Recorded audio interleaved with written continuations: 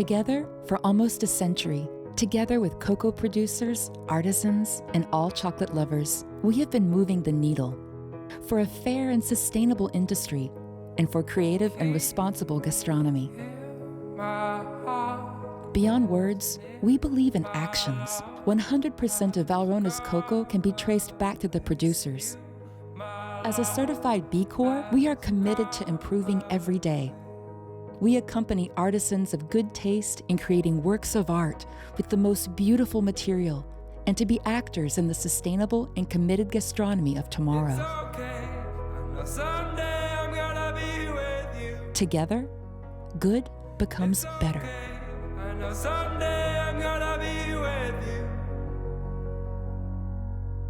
Your hands, they produce the most beautiful and delicious creations. Day in and day out, we work hard to give you a helping hand. We provide tips, techniques, and quality products, which is why Debic is in good hands with you, and you are in good hands with Debic.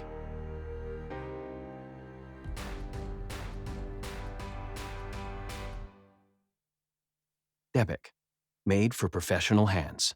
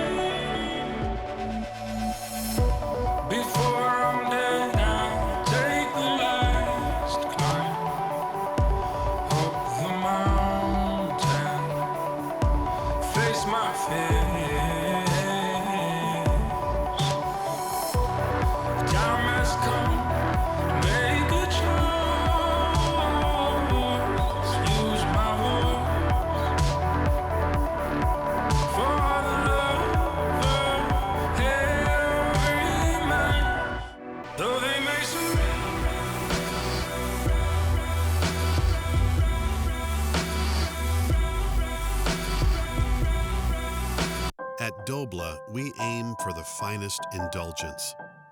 Cake, pastry, a dessert, coffee, or ice cream should not just taste great, it has to look irresistible too. We therefore work with the world's best pastry chefs and chocolate professionals who understand that people buy with all their senses. Our chocolate decorations help our customers create exciting experiences for their consumers. That's the Dobla touch.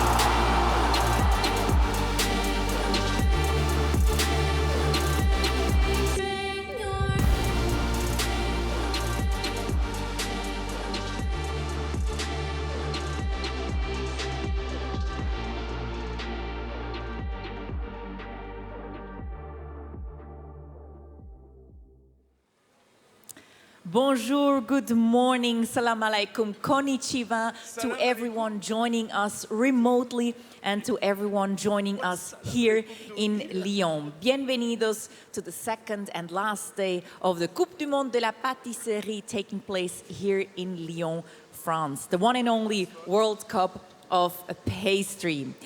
50 nations participated in the many national and then continental selection processes and to make it here to the final, to the Coupe du Monde de la Pâtisserie.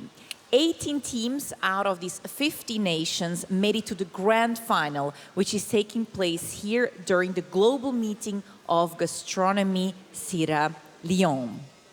And moi, je m'appelle Tanja König, and it's my great pleasure to be hosting you throughout the live stream of this event.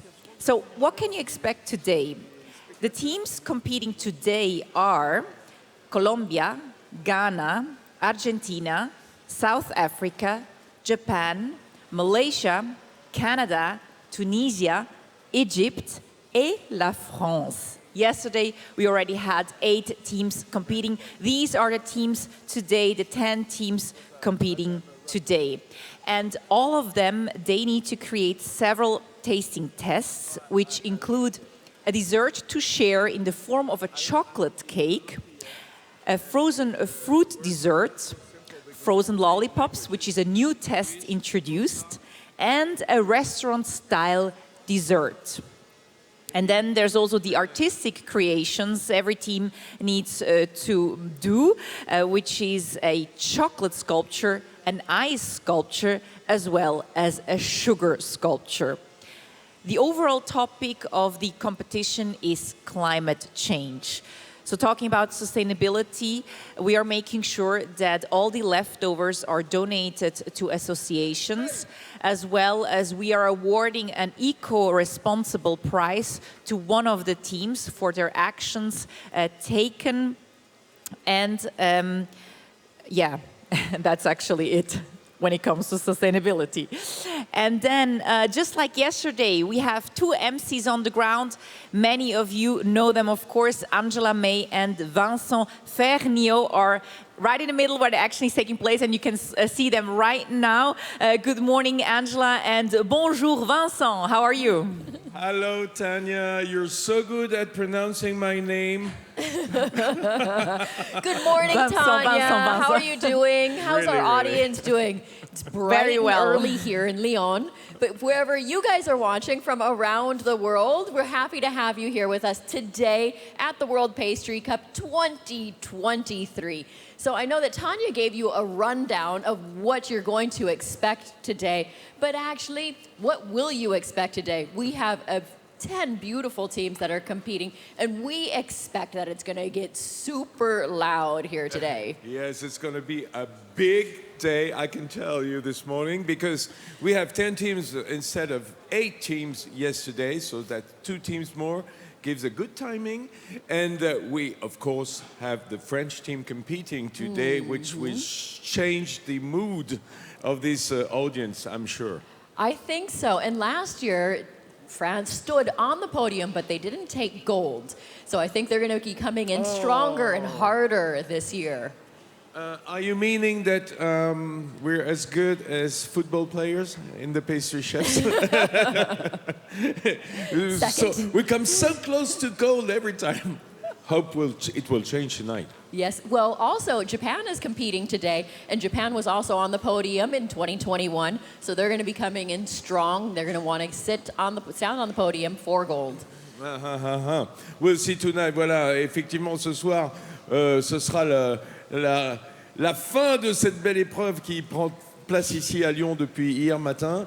Une très très belle finale de Coupe du Monde de pâtisserie avec aujourd'hui, vous le savez certainement si vous êtes des fans et si vous suivez cet événement, la France qui sera en compétition au milieu de 10 nations, la deuxième partie, le deuxième chapitre aujourd'hui de cette finale.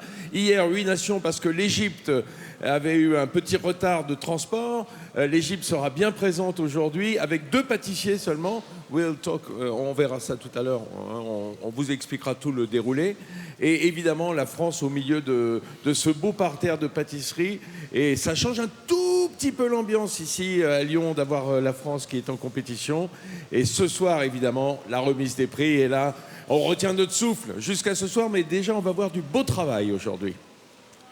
So we're going to go and take a look into all of the teams' kitchens in just a short while. The team started at 6 o'clock this morning, and it's just after 8 now, so that means they've been working for about 2 hours. But first, Tanya, I believe you have a special guest in the studio with you, so over to you. Absolutely. Thank you very much. We're looking forward to your reporting on the ground. And that's correct. Yes, I have my very first guest here in the studio. It's Lorenzo PUCA. He's the president of the international jury and the captain of the winning team of last World Cup of Pastry, Italy, of course. And he joins me now. Ciao Lorenzo, come stai? Ciao, buongiorno a tutti. Sto molto bene, grazie. Perfetto. Allora, hai vinto questa competizione con la tua squadra per l'Italia l'ultima volta, quindi sai come si sentono i candidati di oggi in questo momento. Puoi descriverlo al base delle sue esperienze? Sì, allora, secondo me oggi la giornata della competizione è proprio la giornata più semplice, perché la parte più difficile è affrontare un anno di allenamenti molto intensi con delle persone che compongono la tua squadra che magari all'inizio non conosci, quindi c'è un percorso umano oltre che professionale molto lungo e intenso da affrontare. A me piace sempre dire che il giorno della competizione non è nient'altro che l'ultimo allenamento.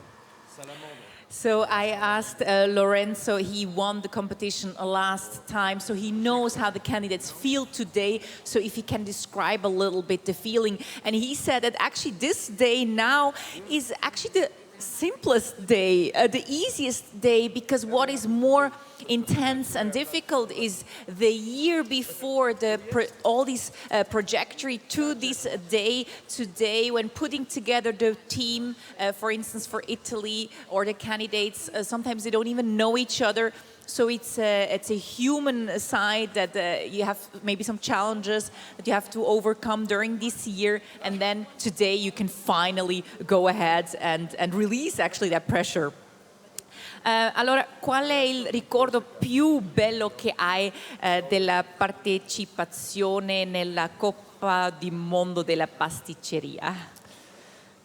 I ricordi più belli sono davvero tanti. È difficile sceglierne uno. Sicuramente sono tanti momenti all'interno del box proprio con i miei compagni, perché noi prima ancora di essere compagni di squadra eravamo e siamo tutt'oggi dei grandi amici. E l'amicizia è qualcosa di molto importante, soprattutto quando è sincera.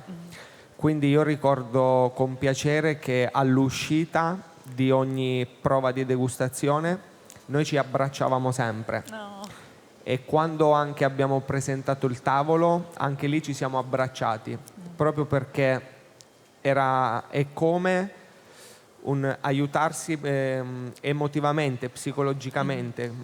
Essere uniti in una gara a squadre è la cosa più difficile. La parte più difficile non sono le ricette, ma è essere una squadra unita. E io conservo dei ricordi bellissimi proprio dell'unione sincera della nostra squadra. Oh, che bello. So I asked Lorenzo, what was the most memorable thing that he has, the most beautiful memories from his competition participation last time? And he said that it was actually being together in a team, becoming friends. And he said the friendship is wonderful when it is sincere. So that it was not about the recipes, they weren't the hardest thing, but to be a united team. And he remembers that every time a plate would go out, they would hug each other. And also when they were presenting everything, they were hugging each other. So that was the most beautiful thing, being a united team. And I think that's a family feeling that we can feel here as well at this World Cup. In che modo ha influito vincere questo concorso sulla tua carriera di pasticceria? Allora, molto. La Coppa del Mondo di Lione ti cambia la vita. Perché? Allora, io voglio sottolineare che per circa 10 anni ho fatto competizioni e ho fatto la Coppa del Mondo di Lione 2 volte di seguito. Perché questo? Ci sono tante gare. Molte gare vengono chiamate Coppa del Mondo. Non è proprio corretto secondo me, perché dal mio punto di vista la Coppa del Mondo di pasticceria è una sola ed è questa qui di Lione. E questo ha un impatto mediatico molto forte, molto riconosciuto. Vincere la Coppa del Mondo di Lione cambia la vita, cambia davvero la vita, sì. Grazie. I asked Lorenzo how did winning this World Cup changed his career, and he said actually he's been participating in many competitions in the past 10 years, and winning this competition actually really changed his life. He said there are many pastry competitions out there that call themselves the World Cup, but this one here in Lyon is truly the one that has the most effect on media recognition outside, so it definitely changed his life. Well, grazie mille per essere qui, grazie Lorenzo e ci vediamo più tardi. Grazie mille, ciao a tutti. Ciao, grazie.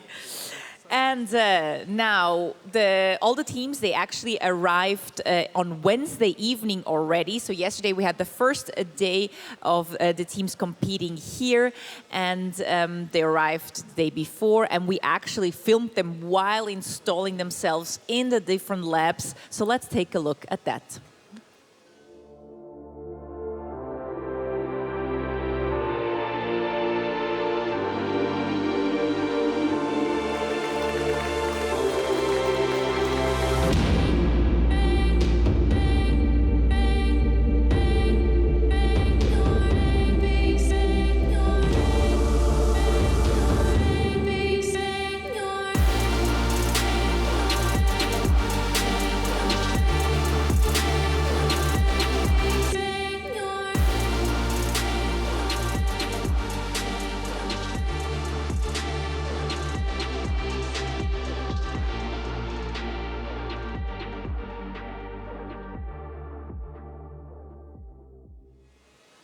So here are a few impressions of the arrival day, and now I'm curious to see what is happening in the labs, in the kitchens. Angela and Vincent, you're there. What can you tell us?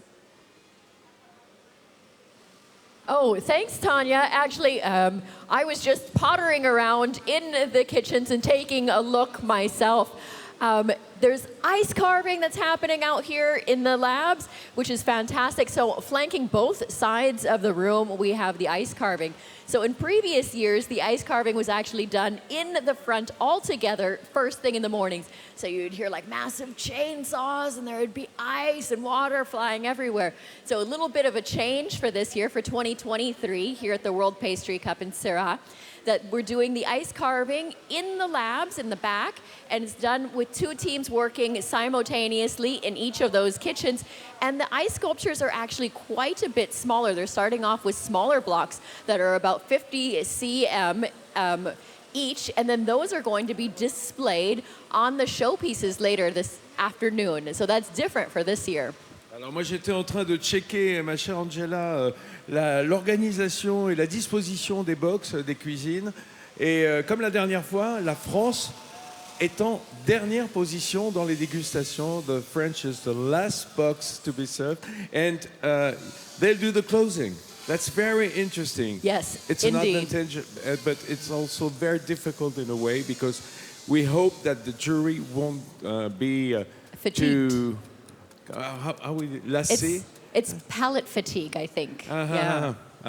That's right. But anyway, everybody's got his chance, of course. I've seen the work of the African nations. Yes. Egypt is present. I saw South Africa, Tunisia. It's very interesting. It's And very Ghana is interesting. here for the very first time. And so we were speaking about it yesterday that our Coupe du Monde family continues to grow and grow. So we had another country that was here for the very first time, which was Mauritius. And then today, Ghana is here for the first time. It's fantastic to see more and more countries competing. It is, because they're so close one to another.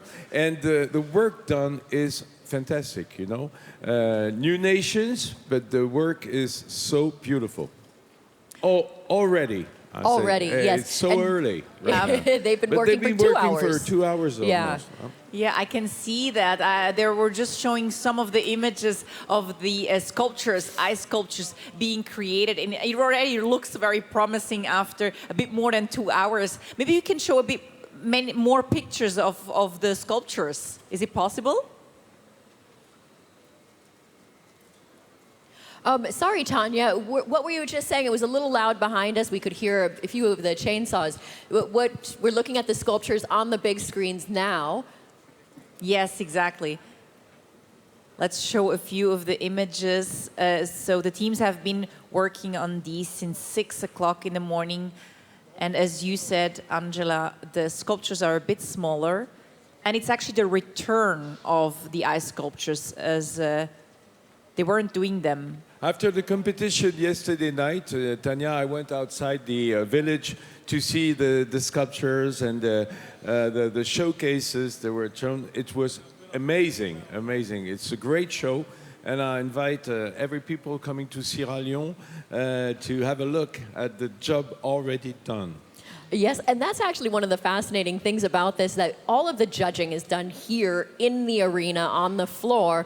But once these pieces are done with their display and judging here, they get to be moved out into the village where all of the guests at Syrah can actually come and see them themselves. And it's fascinating because not only are these pieces so delicate and so important while they're working on them here, but when they move them out to the village, they can also crumble. It's very delicate. We Who do you have? welcome Kamal Aral et Soulami this morning, the Moroccan judge. Kamal, aujourd'hui, on peut dire qu'il y a une montée en force de l'Afrique. Hein, le continent africain est bien présent, puisque hier, vous étiez en compétition avec le Maroc. Aujourd'hui, on a vu la Tunisie, l'Afrique du Sud, le Ghana, pour une première fabrique. Ça, c'est important pour ce continent qui cherche un peu son renouveau en matière de pâtisserie.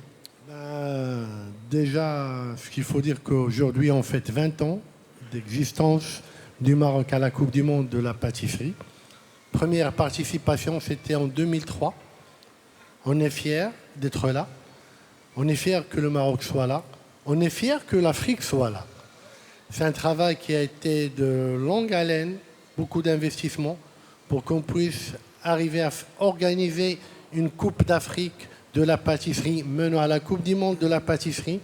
Aujourd'hui, on est à 5 pays, donc on est à 25% de la participation à la Coupe du Monde de la pâtisserie. C'est une fierté pour promouvoir le chef marocain, le chef africain, de promouvoir la gastronomie marocaine et africaine et de toute la gastronomie des pays participants, et encore le chef marocain et la destination comme une destination touristique. Ce matin, Kamal, les gens ont pu entendre Tania dire bonjour dans de nombreuses langues. Mais On l'a bien entendu, hein, salam alaikum. Mais c'est un plaisir aujourd'hui. Aujourd'hui, à travers ce bel événement, c'est un événement enrichissant. C'est un événement qui a fait révolutionner la pâtisserie depuis sa création en 1989 par Gabriel Paillasson et G11 avec partenaire fondateur Valrhona, qu'on remercie tous pour ce beau travail. C'est grâce à eux aujourd'hui qu'on a vu la pâtisserie se développer en Asie, qu'aujourd'hui la promotion des produits français, aujourd'hui le beurre, la crème, le chocolat, qui sont partout dans le monde, chose qu'on n'avait pas il y a 34 ans. Donc, grâce à cette compétition, on a vu promouvoir la gastronomie, les produits de la France. Merci pour cette organisation. Merci pour tout ce que vous faites pour le pâtissier du monde.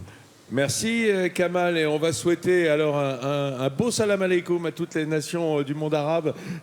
Salam, on rappelle, c'est comme shalom, c'est la paix. Hein. On se souhaite la paix, mais ici c'est un combat hein, quand même. Hein. Non, c'est un combat dans la paix. Non, je ne suis pas tout à fait d'accord. C'est une fête. C'est une fête des professionnels. C'est une fête du métier du pâtissier dont on est ravis de participer et de mettre notre ingrédients, notre épice dedans. Oui, oui, oui. On a goûté hier, effectivement. Voilà, Tania. Merci, Vincent. Back to you. Thank you. Shukran, shukran. Merci en arabe. Tania. Merci. Alors, on va vous présenter les teams d'aujourd'hui, les équipes. We are going to present you the teams of today that will be compete in the second day of the Coupe du Monde de la Pâtisserie. And we start with Colombia. It's their 10th time here at the World Cup, and their chocolate candidate is Carlos de Avila. He got his training at Politécnico Internacional in Bogota and has been practicing pastry for over 10 years.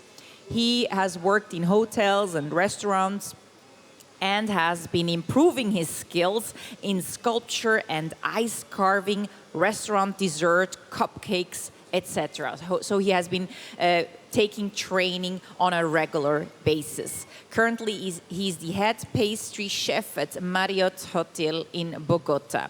He's also the owner of his own pastry shop, Vida Mia. Vida Mia, yes. Then the sugar candidate for Colombia is Debbie Sanchez. For her, it's a dream come true, a big responsibility to be here to represent her country. She held several positions as a pastry chef, and she is very interested in pastry techniques. She's taught at several Colombian schools before opening his own academy. Actually, sorry, it's him. Debbie Sanchez is yeah, here you can see Debbie Sanchez, exactly. Then who you were seeing before, the ice candidate, is Laura Mojica. She's the captain of the team, and it's a pride for her as well to be here. At only 29 years, she already had the opportunity to participate in several international pastry competitions and got the first place in the Latin American Championship of Gelato in 2017. She now works for DLK Restaurants and manages a production of pastry for 25 restaurants. So this is the Colombian team. Let's take a look at their video portrait.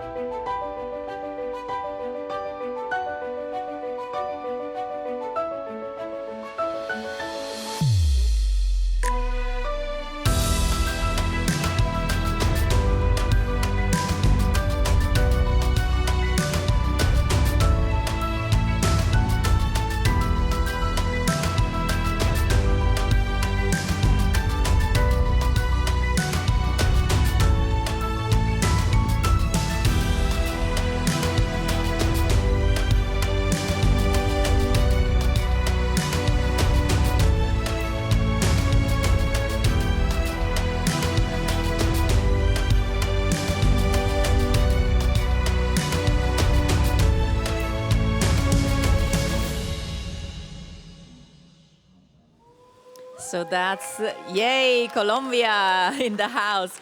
So that's the video by Colombia, and also you see them emphasizing local products. Angela and Vincent, you must be there, right, to Lab 1. What can you tell us? Did you meet someone of the Colombian team? So yes, I'm just standing in front of kitchen number 1, and really, these are really big shoes to fill here because kitchen number 1 is always very intense. You're the first team to be judged during the day. Yesterday on day 1, we had Team Italy in kitchen number 1, and they're here as the defending champion. So now Colombia is here, pressure is on. They started at 6 o'clock this morning, and then as you can see, they're working super clean. There's not a lot of stuff out here in the front that we can see what they're working on, but I was just speaking to their jury member. Paula, come on over here and show us your beautiful face to the cameras. And so she's more comfortable in Spanish than she is in English, but she was explaining to me that they're going to be doing their program today and their sculptures that are relating to climate change, but also their theme is that they don't want climate change to happen too late, that they want to make sure that it's present today. Would you like to say a few words in Espanol? Sí, como bien lo dices, el cambio climático lo tenemos ahora mismo, no es una cuestión de más días o de más tiempo, lo estamos viendo ya, lo estamos sintiendo en este momento y traemos un mensaje bastante fuerte para que realmente todos tomemos conciencia y estoy feliz de poder hablar acerca del tema porque realmente nos apasiona bastante. Okay, thank you so much. So I know that the entire team is very, very nervous, so we're going to cheer them on throughout the day. Good luck, kitchen number 1. Over to you, Tanya. Muchas gracias y buen suerte en esta copa. Continuamos con Ghana. We continue with Ghana. It's their first participation in the World Cup of Pastry, as you also mentioned before, Angela. And their chocolate candidate is called Isaac Danso. He started as a baker and turned to pastry making after 4 years in the job as a baker. He gained experience in different positions in restaurants in the capital city of Ghana, and currently he's the head pastry chef in a Ghanaian restaurant since September of last year. So you can see a few pictures there of the team of Ghana preparing their cakes. Then we go to the sugar candidate. He's called Fred Brown. He's 25 years old, or 25 years young, I should say, and he's the captain of the team. He gained his first experience as kitchen assistant at the Royal Senchi Hotel in Akosombo, and he then went on as a pastry cook, a commis and demi-chef de partie, and then as a pastry chef at a hotel in Accra. And now he owns a little online pastry shop since 2021. So it's quite interesting. There are a few candidates that own their own pastry shops, either online or as a physical shop. We continue with the ICE candidate for Ghana, Jonathan Carl Quay. He's 38 years old, an entrepreneur, a teacher, and a pastry chef, specialized in sugar work and floral decorations, but here he will be working on ice. He was also a trainer at 2 academies for 10 years and a pastry chef at Mövenpick Ambassador Hotel in Accra. So there you have it, our team from Ghana with their first participation, and now let's check out their video.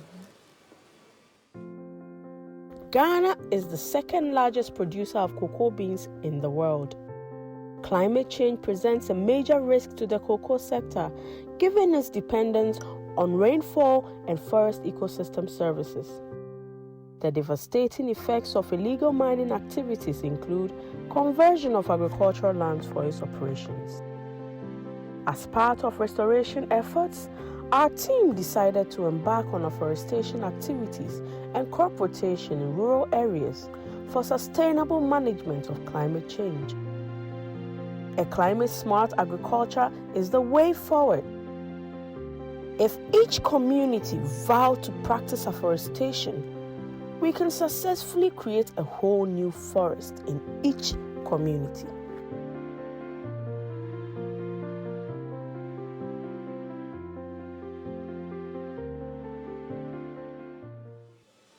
So this was the video of Ghana, not only a portrait about the team, but also a pitch for the eco-responsible prize. Of course, all of the teams also included their sustainability efforts. In this case, in Ghana, it's all about deforestation and making sure that trees are growing as the cocoa plantation is impacted by climate change. Well, Angela, are you there with the team of Ghana? What can you tell us? Hi. Hey, so you were just chatting to someone. Who is it? No, I was just hoping to find the jury member for Ghana so that we could have a chat about what we can expect from the team here today. But I actually don't see her. I saw her yesterday in the afternoon, but haven't seen her here yet this morning. So far, we're seeing that Ghana is working away in their kitchen as they have been here like the other teams for a couple of hours. And for all of you that are tuning in, you might not know this, that the teams don't start simultaneously. They actually start in increments, and so everybody has the exact same amount of time. Hi, Vincent. Have you been on a tour around the kitchens? Have you seen something special today? No, you know exactly who I was speaking with. I was having a little chat with Olivier Ginot, the big boss here, yes, the Sierra and Gel events. Yeah. He was so pleased to be here. You know, it's such a thrill when you arrive. In the morning, seeing what's going on. He always walks around, have a look at what's going on. There's some magic that when you're walking around here and you get to really see up close what the teams are working on. Just before the opening, you know, when all the people will come. I was wondering about Ghana because, you know, Ghana belongs to the chocolate part of the world. The cacao belts, yes. Yeah, and I was having a look at what was going on with their chocolate dessert. And, well, it's amazing. I'm sure they will be here. Yes, and it's great to have all of these new teams coming in. It is. Voilà, on a vraiment l'impression de ces nouvelles équipes et notamment ces équipes africaines qui sont présentes aujourd'hui, parce que ça, c'est vraiment, Kamal Ral et Soulami nous le disaient tout à l'heure, c'est vraiment une impression extraordinaire. 5 équipes, rendez-vous compte, hein, sur les 18 présentes, c'est une énorme proportion de nations africaines. Alors, il y a des nations africaines auxquelles on est habitué, que ce soit le Maroc et la Tunisie, hein, les nations d'Afrique du Nord. Mais le Ghana, ça c'est vraiment nouveau. Le Ghana, l'Afrique du Sud, c'est formidable d'avoir ces nations subsahariennes. Et on a l'impression qu'ils sont au niveau. Hein, on pourrait toujours se dire, ah oui, peut-être nouvelle nation, niveau un petit peu moins élevé, etc. Pas du tout. Je pense qu'ils sont parfaitement formés, parfaitement prêts pour cette compétition. Et j'ai hâte de voir ce qui va sortir des box tout à l'heure. And I see that in the team, in the kitchen, in the lab of Ghana, there's just 2 people working. I think probably the ice candidate is missing. Is he working somewhere else? Actually, I don't know what the schedule is for the ice candidate, and we're not in front of the ice carving kitchen right now. I see on the right side, it's not the candidate for Ghana, but they're just in their kitchen. So yes, correct. There's 2 candidates in the kitchen right now. There's also some tech support back there, just to make sure that all of the teams get the appropriate amount of training so that they know how to use all of the equipment as well. Ah, that's good, good. Well, thank you very much, Angela and Vincent. Let's continue with the next team, Argentina. It's their 7th participation in the World Cup. And interestingly, all the 3 candidates actually have been teaching as well. Let's start with the chocolate candidate, Matthias Dragun. He's 39 years old and the captain of the team. He has over 20 years of experience working in hotels, restaurants, and bakeries. And he has expertise as a pastry chef, chocolatier, and ice cream maker. So as I mentioned, he has been a teacher and as well the director of a culinary study center for almost 10 years. Matthias Dragun, maybe you can just raise your hand if you're hearing me. Matthias Dragun. Oh, well. And that was Lucas. Yeah, genau. Matthias Dragun was there before. He participated in many competitions. He got the award for Best Innovative Ice Cream and 3rd place at the Gelato World Cup. Actually, who you're seeing right now in the front is Lucas Carballo. He's the sugar candidate, 29 years old. And at just 29 years, he is already a pastry teacher in many renowned pastry schools in Buenos Aires and has 12 years of experience in the world of gastronomy. And also he, Lucas Carballo, owns his own brand of pastry products for restaurants and shops. So that was Lucas Carballo there that you see right in the middle working. Now let's move on to the ice candidate, Roep Darre. Roep Darre is 49 years old, a pastry chef, artist, ice sculptor, and a trainer at the Escuela de Pastelería Profesional Buenos Aires, and in charge of the candy shop of the Pastry Workers Federation of Argentina. He participated in the Pastry World Cup in 2017 and 2019, and also won the Latin American exhibition of Artisan Gelato in 2022. So that's the team of Argentina. Let's take a look at their video.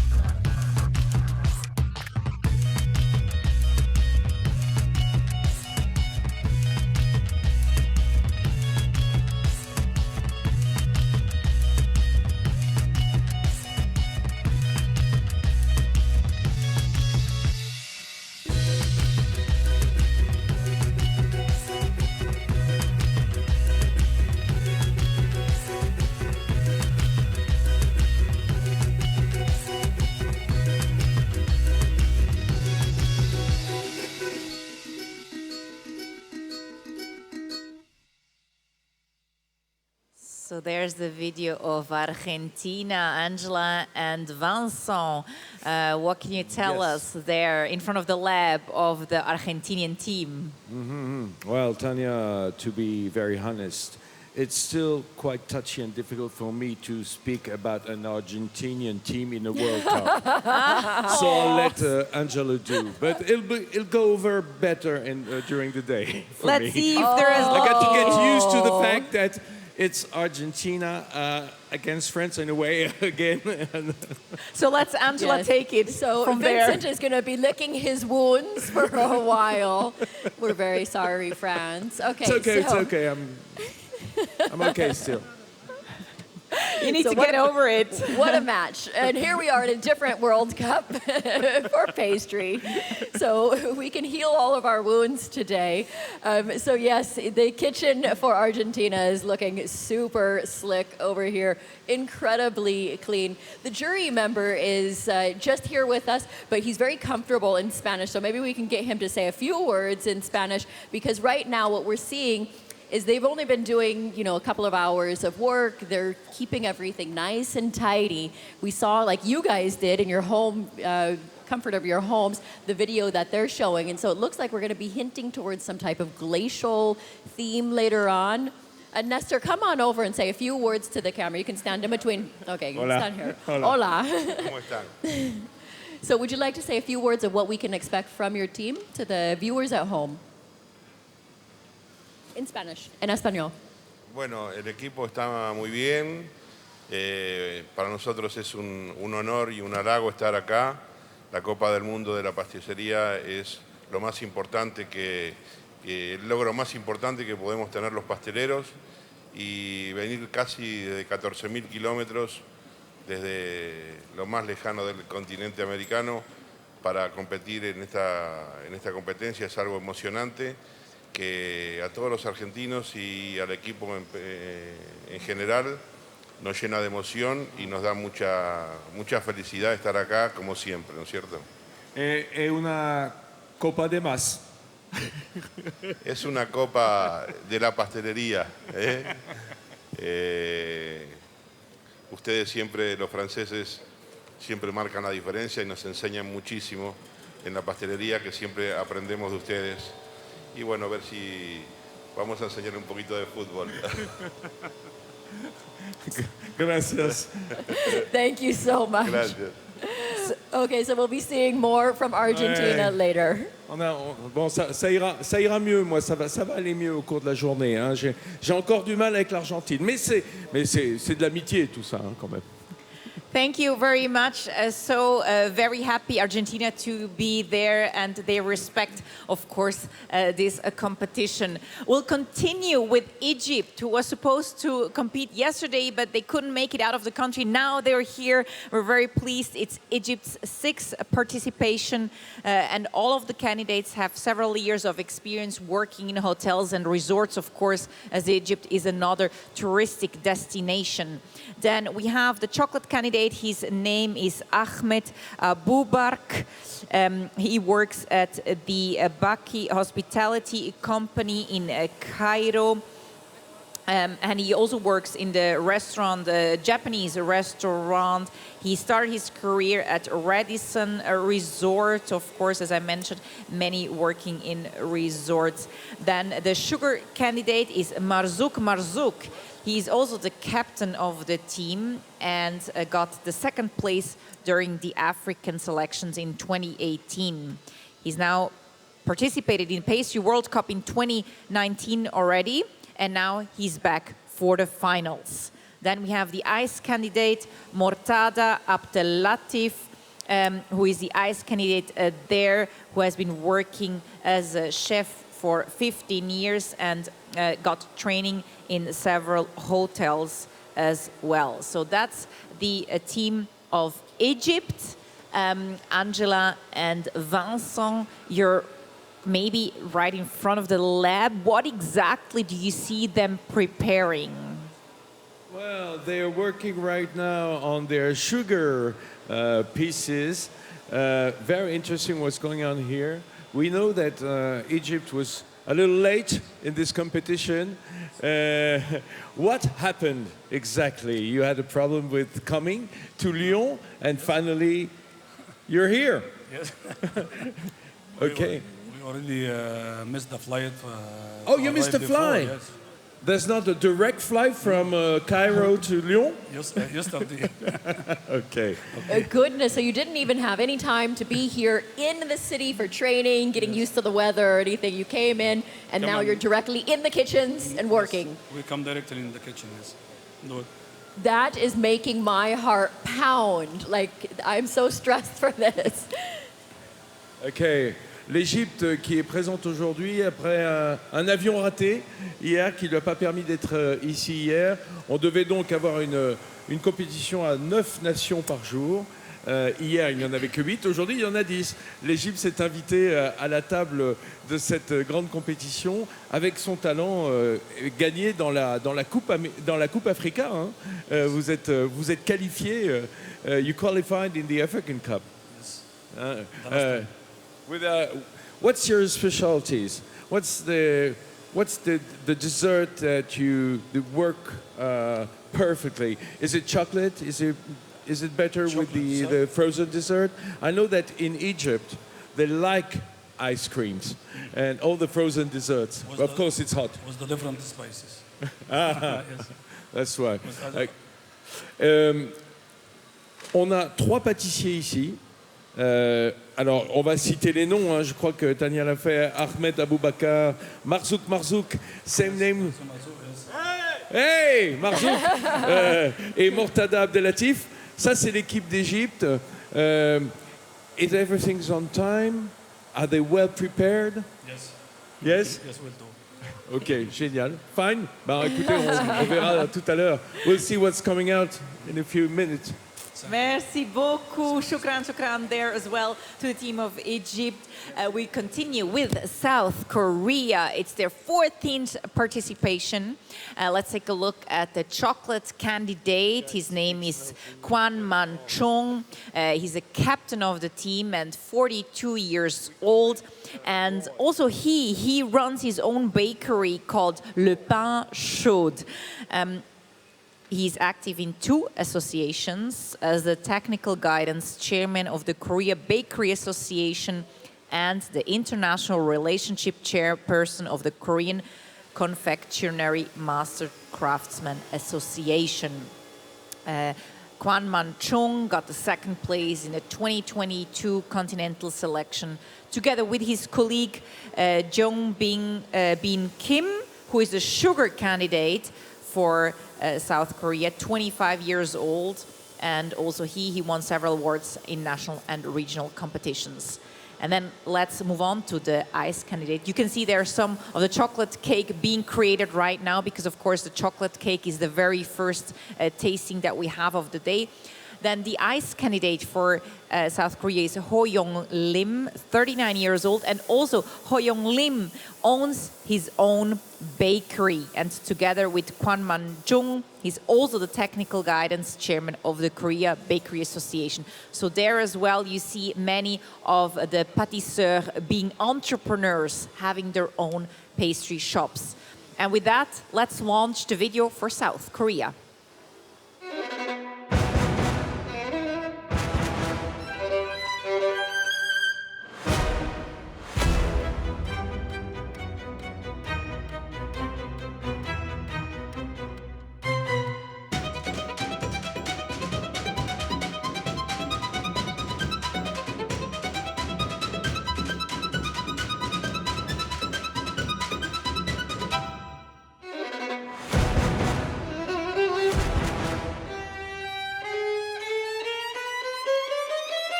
So there it is, the team of South Korea emphasizing chocolate. You see that big chocolate block. So Angela and Vincent, we already saw some chocolate cake being created. What do you see? Yeah, indeed. This is the first kitchen where we're seeing a lot more activity so far for this morning. And so, Vincent, you have with you here the jury members. Oh yes, j'ai rattrapé par la veste le membre du jury, le président de cette délégation en quelque sorte, avec une traductrice qui va... Parce que moi le coréen, j'ai du mal. Enfin j'y viens doucement, mais bon, avec mes amis coréens qui vivent en France. Mais à savoir, d'abord c'est une nation forte de la pâtisserie, hein, la Corée, parce qu'il y a vraiment un goût du dessert et du beau dessert dans cette partie du monde. 한국에 대해서 지금 제과가 엄청 유명하다고 들었는데 그렇게 알고 있는데 어떻게 생각하십니까?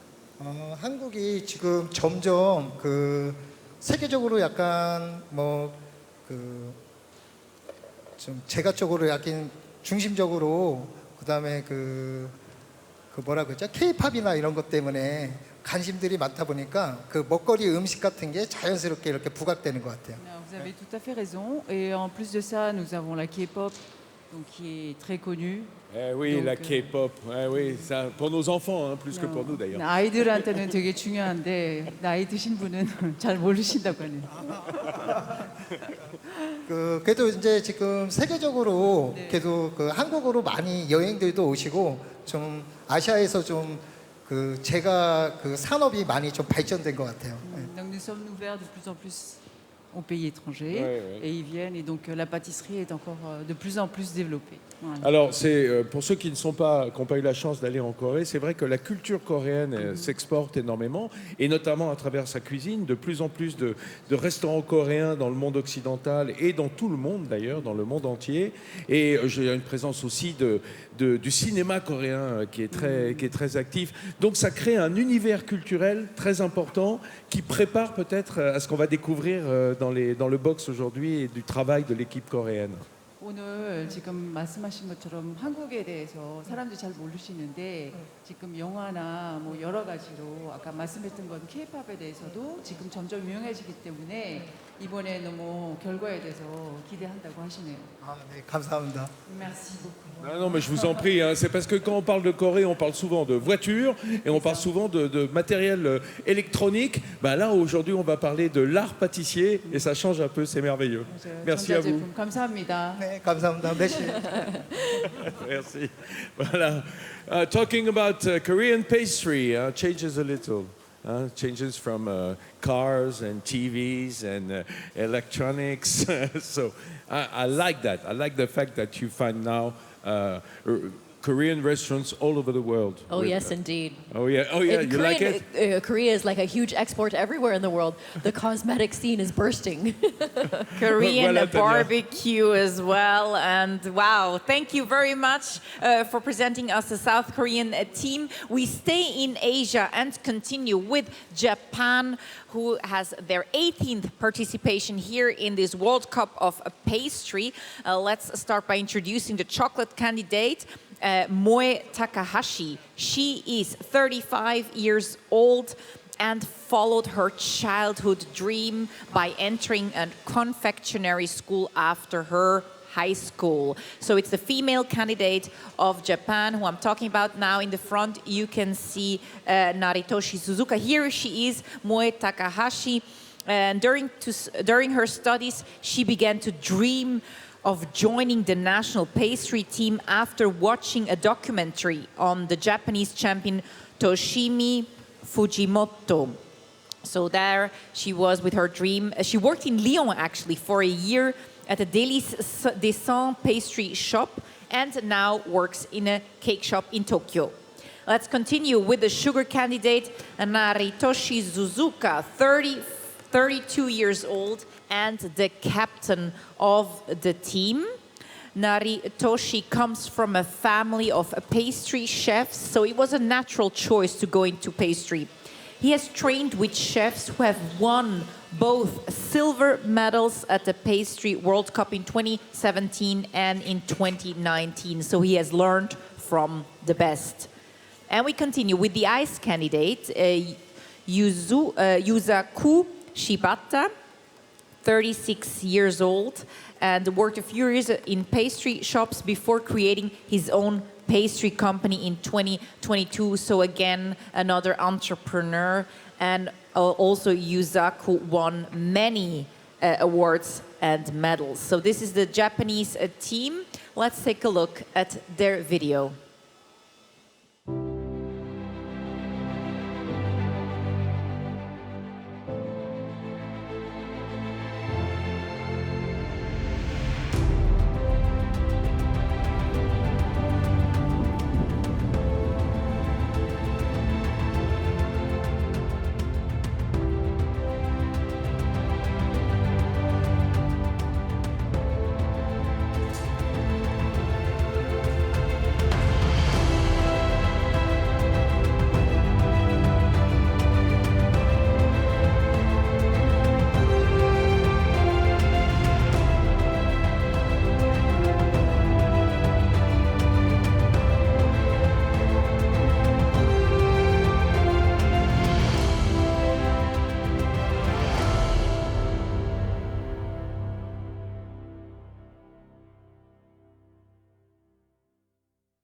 Oui, alors, je suis devant le box japonais qui jouxte d'ailleurs le box sud-coréen.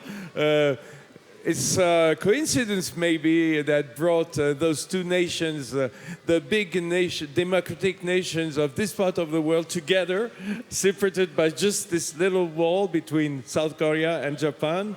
Ouais, hein, c'est formidable d'ailleurs parce qu'on sait bien qu'il y a beaucoup d'échanges culturels hein, dans cette partie du monde et d'avoir vos voisins sous les yeux, ça doit être intéressant. Tout Asia. Oui, oui, voilà, ouais. Absolument, les two Asians de cette partie du monde. Comment se sent l'équipe ce matin? On sait que le Japon, c'est une grande équipe de pâtisserie. Ils sont toujours présents à la Coupe du Monde de pâtisserie parce qu'il y a cet amour de la pâtisserie. Bonjour à tous. Équipe japonaise est toujours bien travaillé. Oui, bien placé. Bien travaillé, c'est bon, très bon. Après, finition, très joli, magnifique. Ah oui, intéressant. Bien sûr. Mais après, deuxième. La précision. Ici en France, on dit c'est une bénédiction d'avoir un Japonais dans son équipe de laboratoire de pâtisserie. Tous les grands pâtissiers français travaillent avec les Japonais parce que je crois qu'il y a un savoir-faire particulier, peut-être une attention, une précision extraordinaire. Ah, une petite traduction, a little translation. C'est it's always a great benefit to have a Japanese in your team here in French pastries and all around the world. The Japanese pastry chefs are really searched for their skills. Il est en train de chercher la traduction, la précision. So it's their attention to detail that makes Japan stand out. Bien travail. Voilà, ils travaillent bien. Ils travaillent bien, ils sont sérieux et ils sont ponctuels. Nous, on adore les Japonais. Voilà. Thank you very much. Et bonne chance. Good luck. Arigato. Thank you very much. Their attention to detail. We continue with another Asian country, Malaysia. It's their 8th time here at the World Cup of Pastry. Let's start by introducing Charles Lim. He is a chocolate candidate, 29 years old, and the captain of the team. In fact, as you can see, Pui Teng here in the front. Let's start with her. Pui Teng, she's a sugar candidate, 27 years old. And since 2017, she has been a lecturer at the Academy of Pastry Arts in Malaysia. She has also participated in several competitions and won the first prize in the California Raisin competition, as well as the Best Pastry Award in that same competition in 2014. Pui Teng there, the 27-year-old female candidate for Malaysia. Then we continue with the chocolate candidate, Charles Lim. He should be probably in the back. He has several years of experience in the pastry and hospitality industries, such as the Hilton Kuala Lumpur. And currently, he is a pastry chef at the Academy of Pastry Arts in Malaysia as well, in the category of chocolate. And he is the assistant. He was the assistant of the Malaysian national team in 2014. Then the ICE candidate is the youngest team member, the candidate of the Malaysian team, Jun Wei Go. He went into pastry at the very young age of 16, and now he's a pastry chef at Walla Pâtisserie. And in 2019, this is Charles Lim. You can see Charles Lim over there right now on the screen. So back to the ICE candidate, Ju Wei Go. He actually won the Pastry World Cup in 2019 together with Otto TAY, who was with me here yesterday. So let's take a look at the video of Malaysia. Hi, I'm Ken, the team coach of Team Malaysia. Hi, I am Pui Ting, the team captain and the sugar candidate. My name is Junwei. I'm the ice candidate. I'm Charles Lim, the chocolate candidate of Team Malaysia. We are honored to represent Malaysia to take part in Coupe du Monde de la Pâtisserie. Malaysia is blessed by the multi-races and with the abundance of tropical fruit. With our unique culture and local Asian fruit, mango, pineapple, and coconut.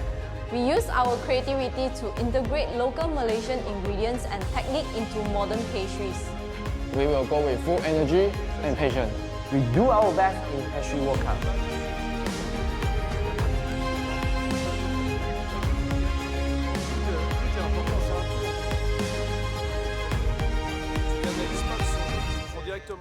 Let's go, Malaysia boleh. So that's a team of Malaysia emphasizing their tropical ingredients such as a mango, pineapple and coconuts. I'm curious to know if you already see some of these ingredients there, Vincent, Angela. Tropical, but not for them. It's so usual to them. Angela, you live in this part of the world. Indeed, I do. What about this Malaysian team? What's about Malaysian pastry? Actually, I think the Malaysian team has been growing and growing, and they've been doing better and better. We've been seeing them competing for the Asian Pastry Cup every year, and every year the work gets finer and more detailed and great. And as we know, they were on the podium for gold in 2019. So they're really going to come in strong this year. We don't see a jury member for Team Malaysia over here yet. We can look forward to seeing more from their box later on today. I don't know much else that we're seeing over here. We do see the teams are working away, and as we saw in the video, Malaysia boleh. Oui, la Malaisie qui n'est plus maintenant un outsider, hein, qui fait partie des équipes fortes, the strong teams of this competition. Il n'y a pas de hasard, hein. On voit ces nations asiatiques qui sont là, la Corée du Sud, le Japon, la Malaisie. Et s'ils sont là, c'est qu'ils se sont sélectionnés au cours des sélections. Je rappelle, hein, qu'il y a des sélections nationales et continentales qui amènent les équipes ici. On ne les prend pas au hasard dans leur pays. Elles sont d'abord sélectionnées, elles doivent passer des premières épreuves pour montrer leur niveau, hein, de travail. Et aujourd'hui, c'est vraiment la crème de la crème. I love this expression, the crème de la crème. I think it's great too for the judges to have the strong nations like back to back like that, so you can really like compare immediately with what you've seen and where it's going. Okay, I'll be crossing my fingers for Team Malaysia. I know that you have a special feeling about this team. Thank you very much to both of you. We'll continue with Canada, and it's their 11th participation in the World Cup. We start by introducing the chocolate candidate, Jacob Pelletier. He actually worked in a variety of hotels and restaurants before becoming a chocolatier. He and his wife actually set up a bakery called Duchesse Bake Shop in 29. You can see him there. And this bakery actually earned him a nomination in the 2017 for the Savour Pastry Chef of the Year award. And then we continue with Patrick Bouilly, a sugar candidate. Bouilly. He's also the captain of the team, studied pastry, confectionery, chocolate and ice cream in Paris, and worked for 30 years or more in the fields of pastry, crafts, research and development, and is also a trainer in France and in Canada, teaching pastry in Quebec. We continue with the ice candidate, Ross Baisas. Actually, Ross Baisas is known for his ice carving skills. He traveled the world to participate in many prestigious competitions and has gone from Canada to Poland and also France to share his work. For over 20 years, he participated in the National Ice Carving Championships in Ottawa in Canada. So there it is, the Canadian team. Let's take a look at their video pitch.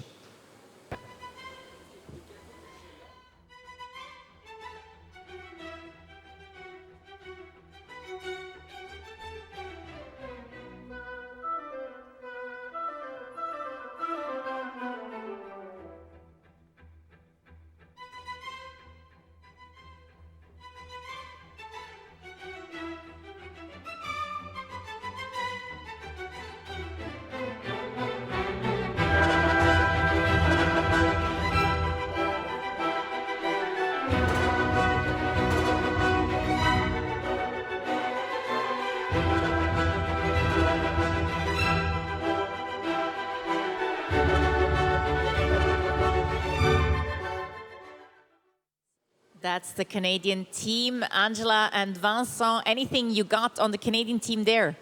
Actually, I just really enjoyed that video. Everybody's like so happy learning. Yeah. Like, oh, they're really happy school there. Absolutely, Angela. I'm with Daniel Garcia, le président de cette équipe canadienne. Bonjour, Daniel. Bonjour, bonjour tout le monde. On est très heureux d'avoir les Canadiens avec nous ce matin. So happy to have the Canadians here. Yesterday, the United States were competing. This part of the world is well represented. Oui, merci. Quelles sont on va dire les qualités spéciales, parce que je voyais dans la vidéo local knowledge, un savoir-faire local. Comment ça s'exprime la pâtisserie au Canada? Ben, la pâtisserie au Canada a pris une forme pour mettre en valeur tous nos ingrédients, nos territoires, la terre, et le savoir-faire canadien. C'est clair qu'on l'a appris de tous les pays, mais on essaie de montrer qui nous sommes à la planète. C'est ça, absolument. De qui est composée l'équipe? Est-ce que ce sont des pâtissiers de boutique? Est-ce que ce sont des formateurs? Est-ce que ce sont des pâtissiers de restaurant? Mais en réalité, c'est des pâtissiers des premières choses. Oui. Après, ils sont devenus des formateurs. C'est ça. Hein. Mais on fait de tout. On fait de la pâtisserie, on fait la formation. On aime ça, montrer aux autres qu'est-ce qu'on sait faire. Et on aime apprendre aussi. They're really willing to show the world what they're capable of. You need to be made out of something special and something else in order to come and compete in a competition like this where the world is your stage.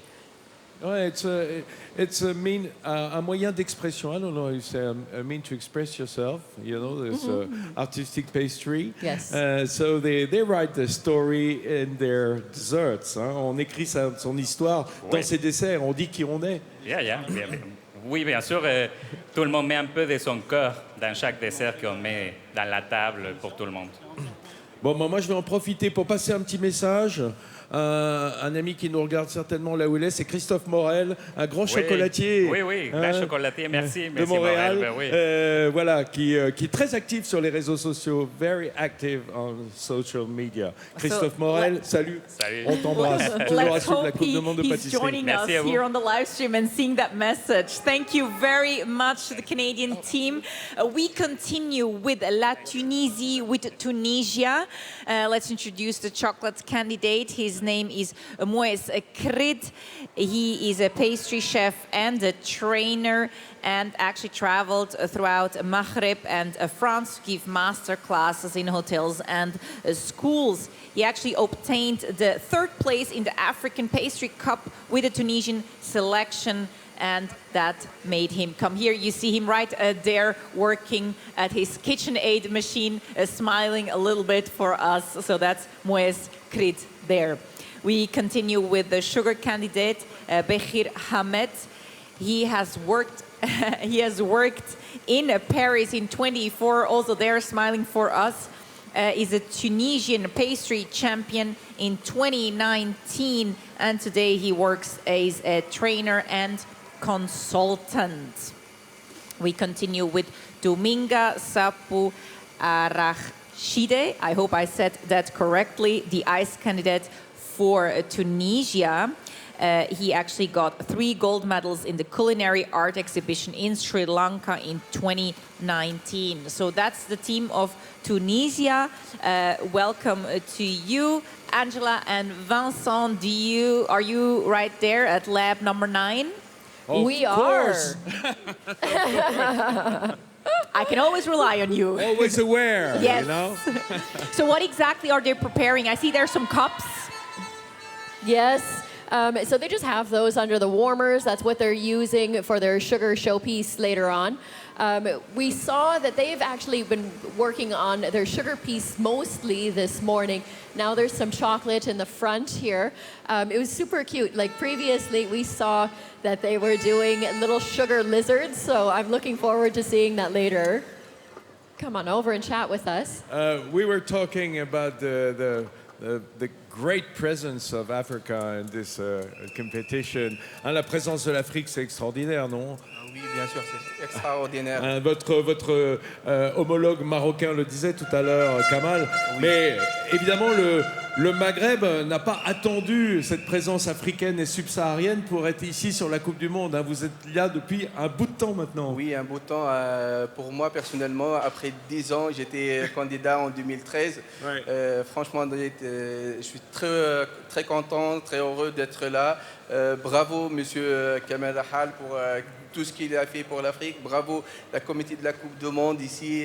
On est heureux d'être là et bravo pour toute l'équipe. Merci. Alors, chef, c'est quoi le talent particulier de cette équipe de Tunisie? Ses points forts, sur quoi est-ce elle se sent vraiment à l'aise?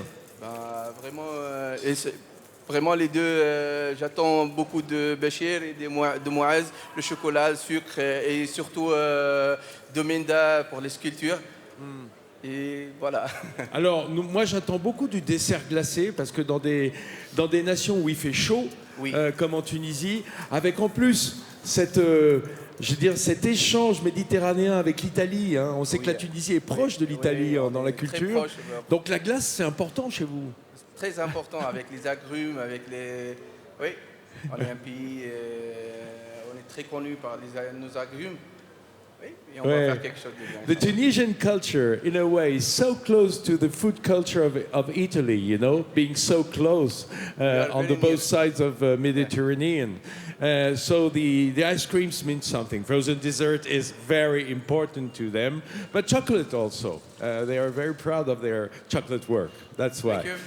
Merci beaucoup. Merci pour vous tous. Merci, Monsieur Kamel. Merci la beaucoup. Tunisie. Thank you very much to the team of Tunisia. We continue with the very last team of the competition, et c'est la France. It's their... France is in the house, of course. They're waking up a little bit, yes. It's going to get much busier later on. France, it's their 14th participation in the Coupe du Monde de la Pâtisserie. Their chocolate candidate is Georges Kousanas. He's actually originally from Greece and left his native country to train as a pastry chef in France. He's 26 years old and has also been a chef trainer at the École nationale supérieure de la pâtisserie. We continue with the captain of the team, 30-year-old Jérémy Massin, coming from Metz. He was actually not... Oh, he has some fans there. He has some fans there. He actually wasn't thinking of going into pastry making, but changed the direction when he trained as a pastry chef under the eye of Frank Fresson. That's when he decided he wanted to do that. He worked in many major establishments, including Michelin-starred restaurants, and as a trainer at the École nationale supérieure de la pâtisserie. And we continue with Jana Lay, the ice candidate, around 30 years old.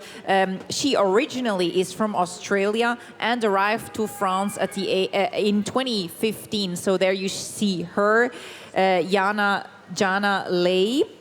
And she has been teaching the pastry profession as well at a school. And she has skills in sugar and ice, of course, and also participated in various competitions, winning European Vice Champion at the European Art Sugar Championship in 2021. So that's the team of France. Very quickly, Angela and Vincent, anything on the team of France? Oh, sorry, we have, of course, a video to first watch. Here's the video of France.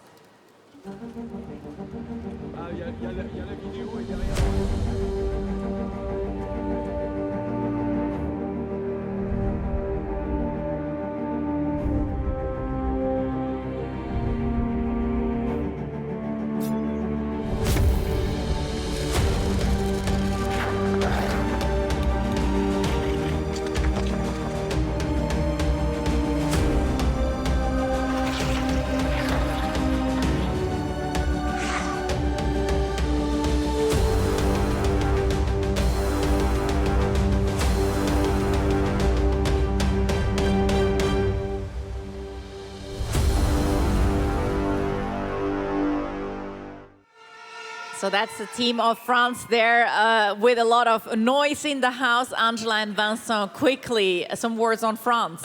Oh, goodness. The atmosphere is just incredible this morning. And the stadium isn't even anywhere near full. We're at like 10% because Sarah is just opening. Today is going to be insane. Yeah, and France is placed last in these tasting sessions. They'll do the closing at the end of the day, just before the award ceremony. But this is history.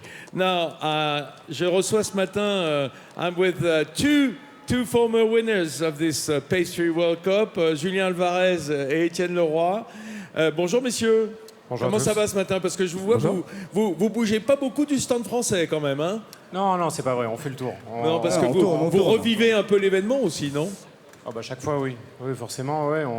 Bien évidemment, on est concentré sur notre mission d'accompagnement des candidats, mais il y a un moment donné où effectivement, il y a tout qui remonte. Ouais. Étienne, sans doute les gens se demandent parfois, mais ces jeunes là qui viennent gagner la Coupe du Monde, c'est quoi leur vie derrière, leur vie de pâtissier, etc. Alors, c'est intéressant de noter que ces deux-là sont les chefs pâtissiers de 2 grandes maisons de pâtisserie françaises, la maison Le Nôtre pour Étienne Leroy, La Durée pour Julien Alvarez.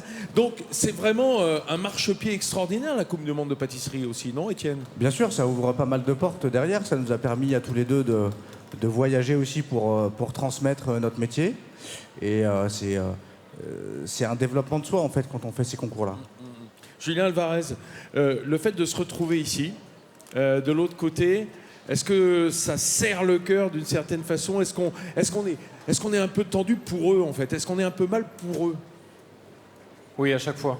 C'est vrai que on voit les candidats il y a différents niveaux qui ressortent au fur et à mesure de la journée. Et c'est vrai que globalement, plus le travail avance, et c'est vrai qu'on a cette envie globalement que tout le monde fasse le meilleur travail possible. Donc il y a vraiment effectivement une tension. Alors avec les années, elle s'estompe un petit peu, mais c'est vrai que globalement, c'est vrai que l'année d'Étienne et l'année de Quentin, j'ai eu la chance de les accompagner, et c'est vrai que j'étais encore plus stressé ces années-là. J'étais liquide, parce que globalement, quand on est dans le box, logiquement, si tout se passe bien, on est vraiment concentré, on est dans une bulle. Et alors que là, quand on est en dehors du box, on est attentif à tout. Bien sûr, à tous les détails. Exactement. Hein, on voit tout, en fait. C'est aussi votre métier au quotidien, de tout voir dans vos laboratoires. Hein, c'est même très important. Voilà, c'est les anciens champions... Enfin, ils sont toujours champions du monde en titre, hein, mais on va dire les anciens vainqueurs de cette Coupe du Monde de pâtisserie venus soutenir leurs camarades dans les box et faire du recrutement peut-être aussi. Hein, on le dit depuis hier, hein, on voit les talents qui s'expriment, et c'est utile quand on a une entreprise en pâtisserie. Voilà. Merci beaucoup, Vincent. Thank you very much. Now, this was a presentation of all the teams competing today, so you get a better idea of who is behind the labs creating these wonderful desserts. Now, I'm going to be joined by Guy BOEUF, CEO of Bragard, right in a few seconds, but first, let's take a look at their video.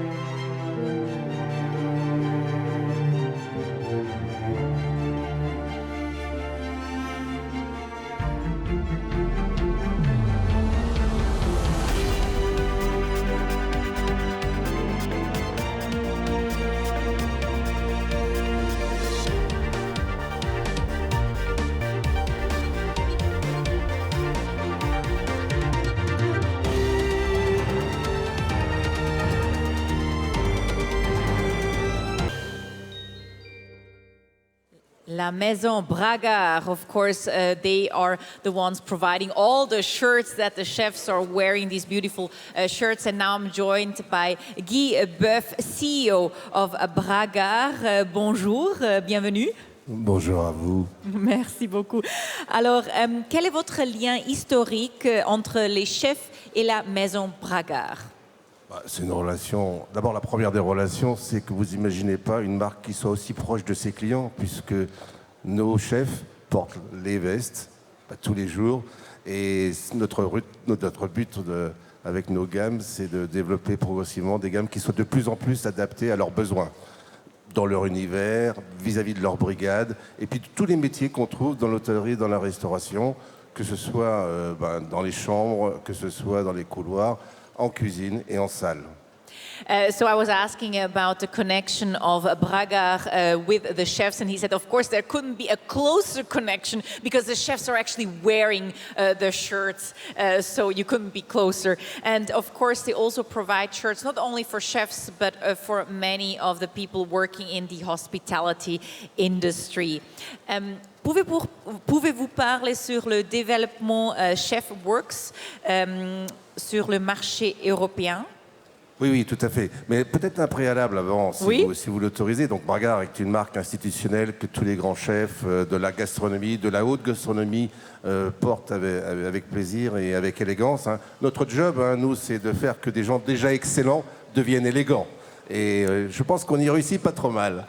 Very good. So Guy just mentioned that, of course, they actually make sure that the chefs who are already excellent also look elegant. Absolument. Alors dans ce cadre-là, on a nos marques institutionnelles Bragard avec toutes ces gammes de tous les prix. On a développé pour les chefs plus jeunes, plus urbains, une gamme qui s'appelle Studio B, qui est très éclectique, très colorée, avec des coupes très innovantes. Et ça, c'est un élément important que vous pouvez voir sur l'exposition. Et cette année, l'élément nouveau, c'est que nous lançons, nous, Bragard, le groupe Bragard, la marque de notre investisseur aux États-Unis, qui s'appelle Chef Works, qui est le leader incontournable aux États-Unis et au Canada. Et donc nous assurons désormais la commercialisation sur la France, sur l'Italie et sur la Suisse. C'est une marque en entrée de gamme avec un historique extrêmement puissant, plus spécialisé sur la cuisine et puis sur la réception dans les bars et les restaurants, entrée de gamme et sur des volumes de présentation très casual. So he was just mentioning the different brands that Bragard actually has. So they also have Studio B, which focuses on younger chefs. So Studio B. Then they also launched Chef Works in the USA, and then actually are using that brand as well in France, Italy, and Switzerland, also for people working in places such as bars. Oui, alors la collaboration avec Chef Works nous a permis d'avoir maintenant un réseau mondial complet avec des partenaires, des franchisés, des agents qui font les deux marques, Chef Works et Bragard pour l'essentiel, selon les pays. Et c'est une collaboration qui fonctionne bien, en plus de nos filiales que nous avons à Dubaï, que nous avons en Italie, que nous avons en Espagne, en Belgique, en Allemagne, en Angleterre. Et dans ces modèles-là, nous avons des magasins. Un magasin à Paris, un magasin à Lyon ici, à Milan, à Londres. Et on développe aussi cette disponibilité immédiate des produits à travers ces magasins-là, qui sont capables aussi de faire de la broderie de dernier moment.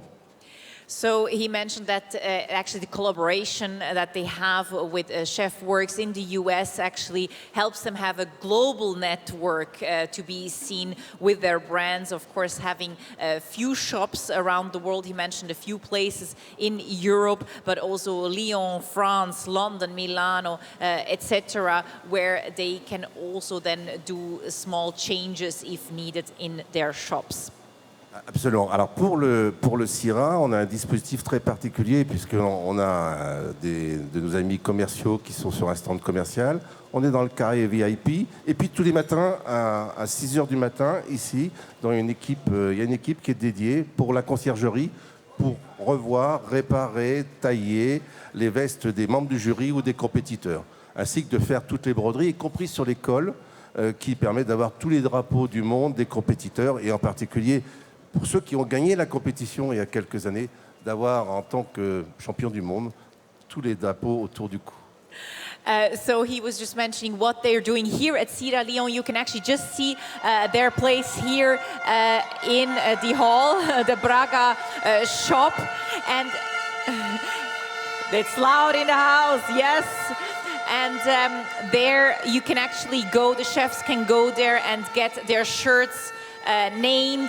If they won something, they will put that on the shirt. They can also do small repairs of the shirts, so they're visible here at Cira Lyon. If you want, you can of course go by their shop.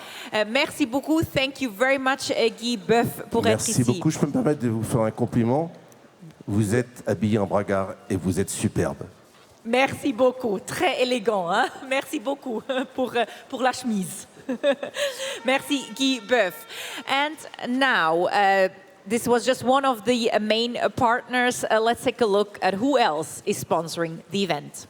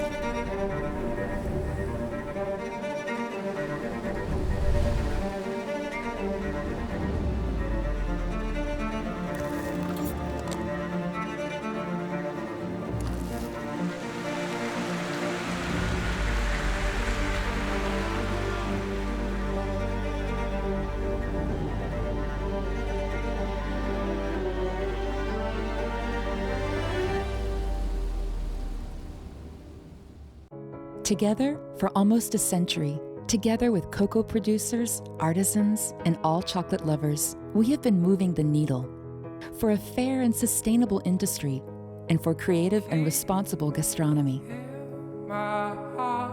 Beyond words, we believe in actions. 100% of Valrona's cocoa can be traced back to the producers.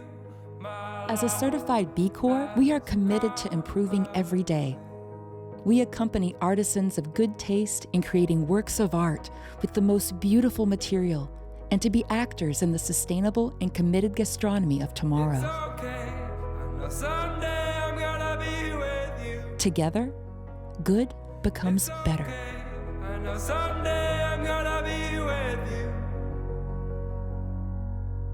Your hands, they produce the most beautiful and delicious creations. Day in and day out, we work hard to give you a helping hand.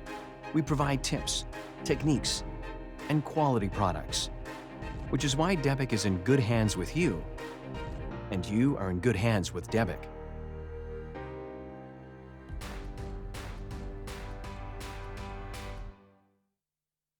Debic, made for professional hands.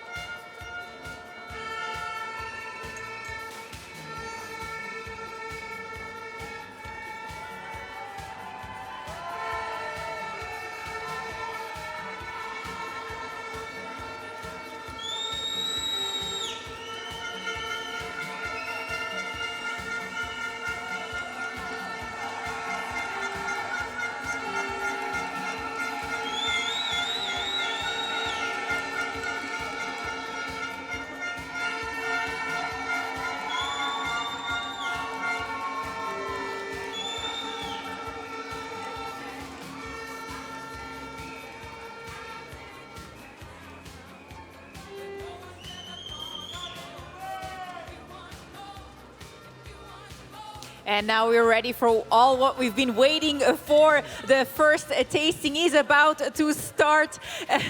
Richard Hawke right in front of my camera. You will see him later on here in the studio. The first tasting is about to start. The chocolate cake, and Angela and Vincent are going to call the I.O.C members and the jury and the honorary members to come up on stage. So Angela and Vincent, over to you. Hi, thanks, Tanya. Wow, it's getting hot in here. We can see on the screens as well the countdown. We're going to be seeing the first round of tasting out of the first kitchen, which is Colombia, in just a short while. What a thrill right now. We're waiting for the jury to come.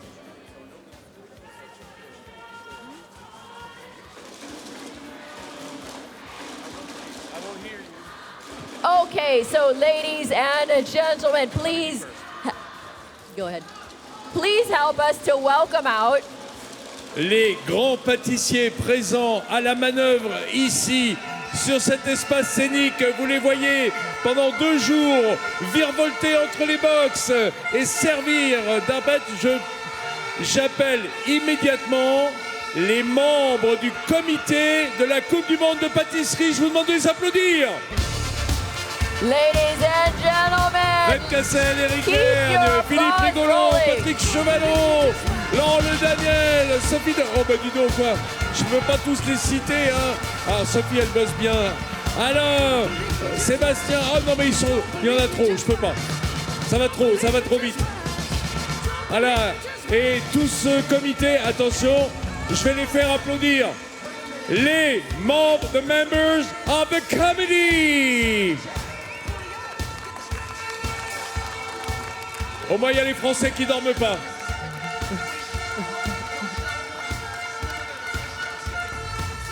And now, Angela, a very important moment in this competition. all of these moments are incredibly important. Let's bring out the judges. Ladies and gentlemen, put your hands together as we welcome out Marloes from Tunisia.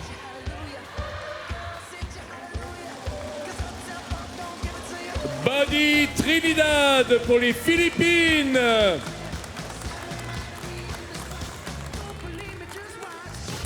Let's welcome out Ko-Yi Lee from Chinese Taipei. Min Ho Kang for South Korea, la Corée du Sud. Welcome out Nestor Reggiani from Argentina. Denis Dram pour le Royaume-Uni, United Kingdom. Welcome out Sandy Subhama from Mauritius. Je vous demande d'applaudir Paola Reyes pour la Colombie, Colombia. Can you welcome out Andy Chilbana from USA? Emanuele Forcone, Italy, l'Italie. Monsieur Yann Brice, le juge français. Welcome out Kamal Asaloumi from Morocco. Daniel Garcia, le juge du Canada. Welcome out Takahiro Komai from Japan. Saddam Ali pour l'Égypte, Egypt. Welcome out Keen Yap from Malaysia. Et enfin, Alban Barta pour l'équipe du Chili, Chile.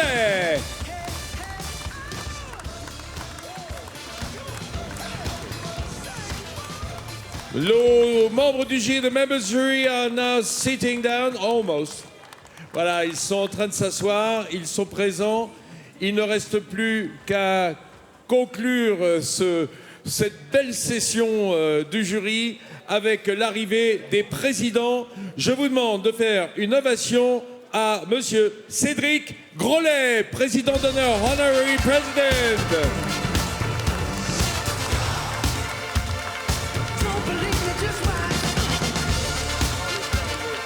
Ladies and gentlemen, welcome out the International Jury President, Lorenzo PUCA.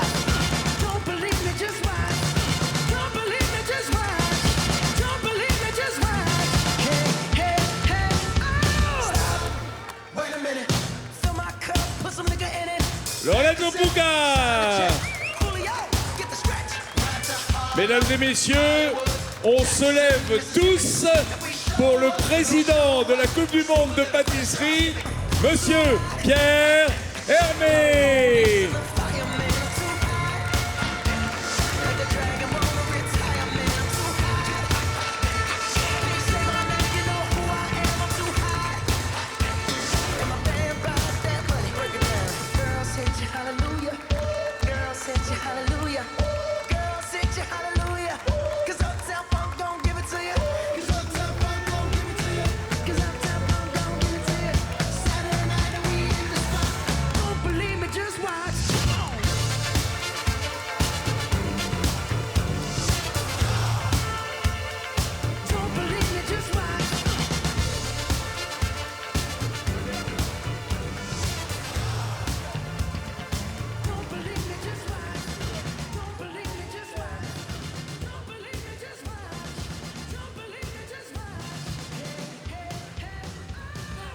Voilà, le jury est maintenant en place, prêt à en découdre avec les 10 nations qui sont présentes aujourd'hui, à goûter tous les desserts. Je vais me diriger immédiatement vers le président de la Coupe du Monde de pâtisserie, Monsieur Pierre Hermé.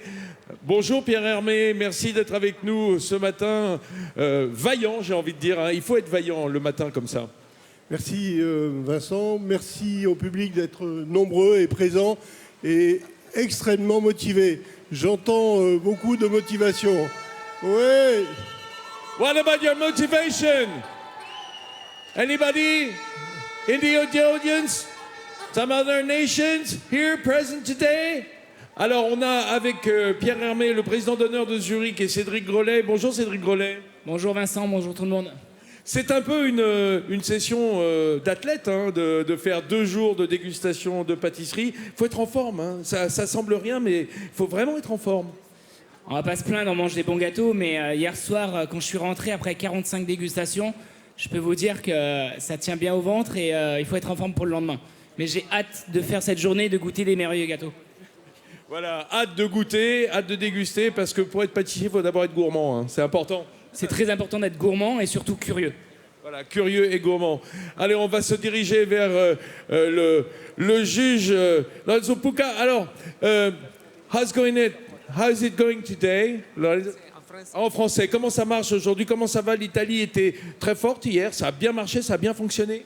Mais alors, pour moi, hier, l'équipe italienne avait fait un bon travail, oui. Oui, mais la Coupe du Monde finit aujourd'hui. Et aujourd'hui, c'est de bonnes équipes encore. Bien sûr, hein, des 10 équipes très fortes. Qu'est-ce que vous préférez, vous, goûter? Plutôt le chocolat, plutôt le dessert glacé? Parce qu'on sait que les Italiens, ils aiment les glaces. Mais alors, pour moi, je préfère dégoûter les entremets au chocolat. Ah, oui, super, les glaces, c'est trop habituel. Tania, we'll be back to you in the studio. Thank you very much, Vincent. What an entry of all the judges, I.O.C members and honorary president. That was really nice. So now I'm joined here in the studio by Richard HAWKE, ambassador of Capfruit and pastry professional, as well as Italian food critic and journalist Sara Scaparone. If you watched yesterday, you of course already know them. And let's start with Richard. Richard, tell us a little bit what exactly the candidates had to do for this very first dessert au chocolat. What were the requirements? The rules for this is that they need to make something with chocolate. So whatever we're doing, whatever they're putting the flavors inside, we should be really tasting the chocolate flavors coming through. All of the sponges have been made in advance. There is no freezing process required in this. They're not allowed to use the freezer. If they use the freezer, I'm sure they're going to lose points. So they need to be really careful on that. And that's why we're going to see a lot of cakes that have sponges around the edge and things like that, where they've got an assembly where they haven't actually used the freezer, or they're using chocolate shells. After that, they've also got a list of single origin chocolates that they're working with. So they can't work with any chocolate they would like to work with. So there is a certain amount of constraints, but what we saw yesterday a lot is the fact that we saw a lot of fruit coming through. And sometimes, unfortunately, we were getting a lot of fruit flavors coming through at the end of the tasting, and that's not what we're looking for. We're looking for chocolate, chocolate, chocolate. So It's called dessert de chocolat. So let's see if today we're going to taste that chocolate. Our first team is going to be Colombia. What are you expecting there? For the Colombian tasting, I'm hoping for chocolate. Yeah. If there's fruit inside, the goal is that, like I said, the flavor profile should be chocolate at the end of the mouth. But what should be feeling is that the fruit should be there to sort of break through that bitterness of the chocolate and to give something fresh. Don't forget is that we've got 10 teams that we're tasting today, and the jury's going to be tasting a lot of chocolate. So if it's heavy, they might not be going to give good points. Mm-hmm. So yeah. So about the criteria, I mean, do you look at the overall presentation of the cake, the way it's being cut, the creativity, how they make sure that the theme, the topic of climate change is being incorporated, as well as the balance of flavors. How easy or difficult is it to, judge these several criteria? Maybe you love the theme, but then the taste not. Well, our job's easy here is that we're tasting. We don't have to write any notes and put down any numbers. You two, yes. No, for you two being here, what are you looking forward to, Sarah, today? Well, more chocolate, yes, I agree with Richard, but I also waiting for civil creativity and the aesthetic point of view, because I really like how every nation decided to create this dessert. So I'm very curious. Good. Is there any team on the list that you're like, I'm really curious to see what they are up to? Well, obviously France, Malaysia and Japan. Okay, why these three? Because I know they always do good jobs, so I'm sure they do also today. So there's also high expectations for these three countries. The pressure is on. They need to deliver. What about you, Richard? I totally agree with the selection there. What we just didn't discuss earlier was that talking about textures. Chocolate is the theme, but one thing too is it's super important to have nice textures inside. So if everything's soft, it's not interesting. We want a bit of crunch. We like a bit of creaminess, something nice and airy. And not only that is that for me is the visual is also important. Is that when we're cutting the cake, that we would like to see different layers, different colours, something that looks harmonious, because like I said yesterday, is that we're eating with our eyes, and that's what we want to do. Is that you want to be able to want to bite into it, to make it indulging. Great, thank you very much. So we know the criteria and what we're looking out for.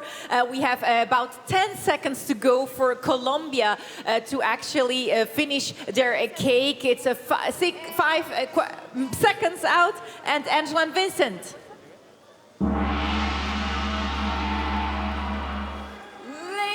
Gentlemen, there you have it. The gong has rung. Now we are looking at the first chocolate cake of the day. Look at this. We've been wearing masks for about 3 years because of the pandemic, and here we go, an industrial one.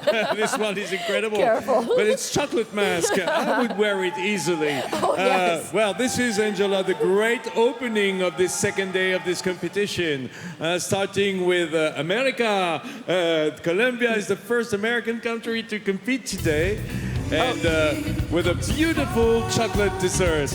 And look at the smiles for Team Colombia. The chocolatier is actually smiling. He's feeling good about it. We're excited to see this here at Syrah today. Oui, mesdames et messieurs, la première équipe des Amériques à venir faire une compétition aujourd'hui et je vais dire se battre avec des chances inouïes. Le grand opening, l'ouverture de cette compétition, ça n'est pas très facile d'être en premier, mais la Colombie a envoyé un magnifique dessert chocolat qui est présenté en ce moment même aux membres du jury. On va suivre cela de près, mes amis.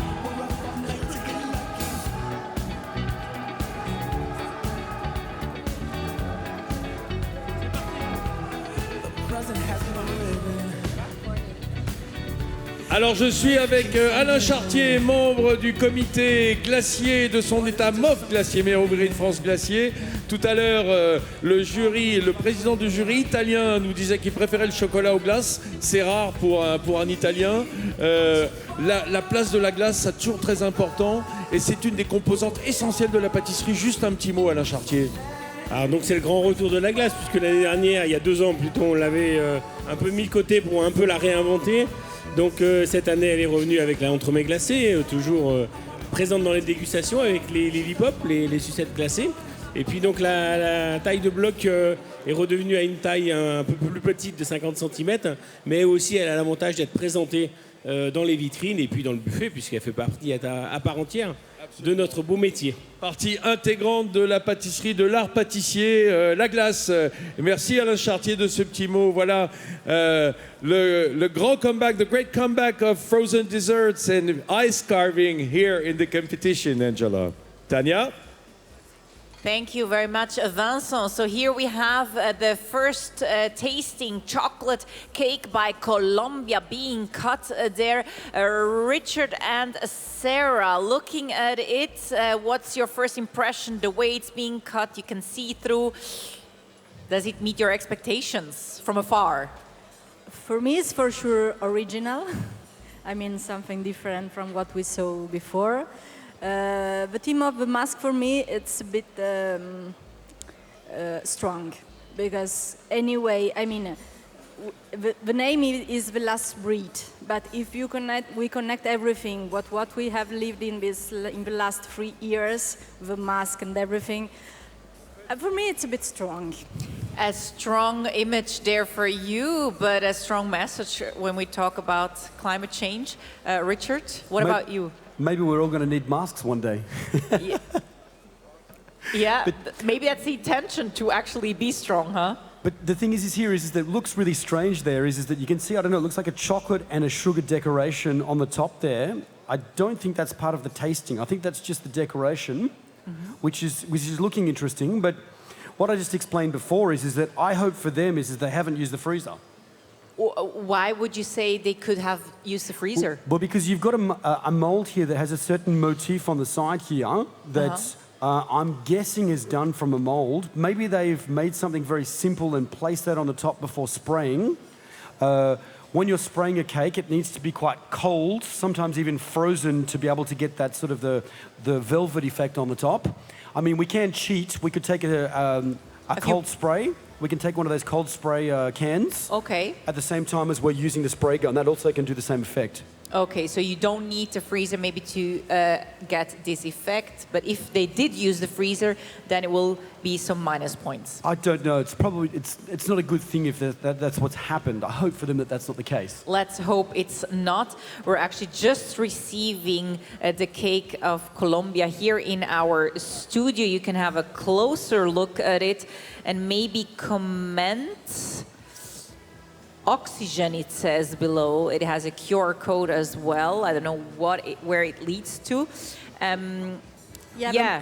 The message is true. It's the last breed. I mean, there is also oxygen written, so yeah. I've just been told that there's a QR code on the side of this thing here, and obviously I don't have my phone on me, so we'll have to see what that comes up with. But it's quite an interesting thing is that it's actually sitting on a plexiglass custom-made cake board, should we say. On the top here with the decoration, we can see that it's, I'm going to probably guess that it's modeling chocolate. That's chocolate mixed with glucose, so that we can sort of make like a Play-Doh out of chocolate, shall we say. And that will give us something that's sort of flexible and we can work with, which is quite interesting. It seems also a lamp. From the shape. It looks like a lamp as well. Mike, I'm guessing that this side here it's been sprayed with chocolate, but I don't know if that's edible. I think that this whole side here is all edible here, but this section here seems to be part of the base of the presentation. It's just a decoration. Decoration, yes. Yeah, I think you can see a bit of black shining through. You can see a bit of plastic. I think so. Yeah. So probably the cake is just a round thing covering the face. But same thing here is that I'm guessing again, but I think that over the top here is the modeling chocolate they placed on top of the mold before spraying. Okay, good. Well, here we have the recipe on the screen right now, so maybe you can comment a little bit what is inside.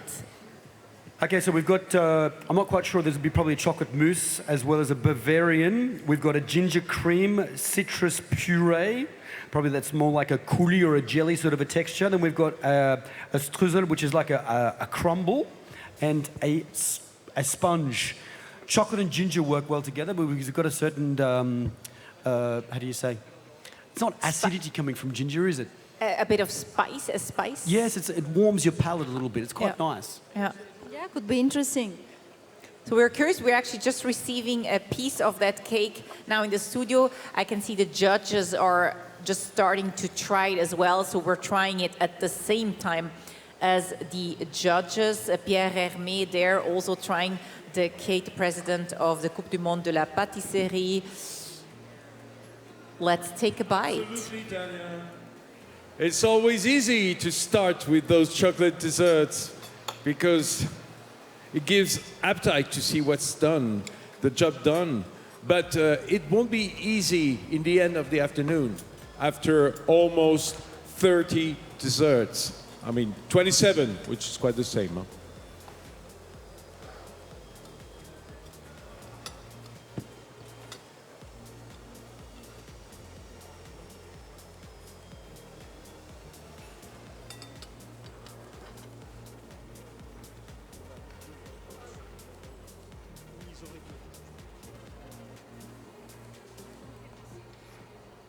Voilà, avec beaucoup de concentration ce matin sur cet espace scénique de la Coupe du Monde de pâtisserie au Sierra Leone. Les jurés qui représentent chacune des nations présentes hier et aujourd'hui sont en train de découvrir le dessert de la Colombie. Premier dessert dégusté aujourd'hui, premier dessert des Amériques, puisque nous aurons tout à l'heure l'équipe du Canada, vous l'avez vu. Eh bien, nous avons ici une très très belle entrée en matière. So Richard and Sarah had their first bites of the cake. The very first cake is always probably the hardest to guess, but they already can compare the cake, of course, with the competitors of yesterday. So, Sarah? Well, the first things that comes to my mouth was the ginger. I really feel a lot the ginger. That is also kind of freshness, so it's nice. The chocolate, yes, but it's not so strong. I think. I don't know. I don't know what Richard thinks, but we didn't talk. But I think so. In general, it's soft. Sorry, it's a bit hard to hear with all those horns going on, but we'll try and keep going. For my first taste is that I noticed that the crunch is quite firm. It's like a, I don't know how you call it in English, we call it a Florentin in French, a Florentine. It's like it's with almonds and it's been baked and it caramelizes in the oven. That sort of hasn't stuck so well to the sponge. That's sort of fallen off a little bit. And then after that is that the ginger layer is still quite cold. And what happens with that is that it's having an effect on the tasting is that I'm not coming, I had to have a second taste of that layer to double check for the ginger. It was coming through nicely. I would like a little bit more chocolate maybe, but yeah, I was nice. Actually guessing so from what you already said yesterday that this cake, it's actually quite nice, but it goes into the same direction for what we saw yesterday with being a bit too fruity and not chocolatey enough. What about the balance of the flavors?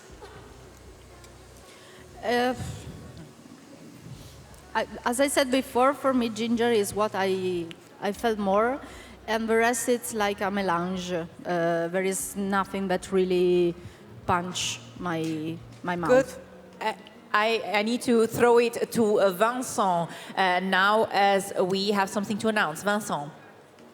Oui, Tania, absolument. Pour tous nos amis qui nous regardent ce matin, eh bien, c'est la vie de la compétition. Une mauvaise nouvelle qui nous retient, Angela et moi, ici, devant ce box de l'équipe du Ghana, désespérément vide. Que se passe-t-il du côté du Ghana? Eh bien, malheureusement, je vous l'annonce, le Ghana a dû déclarer forfait. Ils ont abandonné la compétition pour des raisons techniques. Eux qui s'étaient battus lors des sélections africaines pour gagner chèrement leur place ici à Lyon, au Sierra Leone pour cette finale. Ils ont dû malheureusement renoncer au dernier moment. Et donc, vous ne verrez pas non plus la juge ghanéenne qui nous a accompagnés hier, puisque pas d'équipe du Ghana, pas de juge du Ghana, c'est la règle de la Coupe du Monde.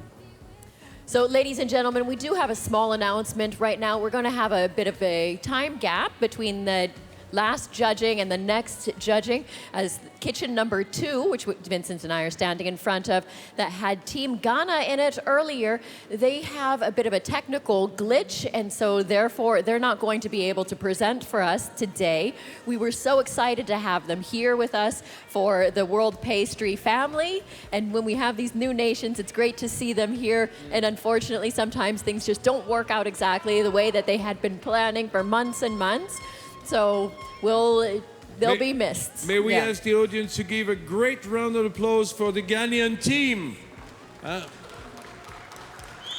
Et pour leur, voilà, des applaudissements pour l'équipe ghanéenne qui n'a pas pu continuer la compétition et qui pourtant a fait tout ce chemin depuis l'Afrique de l'Ouest pour être avec nous aujourd'hui. Voilà, on les embrasse et on leur souhaite bonne chance.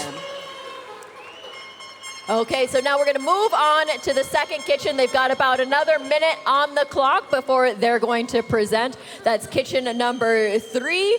Argentina is working here with their chocolate cakes. You can see what they're presenting here in the front already of their kitchen.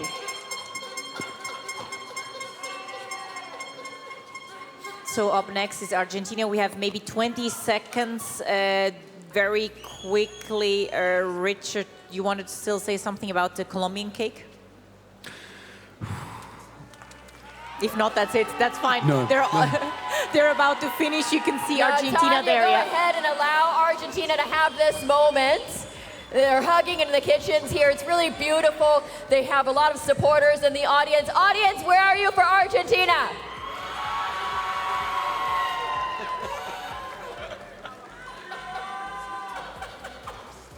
We're just getting the countdown. 5 seconds on the clocks, guys.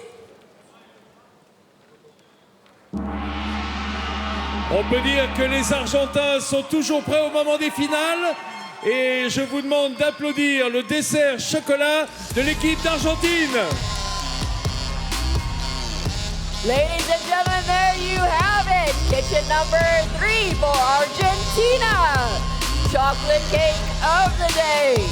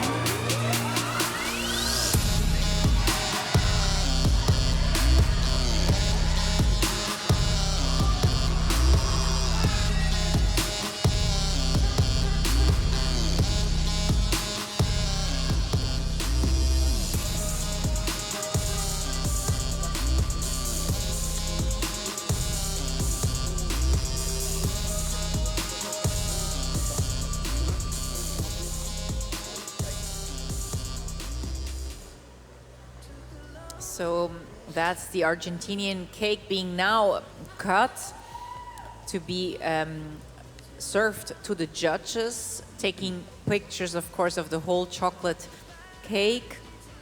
Oh, they actually remove the leaf before they cut it.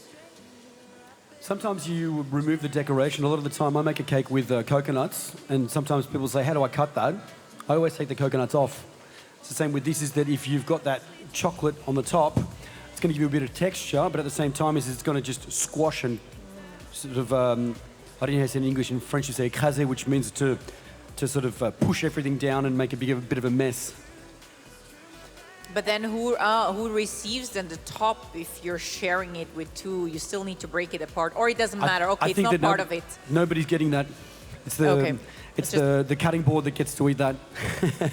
Because you can see is that we've got the chocolate on the edge as well, I think. I mean, I hope for the team that they weren't hoping that that part was going to be part of the degustation, because unfortunately it isn't.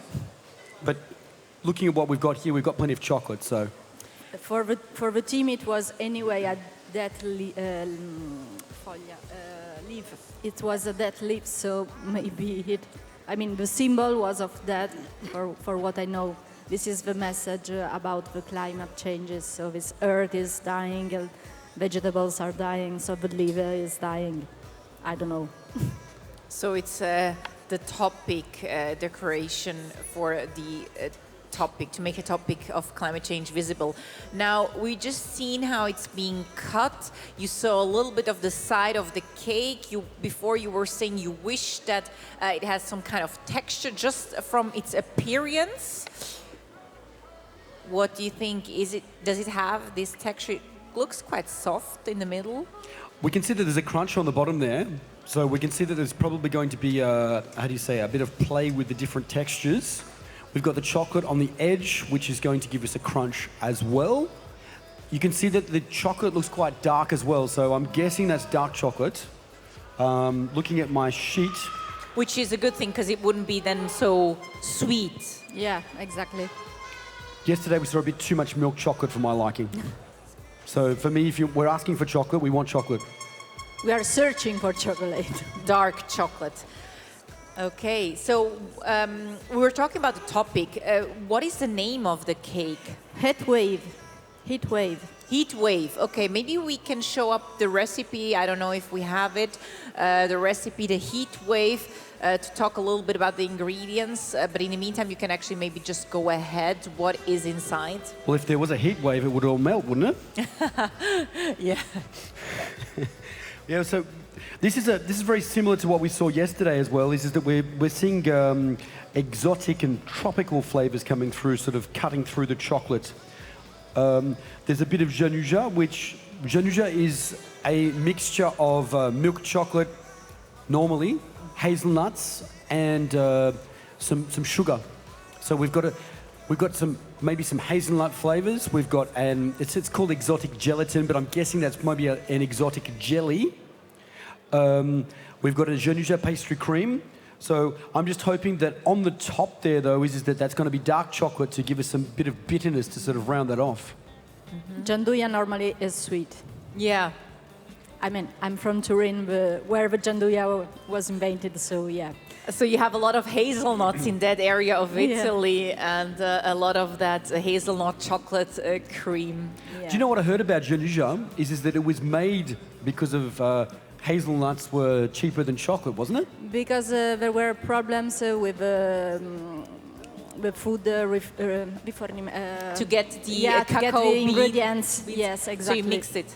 So they just invented because they didn't have. They mix it. Exactly. Well, it's always when you're in need or out of scarcity, you get the most creative ideas sometimes. Okay, we got 1 minute left for the next team to go out. But in the meantime, we received a piece of the cake by Argentina. We're going to try it, but probably we'll comment it later on, as we have just a few seconds left.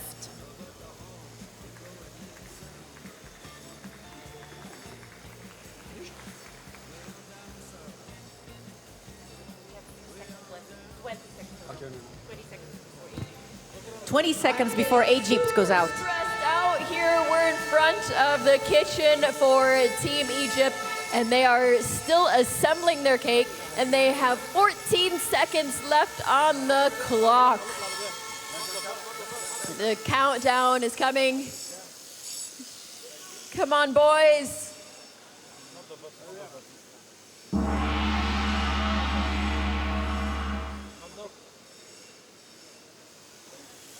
So now Team Egypt does have their gong. They can continue to assemble their plates so that everybody can see them. This first one will get walked through the audience and for the members of the press to take photos.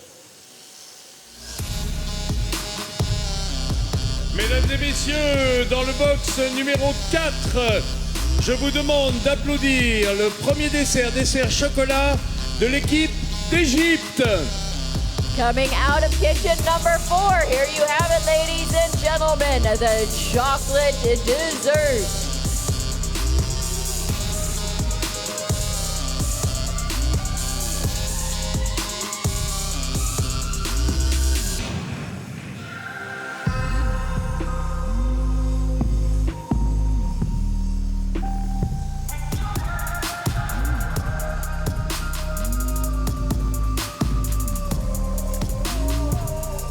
Dessert chocolat qui est en ce moment présenté à la presse et aux photographes par Jean-Jacques Borde, MOF pâtissier.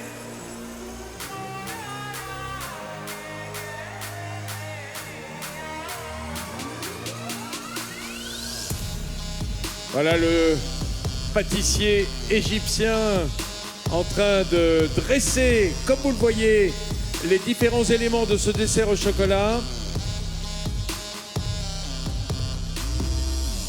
Now finishing for the tasting their chocolate dessert, as you can see on the screen, with a beautiful sugar mushroom. It's very shroomy, isn't it? It is. So I'm really happy that Team Egypt has made it despite being held back a bit yesterday and missing their flight. So it's fantastic to have them here and to be giving their all today here with us at the second day of World Pastry Cup 2023. I'm with Marc Rivière, a former winner of this Coupe du Monde, of this Pastry World Cup. And we'll go back to him in a minute. Thank you very much. So let's get back here to the studio as Richard and Sarah tasted the chocolate by Argentina. So what's your take?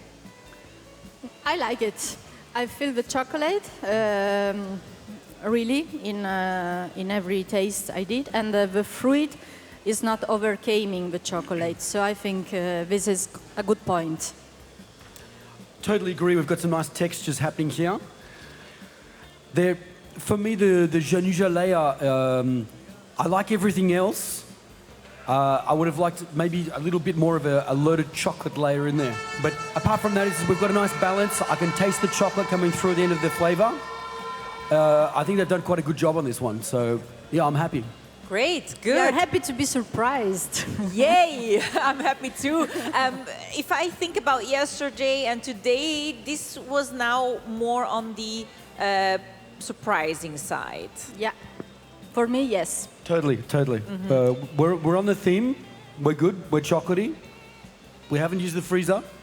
What about the texture? It's okay. Maybe a little bit more crunch for me, but in general, We've got nothing to say bad. We've got a cocoa shortbread on the bottom there that's giving a nice crunch to it, and you've also got the chocolate on the edge that's forming the shells. So that's also giving us a little bit of variations in textures, which is nice. Good, great, thank you very much. Now we can see Egypt cakes being cut right now to be served to the judges. It looks like small leaves. I don't know if you have it in front of you. Maybe we can just mention the name of the cake. African Forest of Cocoa. That's the name of the cake of Egypt. We are just receiving it here in the studio as well. Go ahead, Richard. Okay, so we've got dark chocolate mousse with filled with milk chocolate. We say milk chocolate. We've got banana puree and orange puree. So we've got banana, orange, dark chocolate, milk chocolate, and I can also see hazelnut. So, and we've got some jasmine tea as well. So, looking at the list of ingredients or the flavors that are going to be coming in, I'm hoping that we're not going to get a bit confused because there's quite a few on the list here. So sometimes less is more. Oh, totally. You've got to be careful with that. Is that if you've got too much, you might get lost in the reading of the flavors, shall we say? Mm-hmm. Maybe it goes from the ingredients more on the sweet side than on the chocolate, but we didn't taste, so we don't know. And also, banana is also giving us a lot of sweetness too, isn't it? Yeah. So banana, milk chocolate. Yeah. Let's hope that that's well balanced. You should be cutting on the sugar there. Then this category is called whole chocolate cake, but dessert to share. Can you maybe share with us a little bit the requirements when it comes to that? Because it's not really a whole cake, is it? But it's still to share. Well, it can be a whole cake. I was speaking to the jury this morning about that. I was chatting to a couple of guys, and I just wanted to clear up on that because I wasn't clear about it yesterday. And a lot of people are doing, shall we say, petit gâteau, like the small portions that's sort of making up a larger cake, but you can also make a big one and we can cut it up. Okay. The main thing is there's no freezer. That's the main thing. Good. We have a few seconds to go for the next cake to come out. So let's hand it over to Angela and Vincent. So here we are. On the screens, you are seeing the chocolate cakes. They are ready to go out from South Korea here. That's an unfortunate image right there, isn't it? So they're ready to go out. They have 28 seconds on the clock. I really would like to speed that clock up now. Oh, so yes, they're going to get the gong in about 20 seconds time for their chocolate cake. So this is kitchen number 5. We're about almost halfway through the chocolate cake tasting here this morning. They've got 4 seconds on the clock. We're ready to hear. There's the gong. Voilà une musique à laquelle la Corée est habituée, le gong. The Korean gong goes for the chocolate dessert of South Korea, l'équipe de Corée du Sud qui envoie son dessert au chocolat.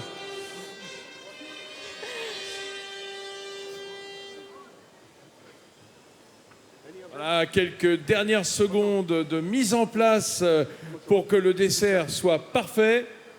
They're just getting their translator over super quickly. The committee is asking a few questions. They need a little bit of help.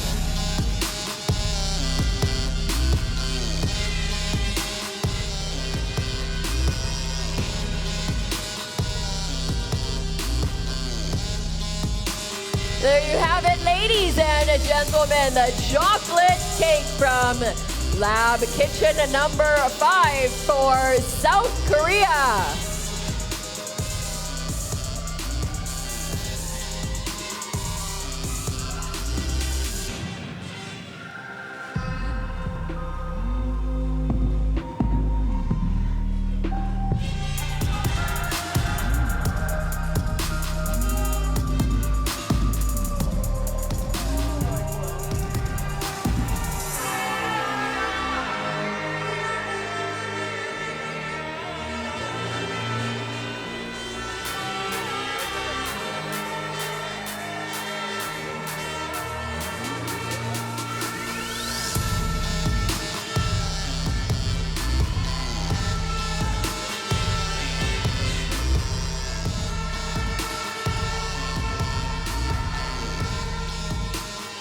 Petit embouteillage à la table des présidents de jury. Ils sont encore en train de déguster le dessert précédent, le dessert égyptien, alors que voici la présentation par Sophie Di Bernardi de dessert coréen. So while the dessert of South Korea is being presented to the judges, let's come back to the studio and talk about the cake by the Egyptian team, as Richard and Sarah tried it. Sarah. It's cold. It's cold? It's really cold. It's cold. The cake of Egypt is a cold. What does that mean, Richard? Problem is that if you're not serving the cake at the right degustation temperature, we're not getting the maximum flavors or textures. So the problem is that all the flavors that are announced on the sheet of paper here, I can't taste them because the thing is super cold. And barley with banana. So you're seeing the cake of South Korea on the screen, but we're talking about the cake by Egypt here in the studio. Apparently it is cold, so the flavors don't really come out. Did it go into the freezer?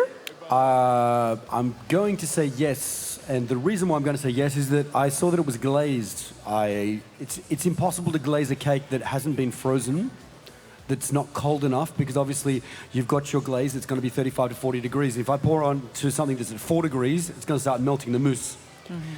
So by seeing that and by tasting, that's telling me it's gone in the freezer, unfortunately. Yes, it's the first one so cold that we tasted since yesterday. The first one that is so cold. Well, let's jump maybe to South Korea as we're seeing the pictures on the screen. Maybe just from its appearance, what do you see? Well, we can see it looks like a honeycomb sort of an effect. We're going with the bees, but I don't know, like the layers of the piping looks kind of how do you say it? It looks kind of quite warm, maybe. No? Yeah. Oh, warm? No, warm. I don't know. Something feels like melting or something. Maybe that's just the top, that shiny part that's going to give us a. We're just receiving a piece here in the studio, so you can have a look. Well, funnily enough, we already had the topic of bees yesterday, and we mentioned that, of course, without the bees, there wouldn't be vegetables and fruits, etc. So another important actor we need when fighting climate change to take care of the bees. Here we are looking at the honeycomb by the team of South Korea. It seems soft from. It seems soft from the outside. outside. And I can see that it is actually melting a little bit. It's dripping. That's what I meant by I said warm, because I could see by the piping that it's not holding up the shape of what it was. Maybe the team was a little bit rushed and the cream hadn't set enough before. Maybe they had some issues when they were working. Or maybe it should be honey, honey that is dripping. Maybe. Let's hope when we're tasting that we're going to have some nice textures and some flavors coming through. Because one thing I can say here is that this looks chocolate. Yes, and it's look honeycomb.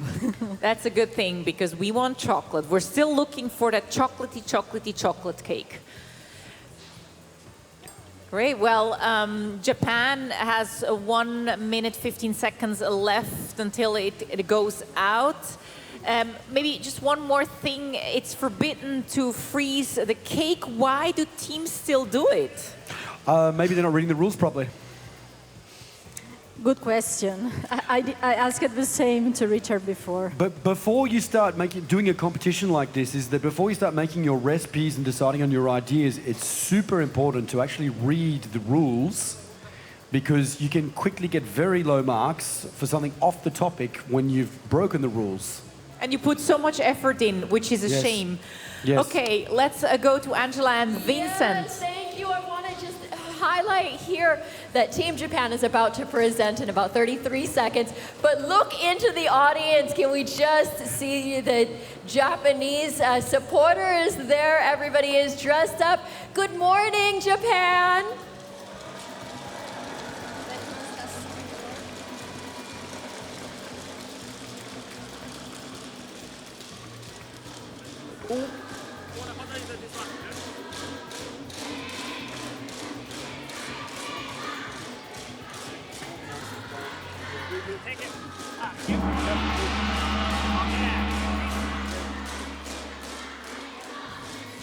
Après le gong coréen, voici le gong japonais qui retentit pour le dessert au chocolat de l'équipe du Japon. Ladies and gentlemen, here we have the chocolate cake for Team Japan. They have brought with them the cutest supporters ever.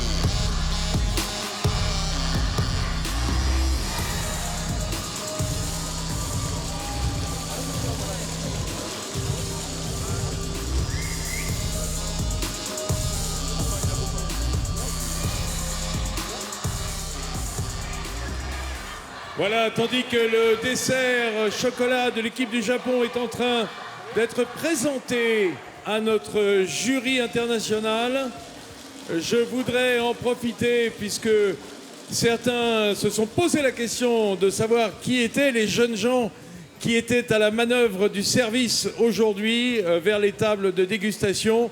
Je vais vous demander d'applaudir très fort les élèves de l'Institut Paul Bocuse d'Écully qui sont ici pour servir tous ces desserts emmenés par leurs professeurs, messieurs Rispal et d'Auvergne. On les applaudit.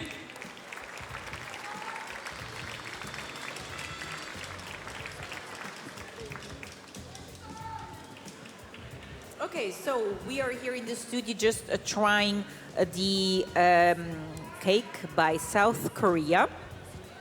And yeah, Richard, you look a bit skeptical. The textures don't look amazing looking at the cake. I mean, we've got plenty of chocolate coming through, which is nice. But I don't know, I was chatting to some of the guys before too, is that a lot of people are using the chocolate from the machines. And the chocolate using from the machines is quite sweet. So it's made for showpieces and stuff like that. It's not necessarily made for tasting. So I don't know, I'm hoping that they're not using the chocolate that's been tempered from the machine, because that could also have an effect on the flavoring as well. I don't know. Okay. Thank you. We can hear the team of France, they are cheering, and we are back with images from, 3.5 minutes left for Malaysia to come out. Okay, so we're talking about the aftertaste of the chocolate, of every second cake, basically. You said there's a strange aftertaste, and it could be that they're using the wrong chocolate, basically the one that is supposed to... Valrhona makes very nice chocolate, so I'm not going to say that that's the problem, but... No. We're not going to go there, but I don't know. It's feeling very strange. As I'm getting very similar flavor profiles. Maybe teams are using similar flavor combinations, shall we say? But I don't know. They're like. No, what I meant with I meant with wrong chocolate. Maybe the chocolate that is supposed to be used for something else. Oh yes, because we've got different types of chocolates. We've got chocolates that are used for making showpieces and things like that. That have got a higher content of sugar and things like that to make it softer to work with. And then we've got chocolates that have a higher percentage of cocoa, which is like the dry mass, and the cocoa butter, which is giving less sugar. And then they're going to have different interesting flavor profiles. And especially when we're making something for the tasting, for the degustation, we don't want to add too much sugar into the product. We want to have that balanced out. That's why sometimes we're using a bit of acidity to sort of punch out that little bitterness coming from the chocolate. But it's a game of, you know, getting a good combination going on there. And you need to know which chocolate to use, which type. Sarah, your take on this one? This is the opposite of the other one. It seems warm, not cold at all. Luckily, I feel a lot with chocolate. It's still in my mouth. I don't feel other taste in my mouth right now. So I don't know. I think it misses a bit of texture. Anyway, it's too creamy. But you've still got chocolate in your mouth? Yes, I still have. Me too. But also the same is that you've noticed that the chocolate sheets that are on the top there, they're very thin. Yeah. Which that was a very good job. That when you cut through the cake, it's not squashing the whole thing down. Okay, so that was a good point. But other than that, the temperature seems to be very critical to get it right. Some are too cold, some too warm. That was a chocolate by South Korea. The next one is Japan. We're just receiving it in the studio. It's being served to the judges right now. Let's talk about the cake of Japan. Just by looking at it. This is the Japanese cake? Yes. The Japanese cake, which is being tasted now in a few seconds. The name is Wind. What's the name? Wind. Okay. Wow, that looks really nice. Is that sugar decoration? And there is the movement. Looks very beautiful. There is the movement.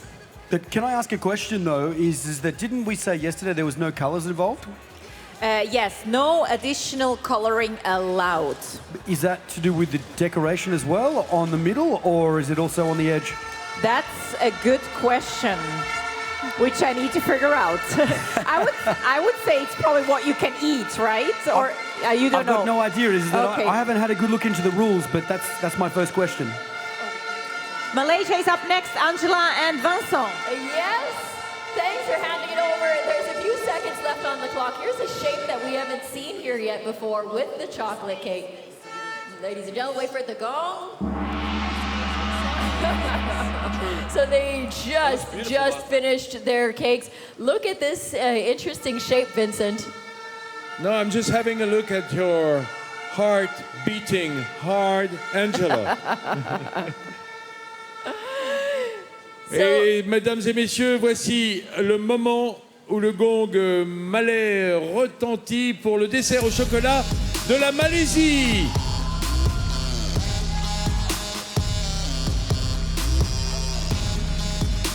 Team Malaysia, Angela. So ladies and gentlemen, here we have it for Team Malaysia. This is their chocolate cake of the day. And one of the members that Malaysia had brought with is saying that the decoration on the top of Malaysia's cake is caramel. And so that's what's providing that color for it.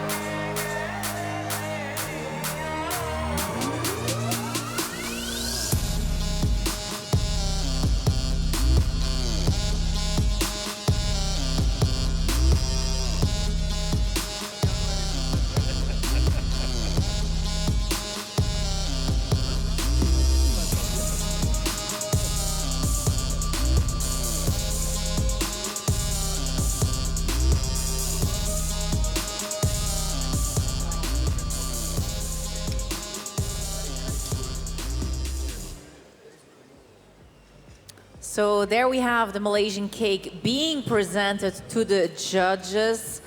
Maybe we can talk about the Japanese cake, which we're just tasting here in the studio. And you look happy. Yes, we are. The cut of that cake looks amazing. You can see the textures coming through beautifully. And wow. Wow, okay. Wow.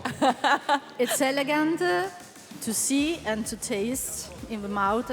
And, for me, finally, something different from fruit passion. So here we have a raspberry jam, and I like the contrast. I think it's very good. Especially when you've got lots of tastings, because we're not making any notes here and marking this. But when you've constantly got similar flavors, when something steps out like that, it could be good or bad. But this one here is like wow. Good, that's the second wow I heard from you. Yesterday it was Morocco, but just by its appearance, not by its taste. Here it's wow for both, appearance and taste. Yeah, for both. The structure is perfect, and it's soft, it's crunch. It has everything. And also yesterday you were saying so many cakes were using mango, the tropical fruits, not so many were using red berries, not at all. This is the first one, I think. It's the first one. It's nice to pair acidity with chocolate, and we've got that from the raspberry here. We're using a Carib ganache. After that, we've got a Juvara, which is a 40% milk chocolate from Verona with Earl Grey tea. So that's pairing it up nicely, and that also works really nicely with the raspberry. So we don't have too many flavors going on here, but there is definitely a play with textures. There are some layers here that we can't necessarily see the difference, but the visual effect on that looks amazing. Oh yeah, the visual was perfect. When you cut it, it was with all the slices perfect. Expectations were high for Japan. Expectations met? Yes. I think so. Good. Well, then that was a Japanese cake. Let's move on into the room to see what Malaysia is up for. Maybe Vincent and Angela. Well, Tanya, I'm in front of the cutting table with Angelo Musa working 2 days long and cutting the Malaysian dessert, chocolate dessert. Voilà, Angelo Musa, qui est le chef exécutif, chef pâtissier de l'hôtel Plaza Athénée à Paris, et qui est en train de couper. Il coupe. En fait, c'est un coupeur. Il s'est découvert un talent de coupeur. Angelo, c'est pas si facile parce qu'il y a des textures extrêmement différentes selon les desserts. Alors effectivement, c'est pas toujours facile à couper. Il faut trouver un peu essayer de deviner le schéma de coupe, mais très intéressant à découvrir en tout cas. Et on sent sous le couteau déjà la texture, la qualité, l'architecture des desserts. Il y a un super beau travail pour chaque équipe, je trouve, cette année, de recherche, de design et de texture. Merci Angelo Musa. Okay, we have 1.5 minutes left for the next team to come out very quickly, maybe in 30 seconds. Malaysian cake, can we just have a look at what's the name of the cake? La Marée. La Marée? Oui. So the topic of the sea is here, again, a topic similar to yesterday. There's something orangey on top of it. We've got, here we've got, from reading the information sheet here, we've got a mixture between guanara, which is a 70% dark chocolate blend, if I'm not mistaken, that's been paired with the mango and some yuzu. Thank you very much. Okay, we have a few seconds left for Canada to go out with their cake. Angela and Vincent. Yes, Team Canada has about 35 seconds left on the clock. They've brought with them a great bunch of supporters. There's even a small little baby in the audience. Oh, wow, what a great contingent that they've brought with them. 20 seconds left on the clock, Team Canada, and you can just see in their kitchen, they are all congratulating each other. They are looking fantastic, in good shape.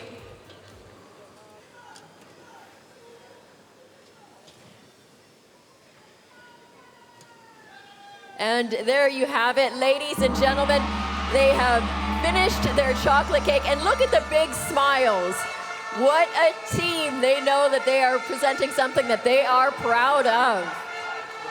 Et c'est parti pour l'équipe du Canada. Premier dessert présenté aujourd'hui, le dessert chocolat de l'équipe du Canada.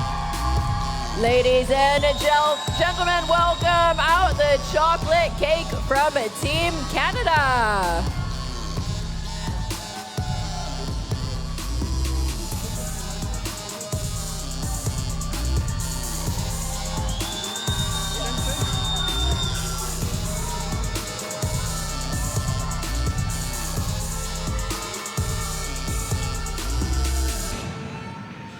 So look at this. As you see, the top part of the cake is lifted to reveal the interior.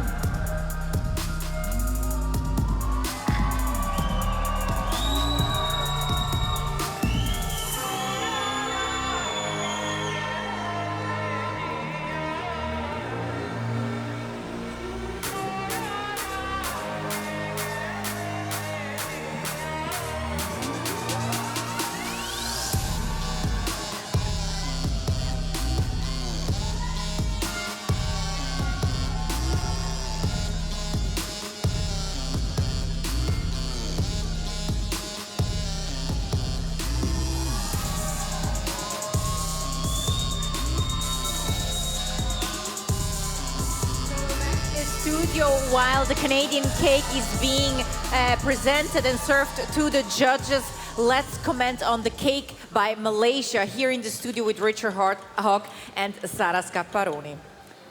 The yuzu is strong. We feel it quite a bit inside this dessert. And probably the acidity is also because of the combination of the Buddha's hand, that is from the citron family, and it's from Malaysia. So there is maybe more acidity than chocolate. I don't know. I've got too much fruit coming through, unfortunately.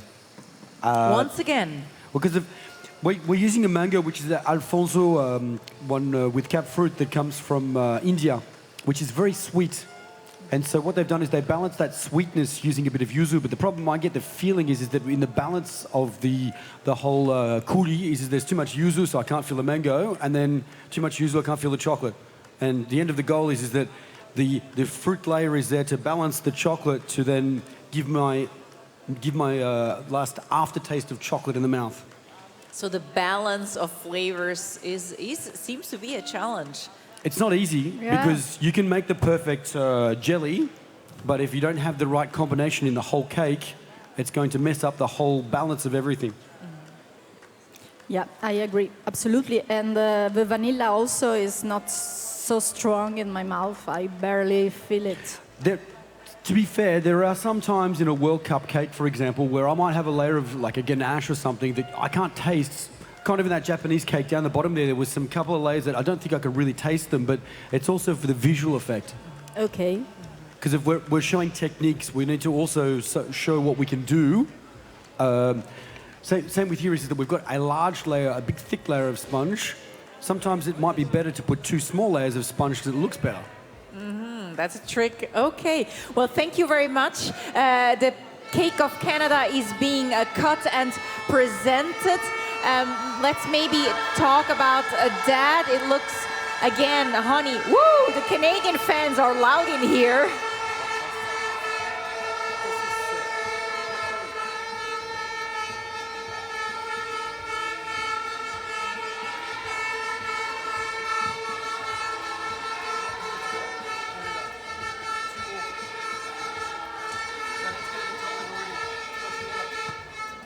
Okay, that were the Canadian fans. Richard and Sarah, it's being cut just by seeing it. Can you comment a little? The cake comes actually on, it's like several étages. Layers. Layers. Yes. It's a surprise cake. It looks a little bit like a, I can't remember it's a vegetable that you eat, artichoke. Artichoke? Yeah, it looks like an artichoke. But what we can see here is that we can see the black currant coming through, so we're going to have a different flavour. We're not going to get mango passion fruit again. Yeah. Which will be interesting. We'll see that the... we have cassis. Yes, the cassis, the black currant is really nice. It's a very acidic fruit, and that can really cut through the bitterness of the chocolate, so let's hope that we don't get too much of the black currant. Oh, here we see a close-up of the cut cake. What about the topic of climate change? The name is Pine Cone of Hope. So it's a pine cone. Yeah, exactly. It's a pine cone. It's a pine cone, and it reminds to the forest of Canada. The forest of Canada. It reminds the forest of Canada as a pine cone. Yes, now I see it. And actually, the pine, you can actually pull. You can actually open the cake. Go ahead, Richard. Wait. Open Can I it. Yes, go ahead. You ready? Yes, we're filming it. I'm a bit scared here because to be honest with you, I was looking for the cake. No, go ahead. Like, where is the cake? Open. Okay, Just open. Okay. Go ahead. Let's go. Ooh. Ooh. Voila! There it is. That is the cake. Okay, so it's not several layers. It basically has a... You can use it as a hat as well. you can actually eat it. You can eat these pieces. They're made out of chocolate as well. Yes, they are. It's dark chocolate and milk chocolate on the edge. Do you want a slice? So, milk chocolate. Okay, so we're curious to taste that one. We're receiving a bit here. So do you like the appearance? Do you think they met the theme? Pine cone of hope. Yes, why not? Why not? It's not the first thing to think about when you think about climate change or pine pine cone. No, yeah. But maybe there's a story behind that I'm not aware of. Well, but the forest, yes, is connected somehow to trees. True. And I like when countries somehow connected with the Sarah with their area. So. Okay, we have 10 seconds for Tunisia to go out. Angela and Vincent.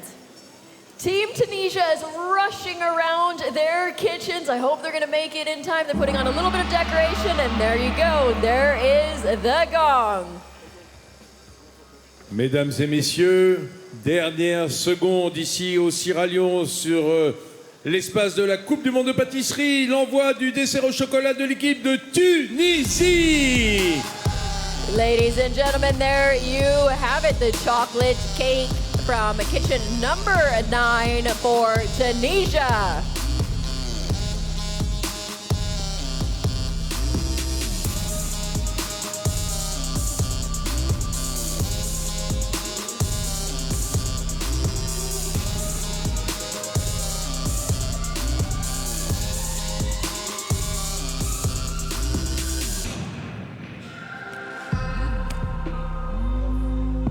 Très joli dessert qui est présenté en ce moment aux photographes, aux caméras de la presse internationale et aux membres du jury de dégustation, là aussi jury international.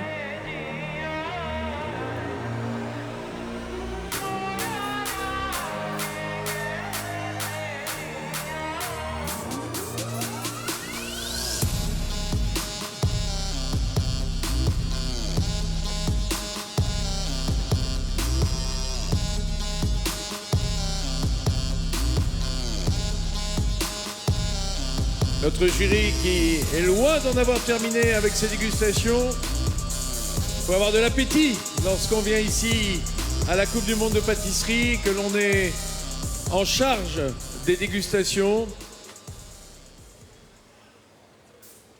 They are all prepared as athletes. It's a new concept. The pastry athletes. You do. You do, definitely. Ah, les Japonais se réveillent.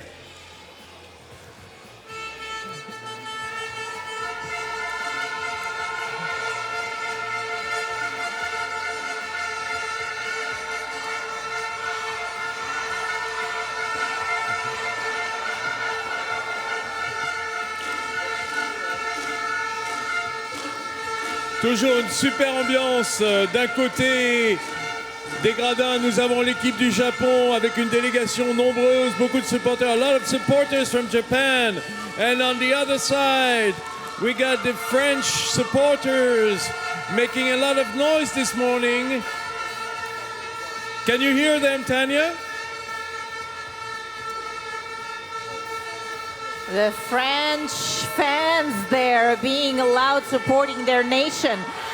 And here in the studio, we're still tasting the Canadian cake. Yeah, France, almost 4 minutes, a bit less than 4 minutes left, so the fans are all excited. Yes, the tension rises right now on the French side of the audience. Well, maybe we can talk about we're seeing right now the cake by Tunisia being served to the judges. But here in the studio, we just finished trying the Canadian cake, which was presented before. So let's talk about the Canadian cake. Sarah, you go first. Okay. I didn't feel too much the acidity of the cassis. And for me, it was a bit more, too much sweet. It was in general. too sweet for you. Yeah. I don't know from a technical point of view, but this is my opinion. The black currant puree coming from Capfruit is no added sugar. If you taste it like that, it's like a punch in the face. It's pretty acidic. So the thing is that they've made two things. They've made a caramel with the black currant, and they've also made a ganache. And what I found with the ganache was it was a bit firm. I was a bit disappointed. I was looking for the black currant in fruit. It was giving us a nice color, but I was looking for a bit more of a punch. So here we've kind of gone in other ways. We've got a bit too much chocolate. Yeah. And I don't know about you, I'm finding the flavor balances, it was very sweet. Yeah. So we could feel the chocolate, but... yeah, the balance with the ingredients was not the best. What about, I mean, it's been so many cakes that you've tried now so far. Maybe it's just too sweet because you already had enough cake, no? I would have done something differently in that one. I would have made a coulis, like a jelly, with the black currant. Because you want something to sort of really give a good punch and to make it worth it. Rather than putting 5 layers of black currant and fiddling around with it a little bit, make it worth it, and then give us the chocolate with the rest of it.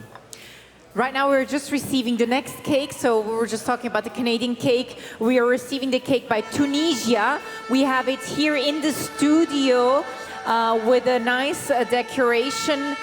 Maybe you can have a look at the cake and comment a little bit.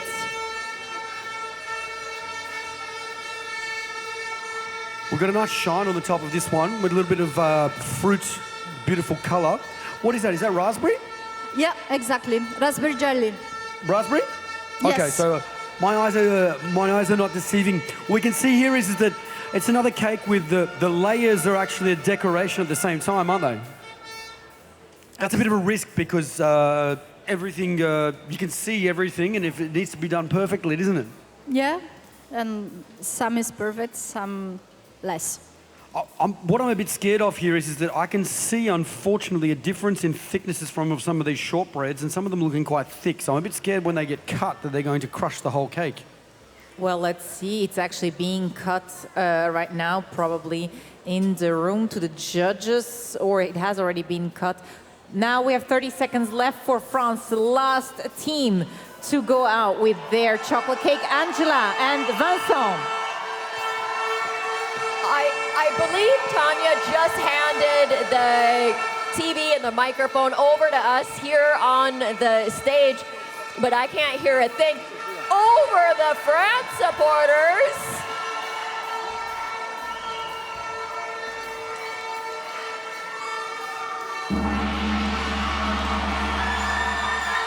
Alors là, mes amis, c'est un déchaînement dans les gradins. Les supporters français sont au bord de l'explosion, car voici venir le dessert au chocolat de l'équipe de France.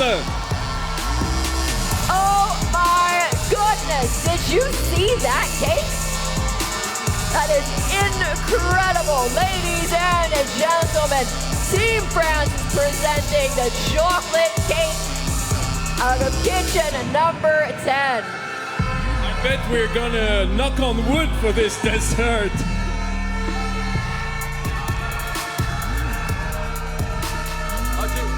They just cut a log, you know. They decided they weren't going to make anything, just go outside, cut a few trees down. It looks like a spitting image of a tree. That is phenomenal. Un très joli dessert directement coupé dans les forêts. Un très joli dessert français présenté en ce moment même à notre jury. Et on peut dire que les supporters français se font entendre.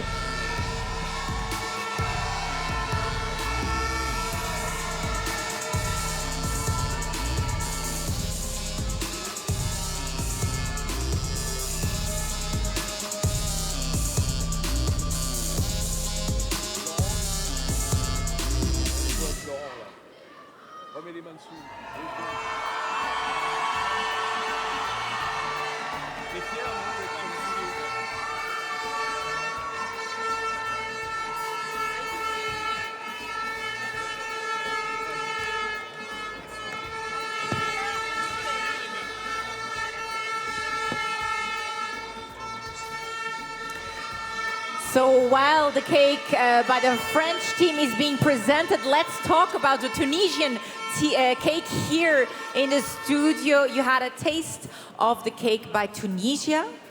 You were a bit scared by being it all visible, the layers, the shortbread being maybe thick or thin, not even. Now you had a taste. I think it was very soft. Is it a good or a bad thing? Maybe too much. Also very sweet. And the acidity, yes, varies more than in the other one, the acidity of the raspberry. We can definitely taste the raspberry. Yeah, absolutely. But anyway, what remains was the sweetness for me. Yes, I can second that. Yes, it's basically, from my eyes, I kind of got what I thought I was expecting, but the nice thing was there was a little bit of acidity coming through from the raspberry, but still a bit too sweet for my liking too.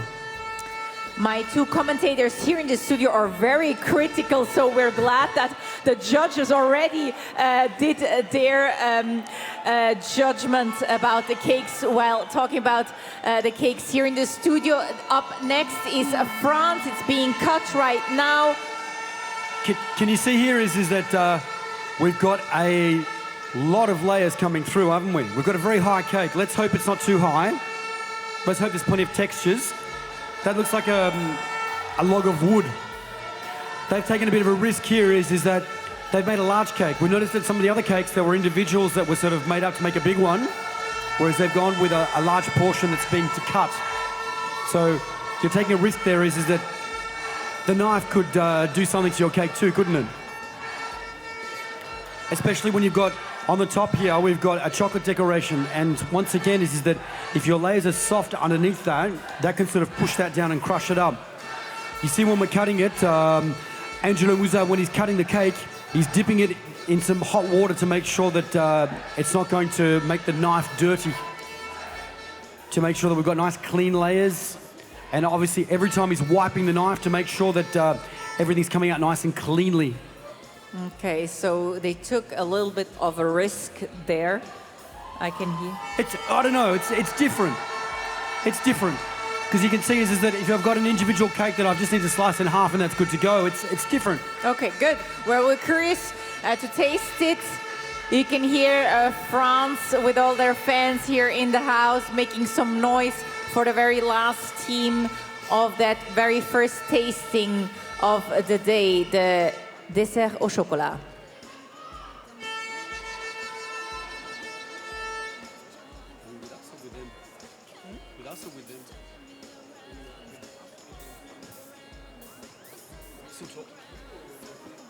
Oh, well, that's incredible. All of a sudden, we were encompassed by silence, and I didn't know what silence actually felt like. So, yes, we have just gone through 10 kitchens here for the World Pastry Cup 2023.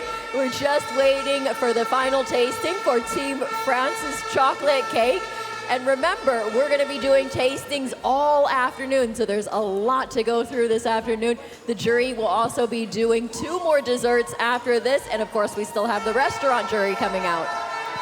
So we received France's cake here in the studio right now. We're having a closer look at it and taking some pictures. As always. As always, as you can see now from closer. That looks like a real wood slice of wood. Yeah. It From really the top, it seems very real. How do they do that? I'm guessing that what they've done is they've taken a brush and they've gone around and brushed it. Okay. Slowly, little by little. But the only thing I can say is that it's missing a bit of shine. Missing a bit of shine. It's half shiny. What I'm saying is that I'm not sure if that was deliberate or not. Because wood is not shiny. Yeah, no, but normally when we're doing that on a sheet of plastic, and when the chocolate is set properly, it becomes nice and shiny. Okay. So, I don't know, maybe it's deliberate they want it to be a little bit matte. What's the name of the cake? I think we... Borneo. Borneo. Okay. And maybe we can have a look at the recipe inside of the cake, what it's made out of. We spoke about all the layers. It's a mixture of corn and chocolate with an exotic confit, so we're going to probably get another dose of mango and passion fruit. And almond paste also. We've got high expectations for this one, so we'll hope that they're going to live up to it. And you're just receiving a piece of that cake. High expectations for France. We can see that texture, nice and wobbly. Uh-huh. It's telling me that it's not frozen. Good sign. Good.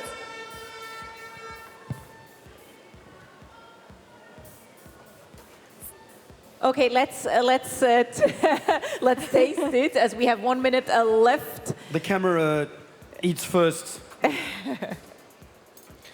What I'm going to do is I'm just going to put it onto the side, and then I'm going to use my knife to try to get through those layers to try and see to be able to get everything in one go. Good. I'm going to do that as well. Just copy the professionals. This is something that I was sorry, I shouldn't eat with my mouth, or should I? My parents taught me that one. But one thing that I noticed yesterday that sometimes, and even today, I'm sometimes disappointed with these cakes. This one is not the case. Is that, can we see that we've got the layers? Every single time I dig my spoon in, I'm going to get the same experience. And you can taste the corn there, can't you? Yeah, absolutely. Also the acidity of the exotic confit. We've got nice color nuances with the tropical confit. But what's on the bottom there? There's a clearer layer. It's hard for me to read. Not quite sure what that is, like a coffee or something, is it? I'm not sure, but once again, like I said, is that we've got, every time I dig my spoon in, I've got the same experience. And the problem with that is that if it's not the case, is that sometimes I might have fruit, sometimes I might have chocolate, whereas here, if I'm going in the way of what I said, which is to try and cut it on the slice and get the whole experience, every time the flavor profiles in my mouth is going to be the same. Okay, so one very short, expectations met? Yes or no? Yes, one thing, I feel a lot the sorry, the corn. Yeah, too much corn. Yeah, you can tell it. Yeah. Okay, well, Richard Hawke and Sara Scaparone, thank you very much for being here and tasting the dessert of made out of chocolate cake. Thank you very much. We're actually going to speak to our partner Capfruit up next, but first let's take a quick look on who Capfruit is.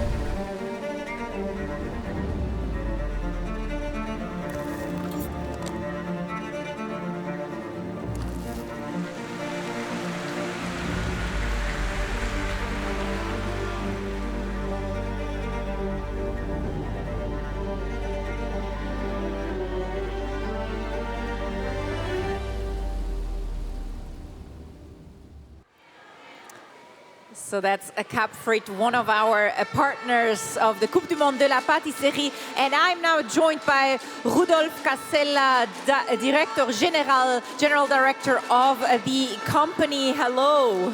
Hi. So Capfruit being one of the partners, one of the main partners of the World Cup of Pastry, why is this partnership so important to you? Hi, and first of all, thanks for all the people who've been here today and yesterday also. It didn't start with the World Pastry Cup, but I mean today. It's a great event for us.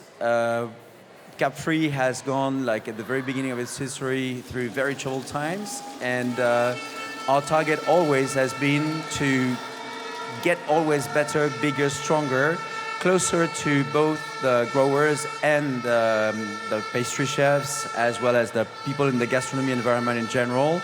And our ultimate goal was to be a partner of the World Pastry Cup. Just because for us it would be a consecration of having reached the highest level possible. Because the chefs that are competing here today and the chefs that are really around them to guide them are people that are definitely of a very high level in terms of skills, creativity, and those people are the people that we really cherish very much.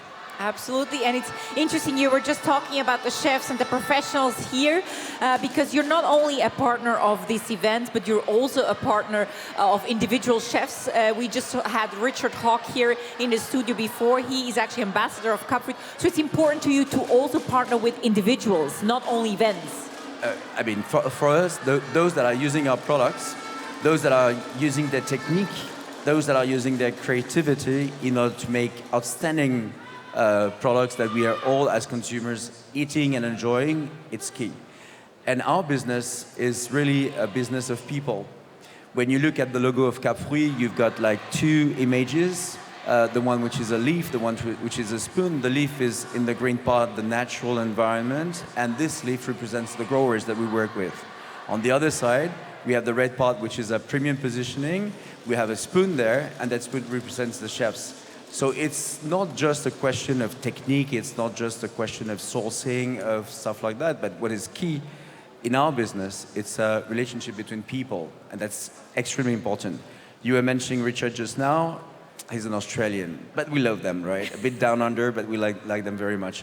Richard is a great professional, and is also at the same time a person who has a very great specification. He is an expert in the vegan approach of pastry.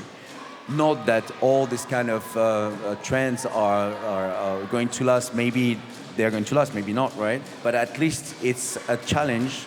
And I think that our profession, it's really an environment of challenges. And the competition today is definitely a huge challenge. And we have people who are like getting out of their limits to discover how far they can go. Absolutely. Now, many of the chefs here have been using, actually all of them have been using Capfruit. Did you get a chance to taste any of the desserts? So far, unfortunately, not. Unfortunately, but at the same time, it's a good thing. We've been going through the COVID. We've been going through lots of uncertainty in a world that is like very complex today, right? And I think that I'm very happy today to see that we are having a lot of people coming over here. That means that people want to see each other again, meet again. And so that's a great thing. So unfortunately, I've not been able to taste, but I'm sure I'm going to have the opportunity later on to do so. But what I'm extremely happy with is that we have 16 teams competing today. We're coming back to what we had before the COVID. It's a great message of hope for everybody.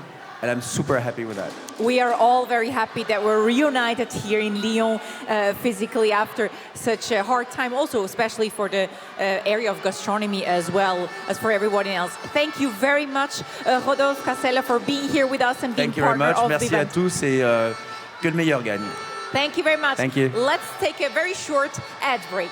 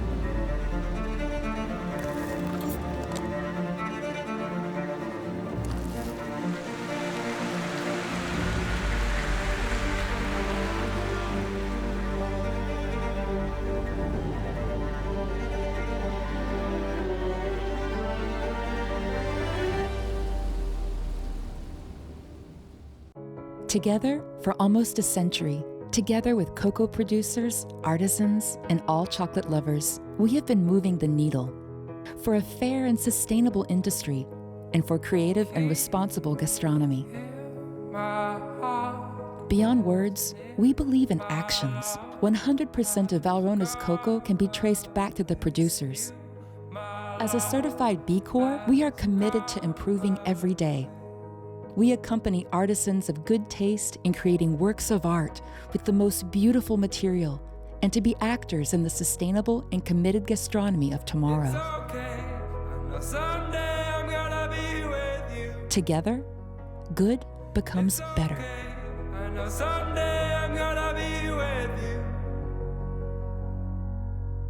Your hands, they produce the most beautiful and delicious creations. Day in and day out, we work hard to give you a helping hand. We provide tips, techniques, and quality products, which is why Debic is in good hands with you, and you are in good hands with Debic.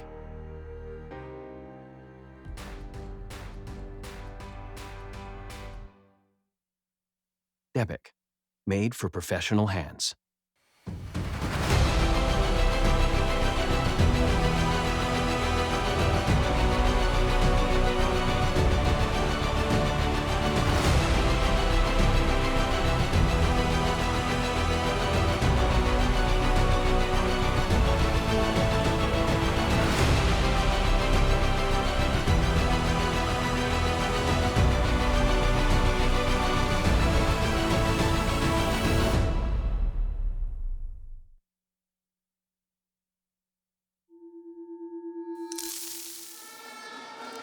And we're back here in the studio, and I have another guest, committee member Alain Chartier is joining me here in the studio, and he's actually one of the responsibles for the ice sculpture test, a test that we introduced again this year. Can you tell us a little bit more about that?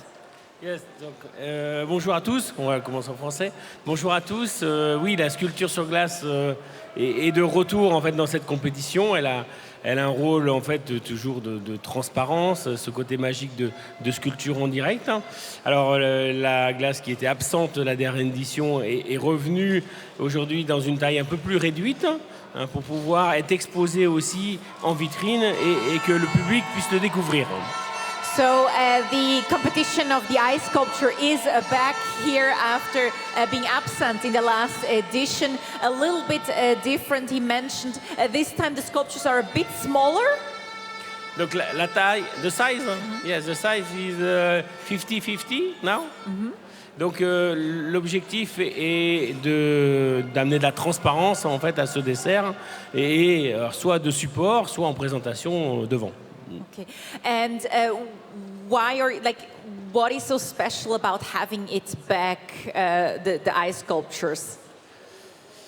Les sculptures, en fait, mettent de l'eau. C'est une organisation différente dans le reste du travail. On est obligé de le travailler hors box, puisqu'autrement, avec l'eau et le sucre, ça peut poser problème en fait en mélange. Donc c'est pour ça que c'est toujours travaillé dans des box en extérieur, pour éviter de mettre de l'eau partout. So it's also required. We can actually see some images here that these sculptures are being done in the boxes separately from the rest, and it's also a big of challenge with the water. We see wonderful sculptures right now, pictures taken. I guess these are the images from yesterday's sculptures, right? Donc les sculptures d'hier, on peut les voir selon la taille en fait de la pièce et l'expression. Certaines sont sculptées. Alors les techniques aujourd'hui qu'on a voulu retirer pour éviter d'avoir trop de projections, c'est la tronçonneuse. On a enlevé la tronçonneuse pour avoir un travail beaucoup plus de sculpture de taille avec des ciseaux de sculpture. Et après, comme on peut le voir là en direct. So they actually wanted to use these kind of scissors that you see that they're using, not real machines, so you get a detailed sculptures with small details. And what about the topics, le thème, the climate change topic? Was it well interpreted yesterday in the sculptures that you saw? Yes. Donc, comme on peut le voir là, on utilise du matériel électrique qui permet de faire de la gravure, de rentrer à l'intérieur, de faire du mouvement qui va donner, en fait, qu'est-ce qui est joli dans la sculpture, c'est la transparence et c'est la lumière qui rentre dedans. Okay, so we're using some electric knives to actually get these small details. Okay, so we have a few seconds left. Thank you very much, Alain Chartier. We haven't spoken about the frozen fruit desserts, but the tasting of that will actually happen at 12 o'clock later on, so don't miss that. Thank you very much for being here and explaining us the ice sculptures. Merci beaucoup. And up next, I actually have Marloes Schulte from DEBIC joining us. Let's take a quick look at their video. Your hands.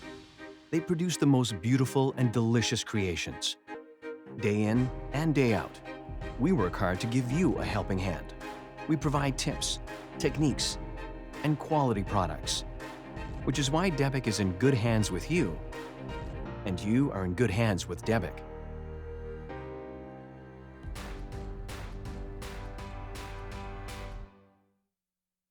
DEBIC, made for professional hands. And I'm now joined by Marloes Schulte, Director Marketing and Innovation of Frieslandcampina, professional, representing DEBIC, a dairy brand for food service professionals such as pastry chefs. Hi. Hi. Welcome. Thank you. How are you doing? I'm doing very well. Yeah, it's very nice to be here. Good, good. So I was wondering, why is DEBIC a partner of the World Cup of Pastry? Yeah, well, let me start with saying that we always look very much forward to the Coupe du Monde de la Pâtisserie. Already for 20 years, we're actually a proud and very committed sponsor and partner. And why we think it is so important is I don't see this personally just as a competition.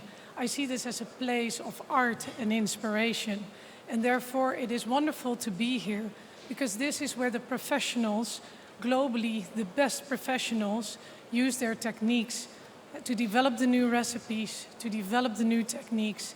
And that is just a place of inspiration that we use to make sure that we provide the products that they can then use in their great creation. So that's where it really comes together as the sweet spot. Maybe you can hold it a bit close to the microphone. Oh, yes. Actually, I can hear you very well, but then we can hear you even better. Okay. What is so special about butter and cream, I mean, the products that you create? Well, yeah, thank you for the question, because I think part of the story is not very well known, actually. So before I talk about the product specifically, I want to talk a little bit about the chain.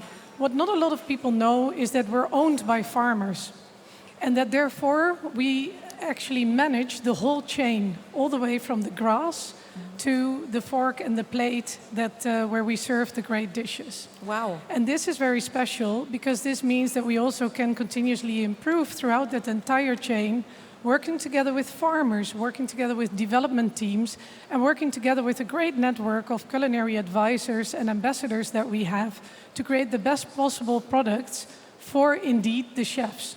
So you actually have control over the whole chain, and that is very special and a very well-kept secret that therefore I want to highlight a little bit more. And then because we have this whole network, we are able to work together with these professionals, the culinary advisors, the ambassadors, for professionals to make sure that we develop the products that they can trust. And I think trust is such an important component because chefs need to be able to trust first of all, themselves and their creativity, but also their tools and their techniques. And then finally, of course, butter and cream being so important in pastry, they need to be able to trust our products. And that is what we make sure that we deliver. Absolutely, the best chefs need the best products and ingredients. Then you're, of course, the Director of Marketing and Innovation. So Debbie also states to focus on the future, so maybe also being innovative. Yeah. How do you do this? Well, there's two elements to that. So first of all, as I was talking about the chain, that means that also from a future perspective, when you look at elements and important topics such as sustainability, we are able to drive that throughout the entire chain, from the farm all the way through the whole network until it becomes a great product like the ones that we see here today. So that is one element of it. But then to link it to the competition, I think it is very important to note that we are here also to connect to the new talents, to the ambassadors that we will be working with in the future. And it is so wonderful to see that now this competition is more and more getting this global feel, and more global talents are entering the competition and actually competing at very, very high levels. So that is how we also prepare for the future, because we want to connect to those new talents, be inspired by them, hear their stories, hear what they find important, and then together make sure that we're ready for the future. Marius Schulte, thank you very much also, and enjoy the competition here, also to enlarge your network with young talents. Thank you very much. It was my pleasure. Thank you. And that was the first part of the day. After so much dessert, we all needed a little lunch, I would say. We're taking a quick lunch break. We're going into an ad break, and we're back at 11:50. I hope to see you then. Bon appétit.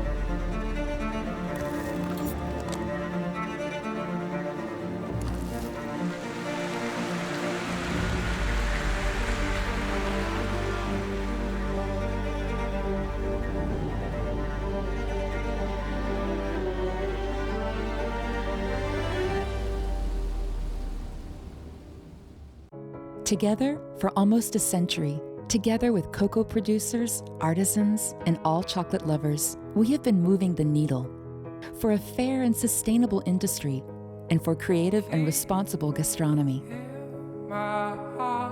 Beyond words, we believe in actions. 100% of Valrona's cocoa can be traced back to the producers.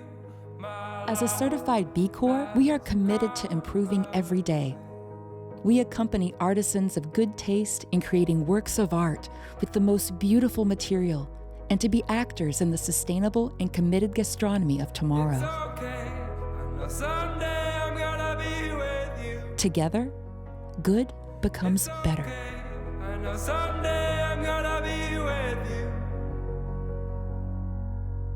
Your hands.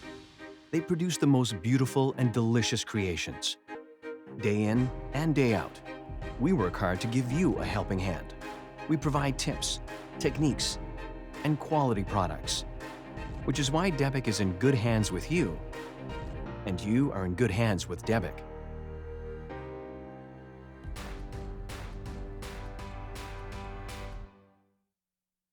Debic, made for professional hands.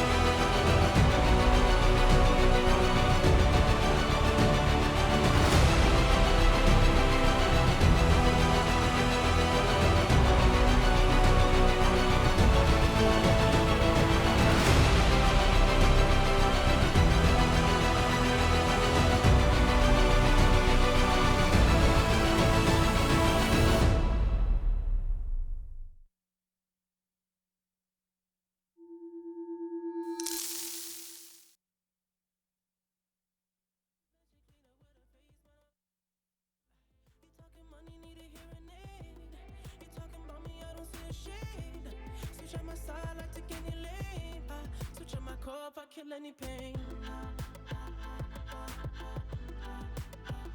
Look what you done.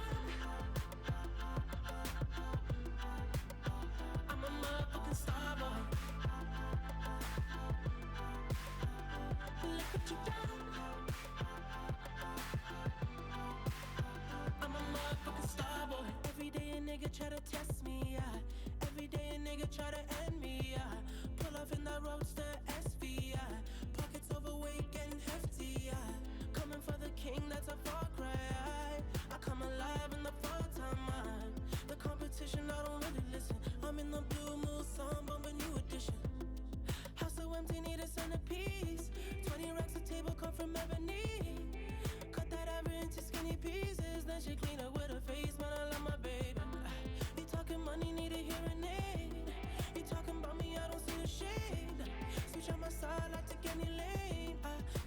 core if I kill any pain. Look what you done. I'm a motherfucking star boy. Look what you done. I'm a motherfucking star boy. Let a nigga Brad Pitt, legend of the fall, took the year like a bandit. Bought mama a crib and a brand new wagon. Now she hit the grocery shop looking lavish. Star Trek roof in the Wraith the Con. Girls get loose when they hear the song. 100 on the dash, get me close to God. We don't pray for love, we just pray for cause. House so empty, need a centerpiece. 20 racks of table cut from ebony. Cut that ever into skinny pieces. Then she clean up with her face, man, I love my baby. You talking money, need a hearing aid. You talking about me, I don't see the shade. Switch on my side, I take any lane. I switch on my core if I kill any pain. Look what you done. I'm a motherfucking star boy. Look what you done. I'm a motherfucking star boy. Look what you done. I'm a motherfucking star boy. Look what you done. I'm a motherfucking star boy.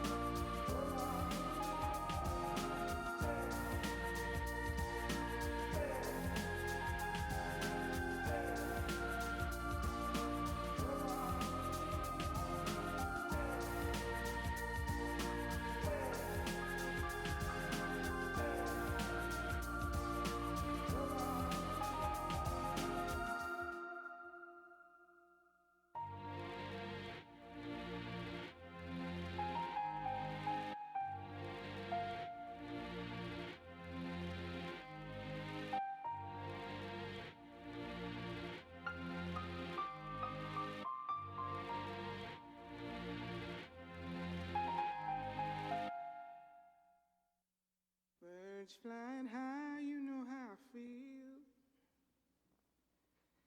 Sun in the sky, you know how I feel.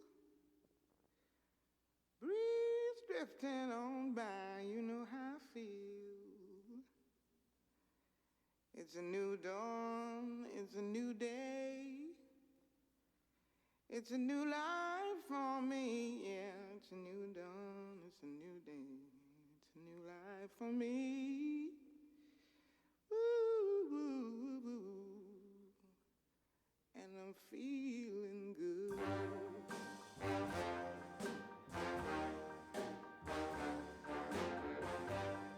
Fish in the sea, you know how I feel.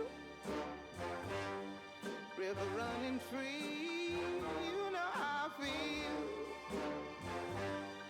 Blossom on the tree, you know how I feel.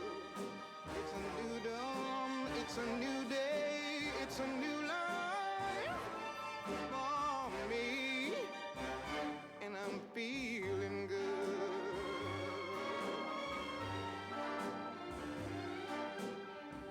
Dragonfly out in the sun, you know what I mean, don't you know? Butterflies all having fun, you know what I mean. Sleep in peace when day is done, that's what I mean. And this old world is a new world and a bold world for me. Yeah, yeah.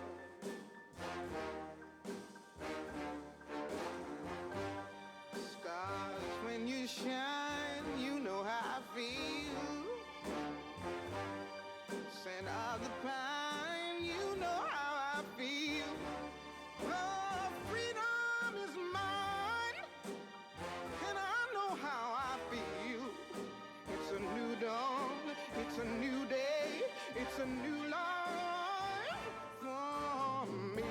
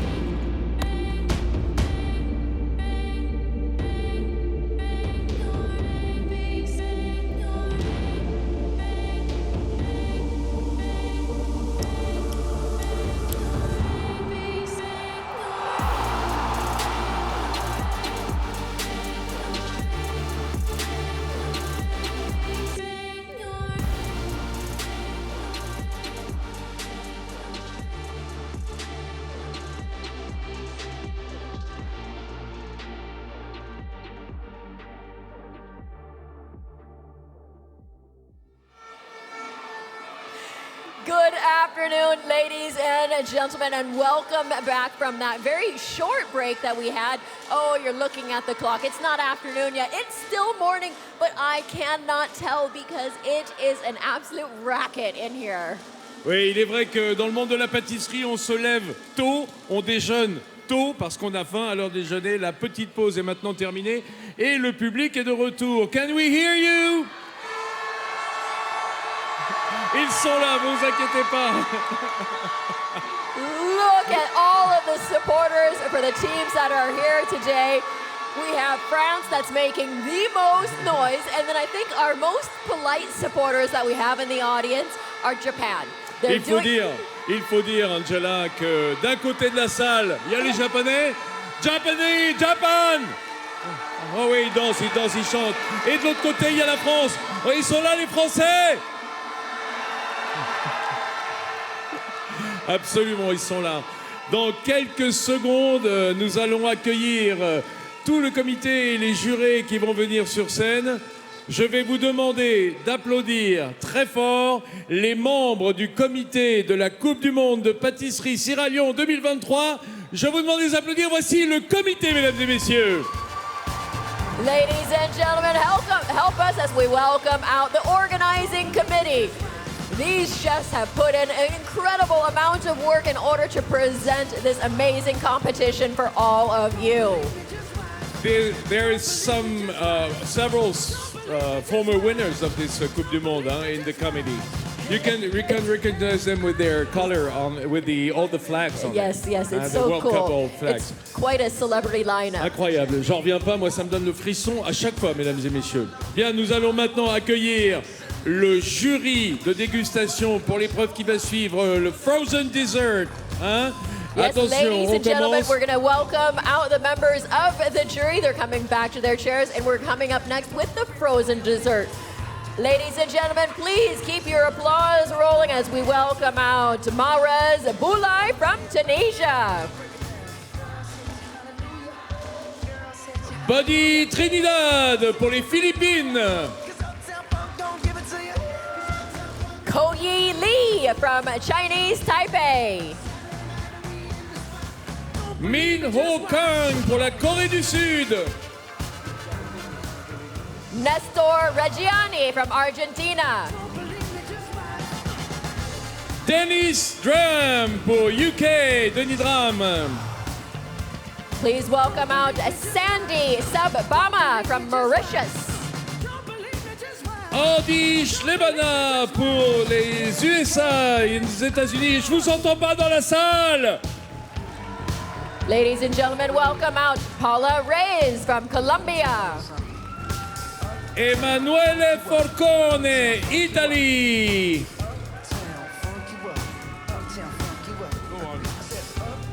We share it, okay? For France, pour la France, Yann Brice. Ladies and gentlemen, welcome out Kamal Essoulami from Morocco. Le juré pour l'équipe du Canada, Daniel Garcia. Welcome out Takahiro Komai from Japan. Le juré de l'équipe d'Égypte, Saddam Ali. Welcome out Keen Yap from Malaysia. Et enfin, pour clore cette session de jury, eh bien, Monsieur Alban Barta pour l'équipe du Chili.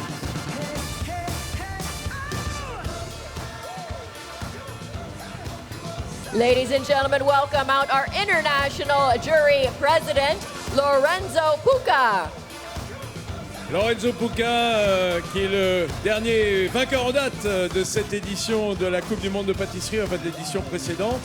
Et il sera rejoint bientôt par le président d'honneur du jury, Cédric Gollet, et Pierre Hermé, évidemment, qui vaquent à quelques occupations. Vous imaginez bien qu'ils sont très occupés et très sollicités sur cette Coupe du Monde. Voilà, le jury est au complet. Ils ont tous leurs smartphones. They all use their smartphones to do pictures of yes, the of course, cakes camera and desserts. always eats first. Some of the teams don't, though. I noticed that some of them don't have smartphones. are all concentrated on the dessert. Ouais, ouais. Everyone has a method. Okay, so now, ladies and gentlemen, we are about to go into the second tasting of the day. The jury is going to be stuck in these chairs for the next couple of hours, and we hope that they can get through the next 18 desserts. Absolutely, Angela. And I would like to mention also some who are really useful here and part of that large team, part of that great show, the students of Institut Paul Bocuse with their teachers, Mr. Rispal and Mr. Dauvergne. On peut les applaudir, les élèves de l'Institut Paul Bocuse, qui vont servir tous les desserts à nos jurés qui sont maintenant attablés et qui ont faim. And the beautiful service that we've been seeing over the past 2 days is all kudos to them. Voilà, maintenant tout est en place. Je sais que dans les box, ça va partir dans quelques dizaines de minutes. Je vais ensuite aller vers les membres du comité présents sur scène pour avoir des informations, parce qu'on aime bien ça, nous. Hein. On aime bien aller glaner des petites informations sur qui est fort, sur qui a de beaux desserts, sur qui risque de venir tailler des croupières à l'équipe de France, parce qu'on est un petit peu chauvin quand même si on est très heureux de la présence de toutes ces équipes, de ces 18 équipes du monde. À tout de suite. So this is the frozen fruit dessert tasting that is about to happen. I will have, of course, someone here to comment on the tasting as we did yesterday. What we learned from yesterday is that the frozen fruit dessert, what is crucial there is that the teams get the temperature right. That is definitely crucial, so that the outer layer is not softer than the inner layer, that everything is more or less balanced. And that also it's not too frozen, because then you don't really get the taste of it. So we're looking forward to that. We have Colombia that has 8 minutes left for their entrance here. They have to finish by then, and then we can present the frozen fruit dessert. And I'm going to be joined by Sofia Cortina in a few minutes to comment on this category. After the frozen fruit dessert, we'll continue. And actually, I can see Sofia Cortina is joining me now, entering the studio. For everyone who watched the stream yesterday, you already met her. If you haven't, she's a young Mexican pastry chef. She's also a judge on the restaurant-style desserts yesterday and today. But before we go to the restaurant-style dessert, she's here with me. Hola, Sofia. Bienvenida otra vez, más una vez. So good to have you again. How are you? Meeting chefs and seeing all the production they're making, and it's really nice to see again this. So you have a good experience so far? Yes, really, really good experience. Not very often I see this in Mexico, so... Good, and we're glad we can bring you something exciting new. Yesterday you were here, we spoke about the lollipops. This time we're talking about the frozen fruit desserts. Can you explain a little bit what exactly the candidates had to do here? Yeah, well, actually, they have to make a frozen dessert with different layers, with different techniques that have to do with ice cream, or sorbet, or parfait, or so. Obviously, they need to use a product with Capfruit, with the puree fruit, and so yeah, this is the contest, and well, they need to cut it, and it has to be like really nice. Obviously, the temperature is really important, that it has to be really well stabilized, and whenever we try it, what we were talking a little bit about yesterday, about this, that it doesn't need to be really cold, otherwise the flavors fade away. Okay, so you need to get the right temperature. You also mentioned Capfruit there. We just had the sponsor here in the studio before the break. So the requirements is also that they use the products of Capfruit. We're curious to see that. What exactly are the judges looking out for when it comes to the criteria? Yeah, well, again, they don't have to use colorants. it has to be completely natural, and they can use obviously the colors of the fruit, of the puree, or chocolate, or whatever other ingredients. And well, they need to make the dessert when they can cut different slices, but they have to be exactly the same. They need to have in the inside like a nice shape on the. We're gonna see, I guess, when they cut it. And so yeah, this is it, and obviously it has to stay in room temperature while the degustation without melting. Okay, great. And of course, the overall presentation as well, the balance of flavors. We're going to talk about that later on. Thank you very much, Sofia. And I'd like to hand it over to Vincent in the room. Regardez qui j'ai trouvé au détour d'un couloir, parce qu'ici ça n'arrête pas. Pierre Hermé, on peut annoncer l'arrivée d'un sacré personnage qui vient rendre visite à ses amis pâtissiers. David Tissot, le vainqueur de l'édition 2021. Bravo à David. Et il est, à mon avis, très présent pour le Bocuse d'Or 2023. Accompagné par Christophe Marguin, le président des Toques Blanches lyonnaises, parce que c'est quand même un concours extrêmement lyonnais. Ah oui, on est fiers, le comité, et surtout dirigé par des Lyonnais. Historiquement, ils étaient que 5, donc c'est vrai qu'on en est très fiers d'en faire partie. Et puis surtout, on est fiers que cette statue soit depuis 1 an et demi à Lyon. Et on espère que lundi soir, elle restera à Lyon et en France. Et pour nous, c'est un challenge énorme. Alors, je me mets à côté de Davy. Davy, montre-la au moins cette statue en or. Oh là là là là là là. Regarde, ça emporte le cœur des supporters français qui sont là. Ouais, oh bah oui, oui. Si ça pouvait porter chance, je crois que ça peut. Ça va porter chance. En tout cas, bon courage à l'équipe de France et puis aux autres équipes aussi qui font un travail formidable depuis 2 jours. Davy, juste un tout petit mot avant de rendre l'antenne parce qu'il se passe des tas de trucs ici. La pâtisserie, c'est une part importante de la cuisine, de grand art culinaire. Aujourd'hui, on a quand même les meilleurs du monde qui sont là, un peu comme dans le Bocuse d'Or sont les meilleurs du monde. Qu'est-ce qu'on peut dire du travail que tu as dû faire, toi, du travail pâtissier que tu as dû faire pour ton dessert que tu avais présenté lors de l'épreuve du Bocuse d'Or? Ça a été assez compliqué, mais on a pu trouver justement en échangeant avec les pâtissiers, dont des champions du monde, pour trouver une solution et avoir un dessert qui soit en adéquation avec le menu. Pierre Hermé, il est à croire que David Tissot a marqué beaucoup de points avec son dessert de tomates fermentées. Vous qui aimez les goûts un petit peu novateurs, différents, etc. C'était bien joué de sa part d'aller chercher du coaching pâtissier. La tomate, c'est un fruit, et donc c'était intéressant de la traiter en dessert. C'est vrai que c'est pas commun, mais pour moi, c'est une évidence. La tomate, c'est super bon en sucré. Oui, ça a des arômes absolument merveilleux. Et je crois que le jury s'en souvient encore, David Tissot, et vous aussi. Hein. Aussi, oui. En fait, ce qui est important dans un concours comme le Bocuse d'Or, la Coupe du Monde de la pâtisserie, c'est l'audace, c'est oser, c'est chercher des choses qui ne sont pas convenues. Okay, the important things in such a competition is to dare. And that's what David Tissot did the last time with his very special dessert made out of tomato, fermented tomato. And the jury was amazed by your dessert, David Tissot. How's your English now? Et il a raison. Il a raison parce qu'en fait, j'ai un petit proverbe qui dit « qui ose gagne ». Donc alors, osez, messieurs et mesdames.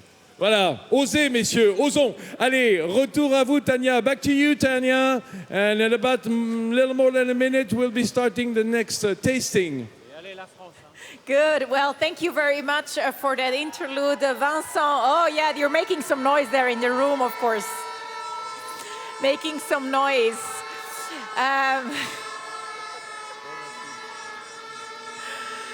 We have 1 minute left for Colombia, for the first team to come out with their frozen fruit dessert. They're just finishing, that seems some kind of decoration. Sofia, can we talk a little bit about the Colombian desserts? Yeah, so, this frozen dessert, obviously, and I forgot to say a few minutes ago, they need to make sure they have to do something with the climate change. So this is a very important thing.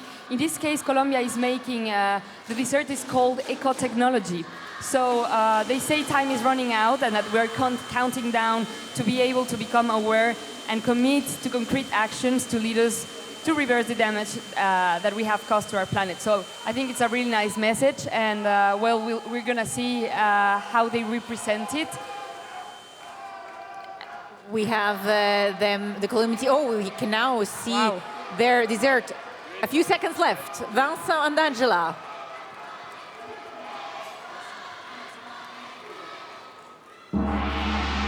Mesdames et messieurs, vous connaissez maintenant ce gong qui sonne le début de la deuxième session de dégustation.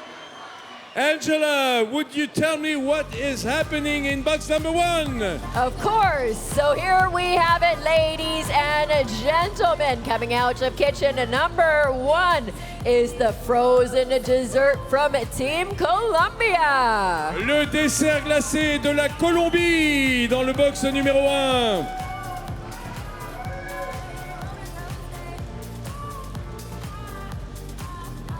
Après les masques à gaz ce matin, on continue dans la même esthétique avec ce dessert glacé extrêmement bien réalisé. It's beautiful, isn't it? Yes, and so this one also has a QR code like the previous dessert, and I just scanned it and it takes you over to Colombia's Instagram where they have a video for all of you to watch. So if anyone's curious about it, you can take out your phone as well and go ahead and check on that in their Insta. So Sofia, the Colombian dessert is being presented. What can you tell us? Yes, well, actually, there's something important. The dessert has a QR, and the candidates want them to scan it. Je vais le dire en français si jamais le jury il peut savoir. La Colombie demande si vous pouvez scanner le QR que c'est dans le dessert. Okay, so the judges are asked to scan the QR code. We can see they're actually doing it. Pierre Hermé there, Cédric Grolet, both scanning the QR code of the cake of Colombia as the team asked the judges to do. Maybe there's some extra information. Maybe there's also a call to action when it comes to climate change. We'll find out. Yeah, I think that's very innovative and interesting. I would like to know what it is. So I'll scan it later as well. Okay, well, we will have a look at the QR code. We have it in a video, I heard. We'll look at it later on, the QR code. It's an animation.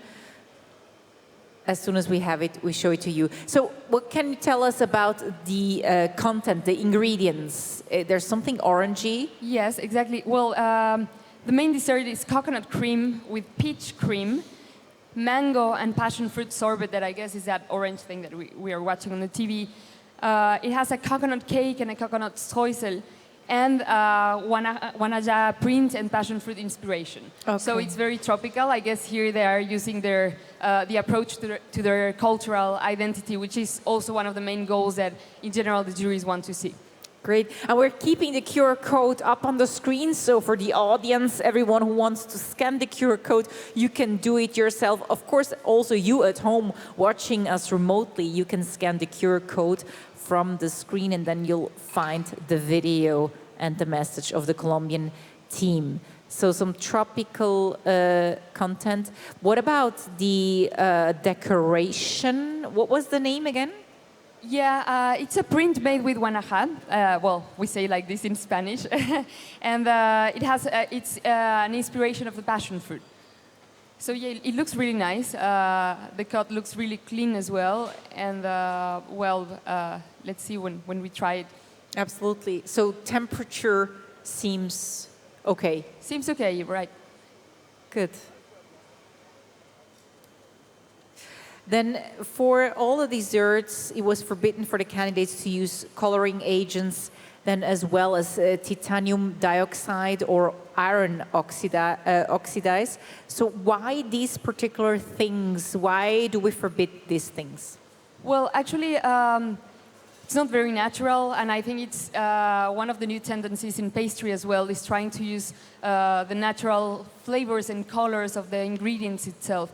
And well, obviously, to me, and we were talking about this yesterday, one of the main things that I'm into is trying to be more healthy in general. So these kind of colorants or the I.O.C, they are not very good for health. So I think it also has to do a little bit with the environment as well. So it's very important, this. I like that they are taking care of these little details that make a big difference.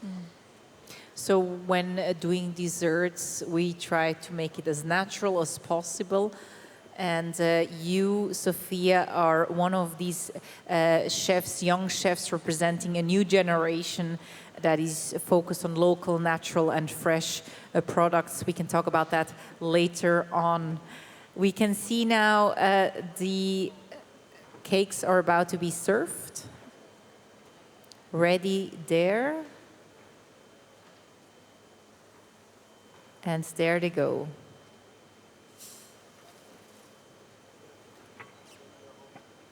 What are you expecting from what you've read now from the recipe of the Colombian team? Yeah, well, I'm expecting a very tropical dessert with very, thank you, with very strong flavors with these tropical fruits. Mm-hmm. And we actually just received a piece here in the studio, so let's take a look. We also have the cake, and actually we can open the case here. The judges are about to start to try, so we can do that as well and then give you a hint of how it tastes. Here you have the recipe up on the screen. A peach cream inside, coconut cake with streusel, maracuja, mango cream, coconut cream, yes, very tropical as you mentioned. The cake is here in the studio, and Sofia is trying it.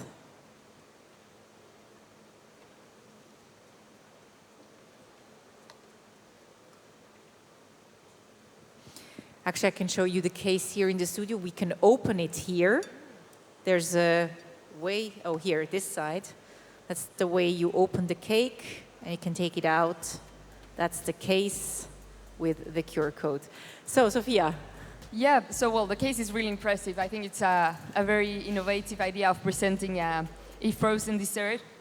And in terms of flavors and balance, I think it's well balanced. It's, you know, there's the acidity of the passion fruit that goes really well with the rest of the ingredients.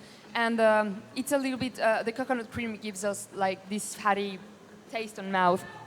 In terms of temperature, is really, it's good. It's not really too cold, so I think it's fine to eat. Good. So overall presentation, you like the creativity, respect for the team? Yes, yes, definitely. It accomplishes with all that, and it has a lot to do with the environment. So I think it's a good idea. And the balance of flavors, which is also one of the criteria? Yes, they are well balanced because, you know, the acidity helps to contrast a little bit the sweetness of the coconut and the rest of the fruit. So it's really well balanced. I think it's a good pairing. Good. Well, we can see the judges, were right there trying the Colombian dessert. We had a taste. Anything else to add? Yeah, well, no, I think it's just a good dessert, and I like a lot the print. It makes it a little bit like Latino. You can see that they really are proud of their culture, and this is one of the main goals as well of the competition, the pride. You need to be proud of your country and express everything with the rest of the teams and the people that it's watching. So absolutely. I like this a lot. Yeah, this is a competition with all the cultures of the world, and we want to see that diversity. Yes, yes, we're always learning, and I think every time we see something different from every team, we go with new ideas or with new things to our job. Mm-hmm. Were you getting some inspiration from today and yesterday? Yes, of course. There's a lot of inspiration about ingredients, about even techniques and things that you see how the teams are working. No, for example, I saw yesterday Italy was making like a little cone with the ice cream, and they were folding it in a little cone. It was very impressive, and I mean, it was something I didn't see before. So I think we are always learning everything. So even the professionals can get surprised by something new. Yes. Well, up next, we're staying in Latin America with Argentina. Argentina being the next one, but they have another 4 minutes left to finish. What else on Latin America? Yesterday I already asked you, but for the ones that are joining us today, maybe you have something to add. What are the trends that you're seeing? Of course, it's a whole continent. There are many different countries, but maybe there's something you see. Yes, well, actually, I'm Mexican, but my mom is Colombian, so I have something to do with Latin America. And in general, it's a bit the same tendency that we were talking about yesterday, that it's going on in Mexico. So we're trying to see little by little more pastry chefs that want to do desserts without a lot of sugar, that they are not too sweet, and trying to find this natural taste of all the amazing fruits we have in Latin America, because it's not only Mexico. We have very nice fruits, but there's a lot of endemic things around all the continent. So I think it's a new tendency, and it's really nice that we make sure to promote these kind of products. Then it's interesting also the next team, Argentina. I saw that some of the team members, they actually have their own, let's say, ice cream brand or own pastry shops. So they're quite entrepreneurial. You as well, you also have your own online shop. So I see that many of the chefs here, they are entrepreneurs themselves. Yes, it's something that it's become more and more usual. We are always trying to find different ways to improve and to change and to mark new tendencies. And so we're always working really hard to not just to make desserts, but to make all the logistics. That's Matias Dragun there of the Argentinian team, Lucas Carballo, sugar candidate. They're vouching, they're happy that they're almost about to serve their dessert. 2 minutes and 20 seconds, 23 seconds left. Lucas Carballo and Roop Dare. You can see Roop Dare right there. He looks really satisfied. Lucas Carballo working there on his sugar, and Matias Dragun here in the front. They seem ready. They could be already serving. Right? Matias, Lucas, and Roop. Yeah, they're seeing themselves on the screen. Almost a little less than 2 minutes left for them to showcase their dessert. Maybe we can have a look at the Argentinian recipe. Yes, so the name of the dessert is called Arctic Wind. And the frozen dessert has been made with a mold that they created. The team created that mold. So with the colors, they represent life after chaos or death. Life after chaos or death. And we see Arctic Wind there on the plate. We also have the recipe now up on the screen. Maybe you can talk us through the ingredients. Yes, well, it has a raspberry and lime jelly on top. After that, it has a pineapple jelly, raspberry glaze, raspberry jelly, lychee sorbet, pineapple ice cream, cream and tarragon sponge cake, and yogurt. So I think, and there's also an almond crispy layer. I think it's, we're gonna try it in a bit, but I think all the flavors are very interesting. They go really well together. You know, the raspberry and the lychee have this floral thing in common that goes really well when they are together. So it looks really nice. So 20 seconds left for the presentation. Angela Vincent. Yeah, thanks, Tanya. So we're here in front of kitchen number 3, and as you can see, Argentina is putting the final touches onto their frozen dessert. And yeah, they were pretty prepared. They had their cakes, their frozen desserts at the pass, and they were just waiting to put in the dry ice. Mesdames et messieurs, dans le box numéro 3, voici venir le dessert glacé de l'Argentine.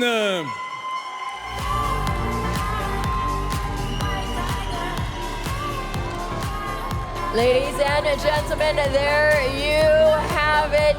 Hugs and emotion all around as Argentina presents their frozen cake of the day.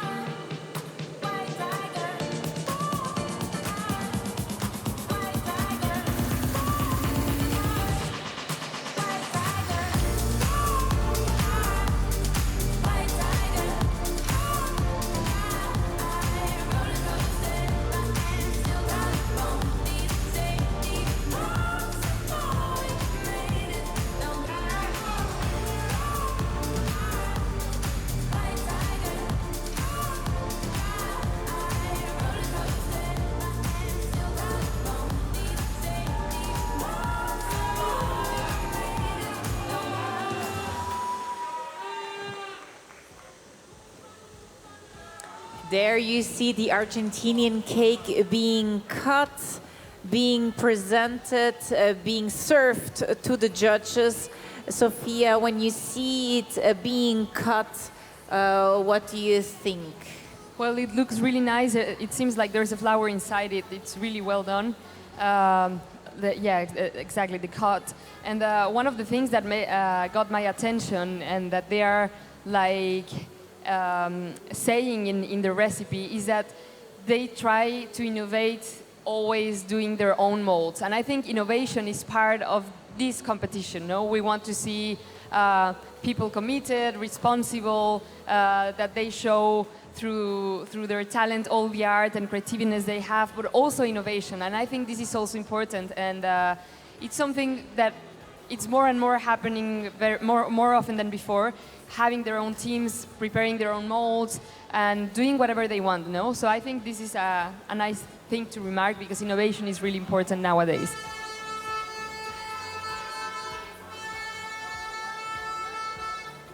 Yeah, in the end, it's also all about being creative.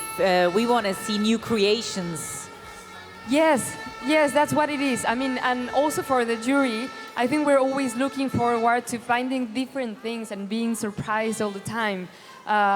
This is how we learn as well. Sometimes they surprise us with things that we've never seen before or combinations that are perhaps new to our palate. So we're looking always forward to being surprised, and that's part of the innovation as well. Yeah, all the chefs here actually are true artists. Also, when you look at the sculptures and all that decorations, it's an art.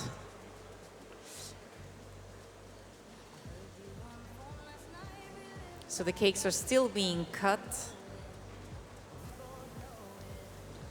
and served. And after Argentina, we have Egypt lined up. Egypt has 2 minutes and 40 seconds left until the gong, until they need to be ready to serve their desserts.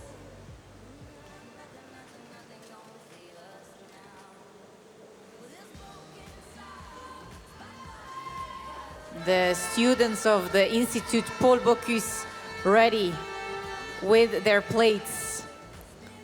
to serve the judges. The cake out of lab 3.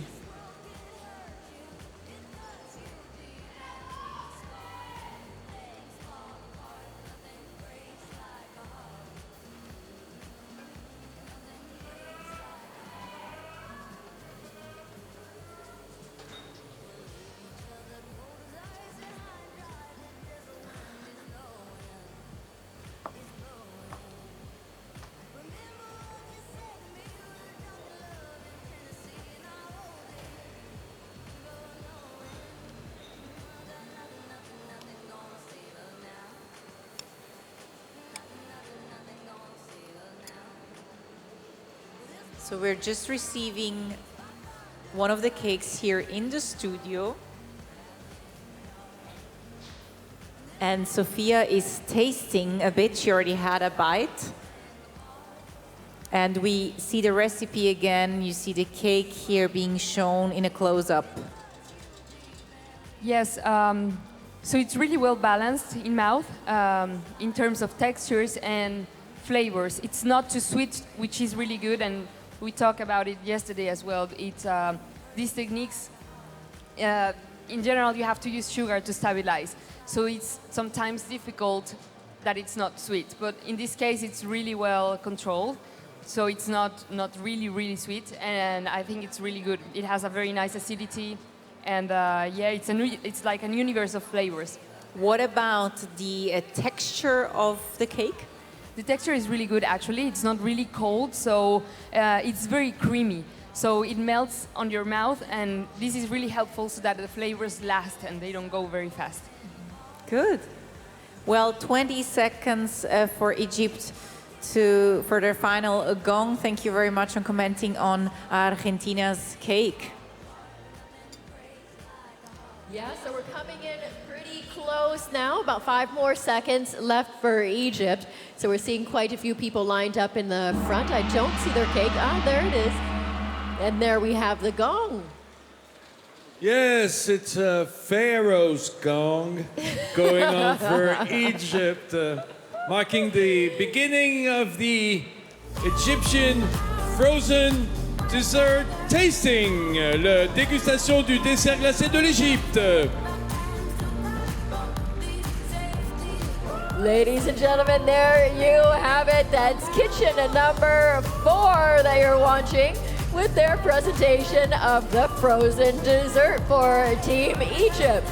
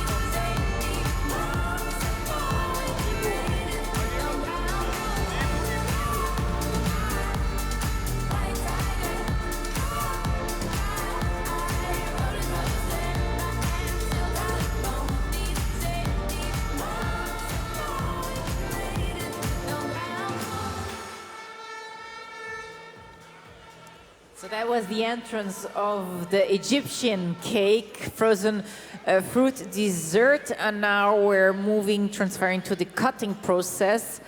I can see there's a little bit of melting going on the cake. Yes, it looks a little bit on the cake that it's a little bit melted. Perhaps the temperatures have not been controlled properly, or maybe they served it in advance. It can be both. It looks really, really colorful. It looks very shiny. It looks nice. Here we are showing you the recipe of the dessert. It's called Live with a Fruity Life with Love. Yeah, so I can see that there's mango and mango passion sorbet. There is pistachio cream as well, vanilla ice cream, raspberry compote, and crunchy feuilletine. Okay, so we have mango, what was it? Mango passion fruit? Mango raspberry? Yeah, well, it said mango passion. I guess it must be mango passion fruit. Yeah, okay.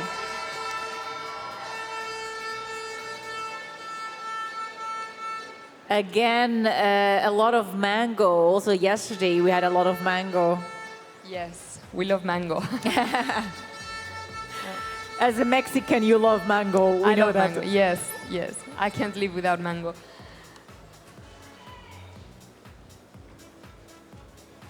But, well, in general, that's what we were talking about yesterday. Like, it's nice to see as well that the countries, they try to use something that represents them. So, in general, perhaps it can be with the flavors sometimes, no? Sometimes it's more difficult to get perhaps something very endemic or very local. But then, again, you can try to make this representation with other things or techniques. Absolutely, absolutely. Okay, so the cake of Egypt is being cut. We can chat a little bit. So we're talking about entrepreneurs as well, doing your own, having your own pastry shop. That's something that I can see. I also saw that a few entrepreneurs actually started in 2020, 2021. So I was thinking about you. It was also during the pandemic that you actually started your own shop. Yes, that's true. I mean, the pandemic pushed me to do a little bit this because I had to work. So I was selling desserts to go. And all of a sudden I became not only a pastry chef, sometimes I was a driver delivering desserts.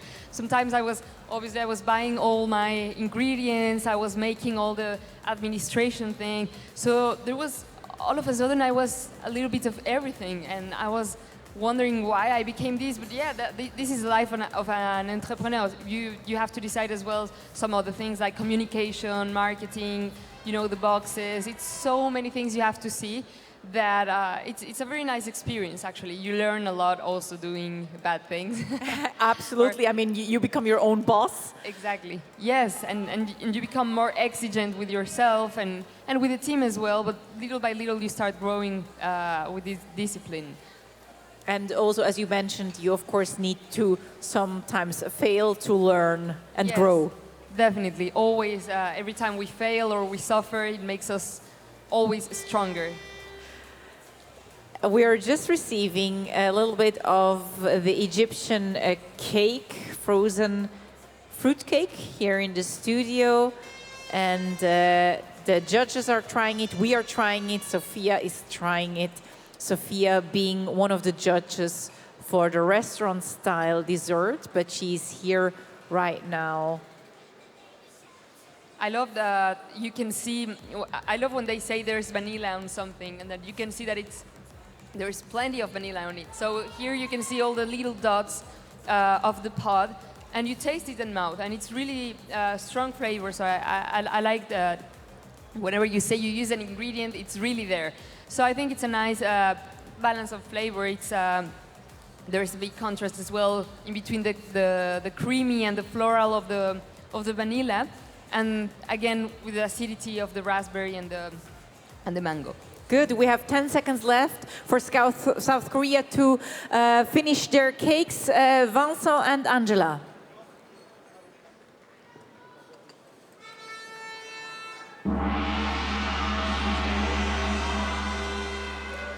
Allez, on se dirige vers le stand, le box de la Corée du Sud. J'ai entendu retentir le gong.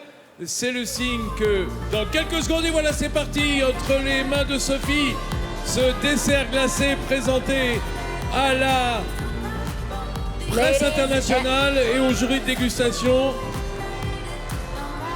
Et Cédric Grolet est en train de faire des photos pour les réseaux sociaux. Eh si, bien sûr. Ou pour son équipe à lui. Cédric, c'est impressionnant, hein. Ouais, tout ce qu'ils font, pour moi, ça m'impressionne vraiment dans tous les sujets chocolat, sucre, glacerie, confiserie. Ouais, c'est un travail exceptionnel. Faut aller goûter maintenant.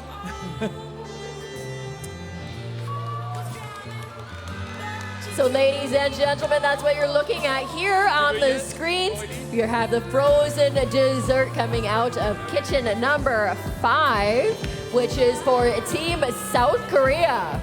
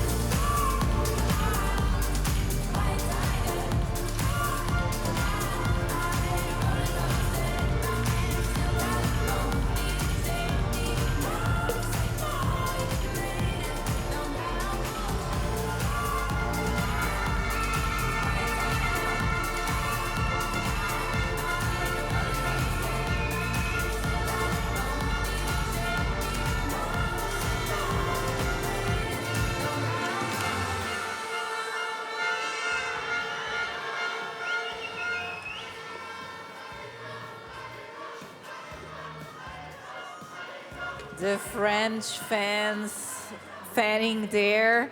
South Korea's cake being cut, and once again we see the topic of honey and bees. Yes, I'm really surprised. It's a very nice job. You can see a lot of work there. It's very impressive. And you can see that it's a honey pot. It's a honey jar, actually. So, did you see when they took out the top of it? You could see that there was inside, like the honey. So it's a really nice job. You can see different techniques and textures there. And once again, like you were saying, the idea of talking about the bees is one of the most important things right now. The bees are, without them, we don't have life. Absolutely.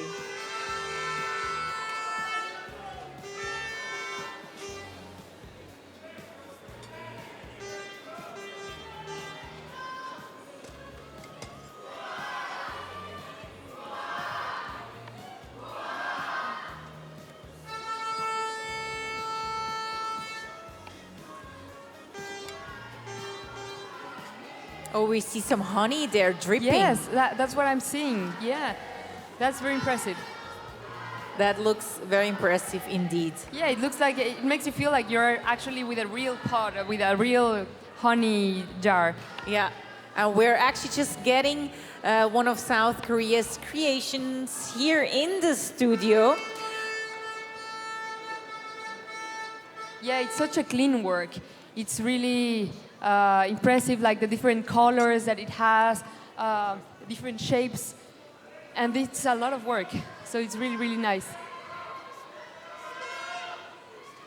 Beautiful. We're curious to get a piece to try it. Yes. What did you say were the ingredients? What is the green thing here? Yes, so they have pistachio, raspberry rose gelée, pineapple jam, yuzu sorbet, pastry cream. It has mascarpone as well, and mango and passion ice cream. So I guess it's gonna be like a bomb of flavors in terms of this, and it looks like it's gonna be well balanced as well in terms of flavors. Doesn't it sound like too many flavors? It sounds like it, but if they're well, I don't know how to say in English actually, maîtrisés. Balanced, or? Yeah, if they're really well controlled, they should be fine. Exactly. Okay. Yes. Because sometimes less is more, but it depends how you do it. Yes, exactly. And from its appearance so far, it's quite impressive. Here, there's a piece of cake for you, Sofia. Yes. And Japan has 1.5 minutes left to finish their creations while we try.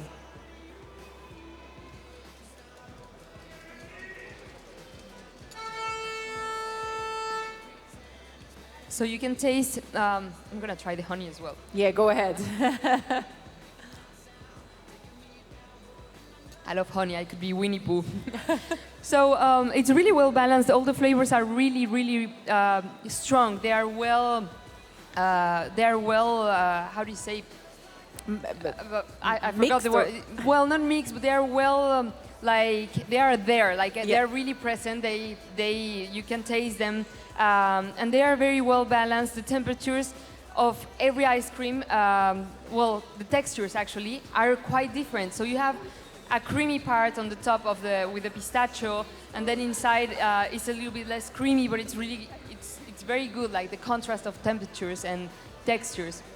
Good. Well, we have 30 seconds left for Japan. Angela and Vincent. Yes, so they have about 20 seconds left on the clock here in kitchen number 6 for Team Japan. And you can just see they're putting in some of the finishing touches into their wind turbines here for their frozen dessert. And just look at the beautiful texture on this cake. I can't wait for it to get walked through the room. There you have it, ladies and gentlemen, the frozen dessert from Team Japan. Le dessert glacé de l'équipe du Japon qui est en ce moment présenté à la presse internationale et devant nos membres du jury. Allez le Japon, on vous entend pas!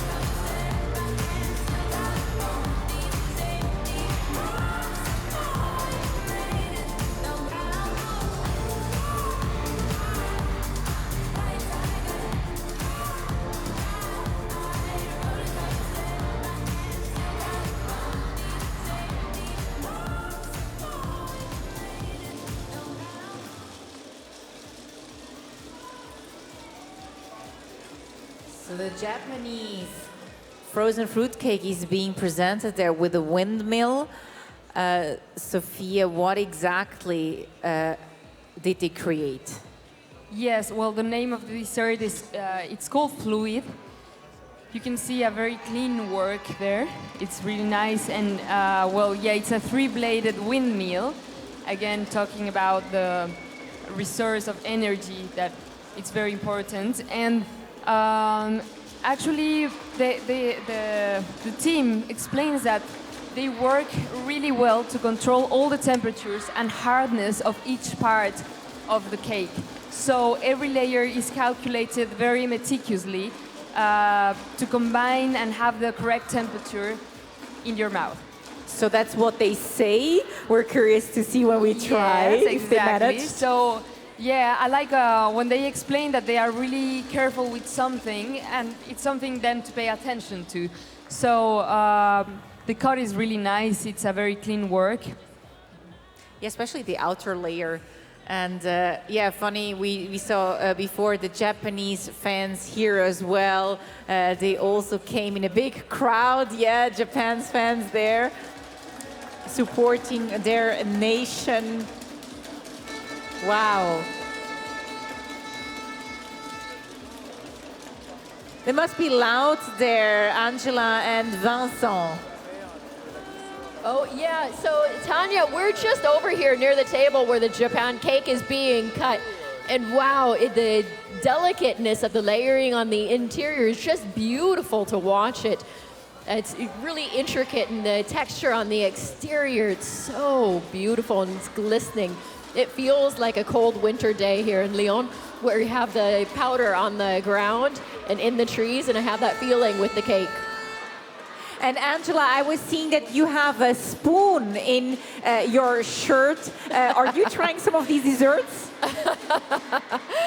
Yeah, I'm keeping a spoon in my shirt just so I can get a little bit of a taste every once in a while. There's a few desserts that I've had my eye on. And so I'm gonna try and find like a roving plate, maybe. I'll come and find your plate and take a bite from you. Oh yeah, can you show us your spoon? There on the side. There it is, there it is. Well equipped, Angela. It's my secret weapon. Absolutely. Great. Well, Japan is about to serve their desserts are about to be served. We're still waiting for our cake here in the studio. We're actually receiving it right now, so Sofia can dig in at the same time as the judges do.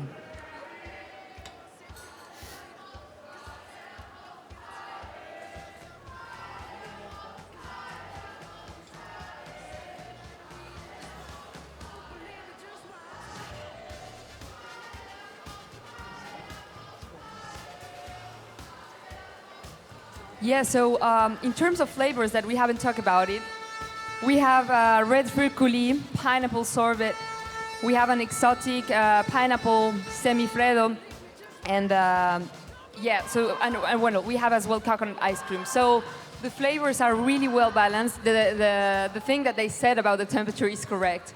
That you have different sensations on your mouth, and this is really nice. And it's super creamy. I love that it really stays in mouth because of this. You can have as well like the fattiness of the coconut ice cream. So I think it's really well balanced. And well, once again, the windmill is something that it's very clear. Good. Well, the Japanese cake. So it met your expectations? Yes, definitely yes. Okay. Yeah, the competition is really good. There is very high level. I can see 45 seconds left for Malaysia to finish their cake. That was it from the Japanese tasting. And over to you, Angela and Vincent, for the Malaysian team. So look at that giant like marble like orb of probably the globe or maybe an installation of our planet. It's beautiful, the work that we've been seeing from Team Malaysia in their kitchen. They've got 20 seconds left on the clock to present us their frozen dessert. They also are presenting a log kind of shape with very intricate work in the interior. Now, to see these two back-to-back from Japan and Malaysia is going to be fascinating for the judges.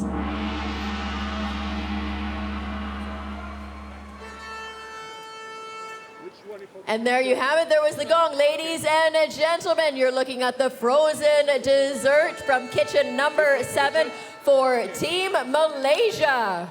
Le dessert glacé de l'équipe de Malaisie dans le box numéro 7 avec Angela.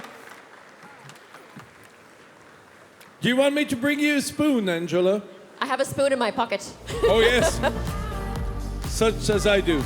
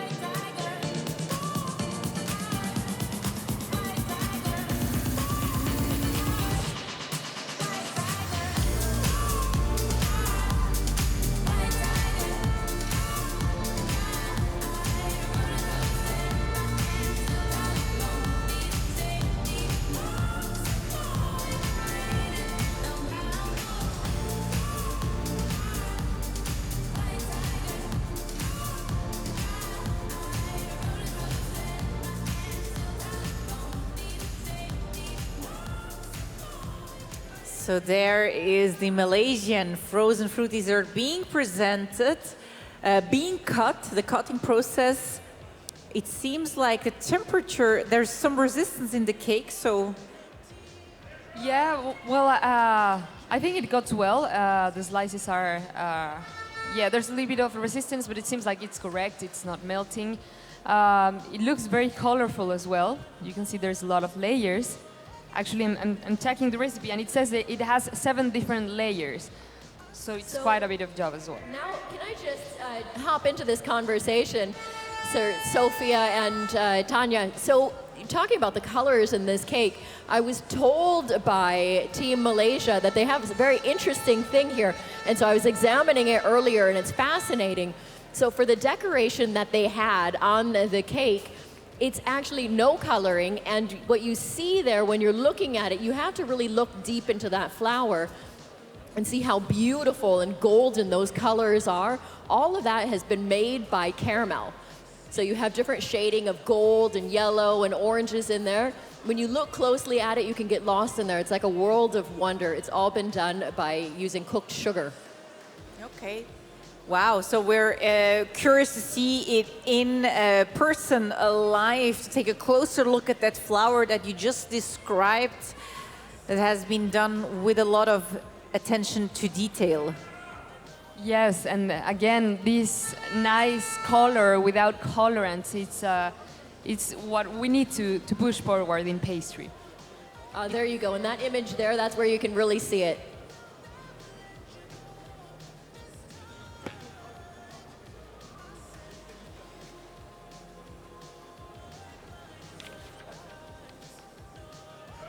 Maybe we can show the recipe of the cake. You already mentioned a few things. Is there anything left? Yes, well, in terms of flavor, I think it's really interesting. It has a pistachio d'Aquas.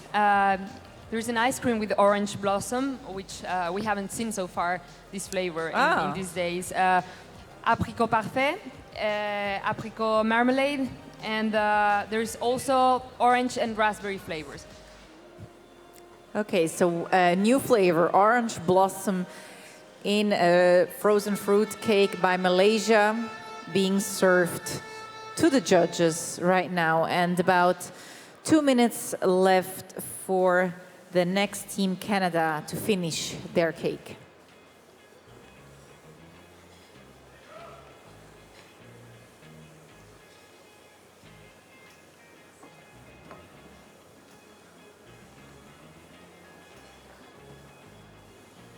And here we have the Malaysian cake in the studio. We can see pistache around, yeah, what Angela mentioned. And we have the recipe up on the screen right now. The name of the cake being Santara. Santara. Exactly, it's Santara, and well, we can taste all the flavors it says it has. It's an explosion of flavors that are well balanced. And you can see, well, all the colors that they were explaining us, you can see them really well, and especially outside, they look really nice. And as I try now to cut through it, there is some resistance, and that is intentional. Yes, there's a little bit of resistance cutting it. I mean, you saw it when they were slicing it. Yes, it's intentional, and they are talking about having different temperatures in each layer. Mm-hmm. Okay, good. So from Santara, do you know what the connection is to? Well, it looks like maybe it's a flower. Yes, well, I would like to know what's the name of the, well, why did they decide that name? Would be interesting to investigate. Yeah, maybe Angela and Vincent, I'm just going to tell you, maybe you find out what Santara stands for, but we have 15 seconds left for Canada, so over to you. So we'll come back. I will speak to the jury member as soon as we present Canada and try and figure out the name of that flower for you. Canada is just pushing their frozen desserts to the past.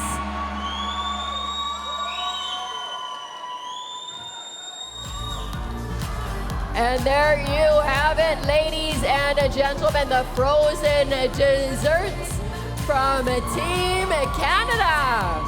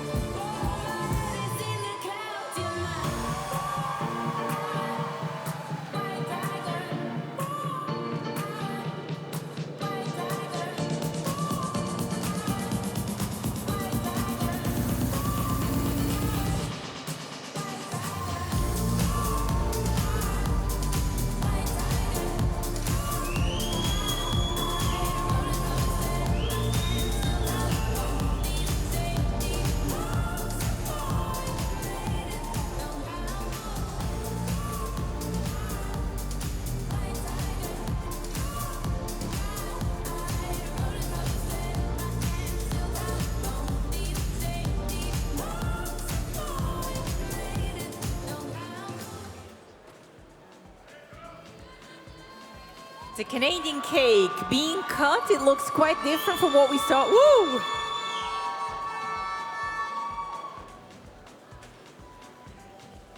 Sofia, what's the name? What's the topic of this cake? So, yeah, the name is Snowflakes. And this dessert is celebrating Canada's far north with its snowy landscape. So, again, talking about the pride of their culture, we can see there, it reminds us of this. And, it also explains that inside there's the colors that represent the Canadian flag. Yes, absolutely. We also see the recipe of snowflakes now on the screen. Exactly. I would assume that that's vanilla up, or what is it? So, yeah, they have a white chocolate flocage on top. Okay. And over there, above it, there's a lychee glass. Then we have sorbet de griotte, crémeux de miel, et pistache torréfié. Okay, it's pistache, honey, again being some of the ingredients in this cake, representing snowflakes. Something that we saw this morning or this night in Lyon as well, as it snowed here, which is usual as it's January and winter. Yes. Not in Mexico. Not in Mexico, but here if there wouldn't be snow at this time, then we definitely have a problem. Canadian frozen fruit cake being served now to the judges.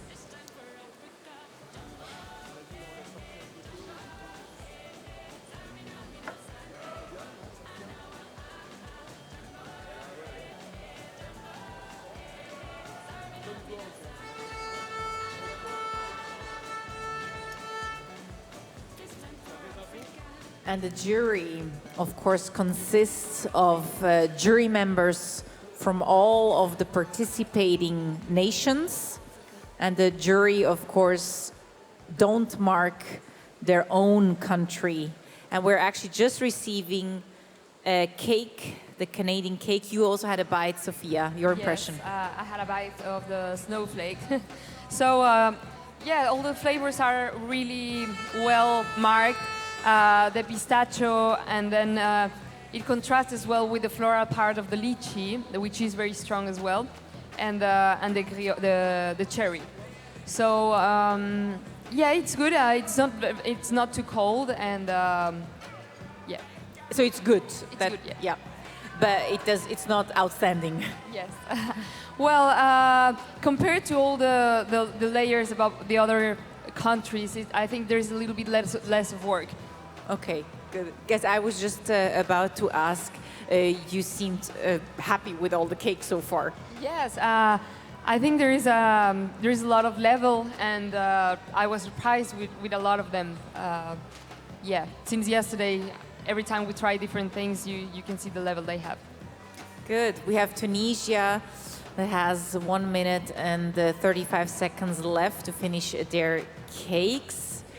And yeah, anything else on the Canadian? Well, from its appearance, so maybe taste a bit, but yeah. So it really looks like it's snow. So it has this snowy texture, like a little bit icy. So I think it's well done, the job of showing us that it's a snowflake.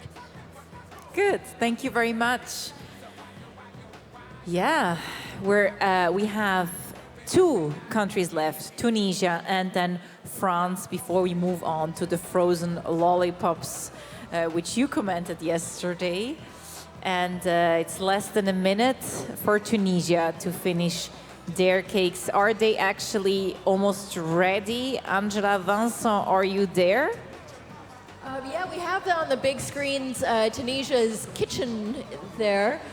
I don't see their cakes in my immediate view, so let's see if they're pulling them out of the chillers that are below. There we go. So Love the Nature is coming out of the chiller right now. I was just in front of one of the other kitchens. I can really watch these teams pull sugar all day. It's such a beautiful process to watch. You guys were speaking about art earlier, and truly, I know that you guys are comfortable in the studio over there, but there's so much beauty here in the kitchens. These teams are really doing marvelous jobs with their sugar work.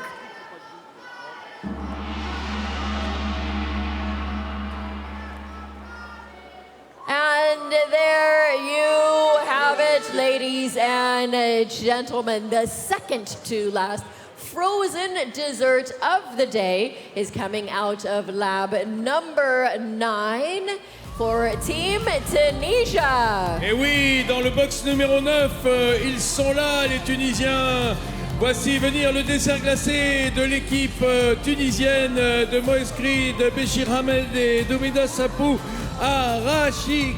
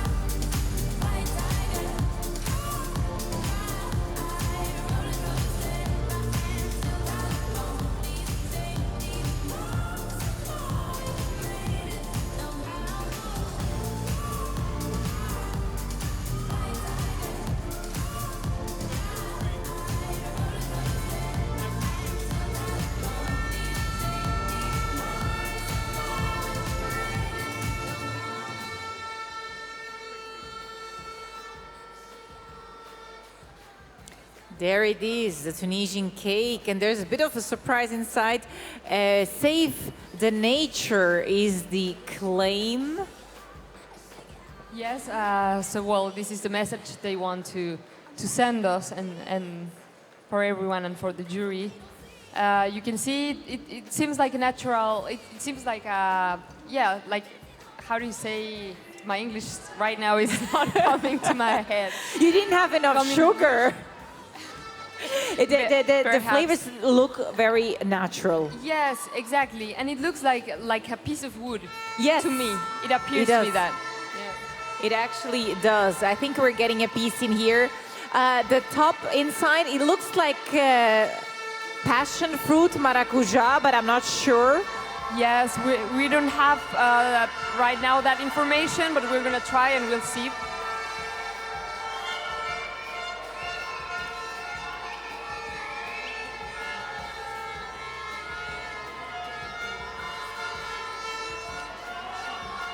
Three minutes 30 left for France to finish their cake, and their fans are loud.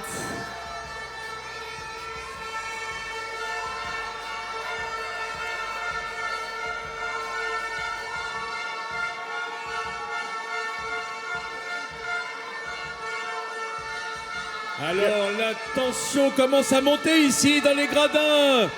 À l'approche du dernier box, du box numéro 10 de cette deuxième journée de la Coupe du Monde de pâtisserie, pour une raison simple. On attend le dessert glacé de la France.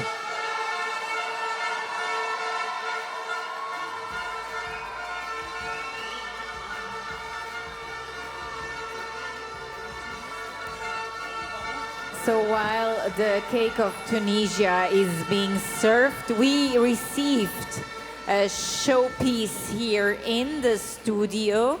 We can actually show a close-up of the cake now. That's the back part of it. As soon as it turns, you will see the message.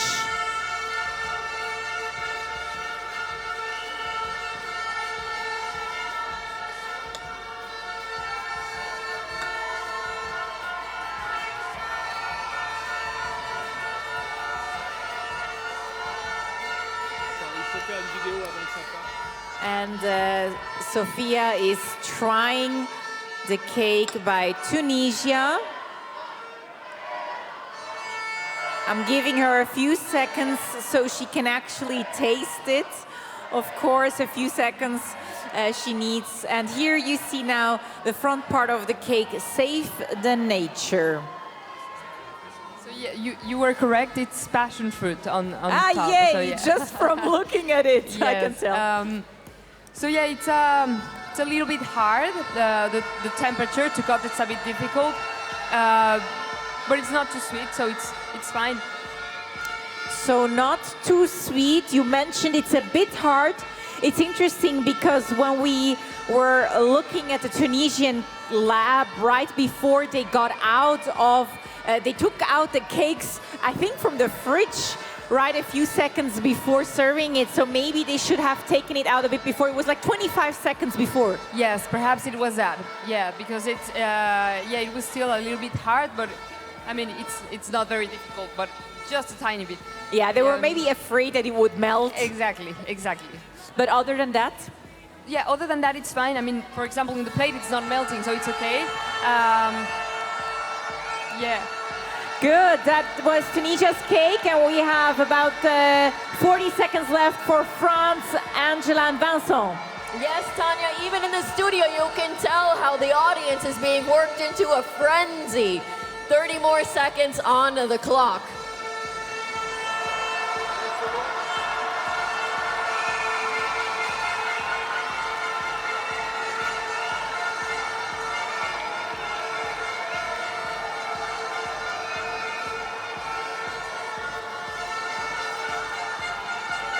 Mesdames et messieurs, on va compter ensemble. 10, 9, 8, 7, 6, 5, 4, 3, 2, 1. C'est parti! Le gong retentit pour le dessert glacé de l'équipe de France.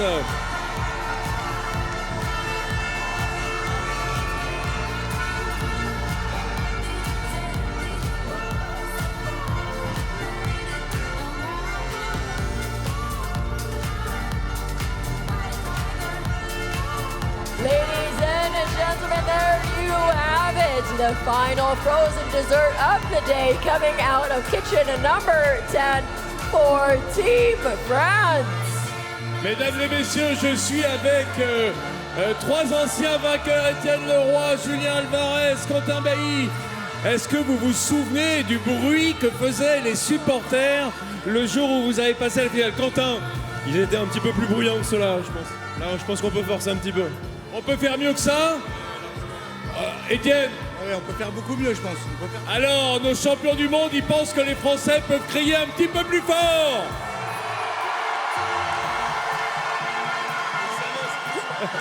Ah, mais il fallait ça, hein. Merci, messieurs, ça aide.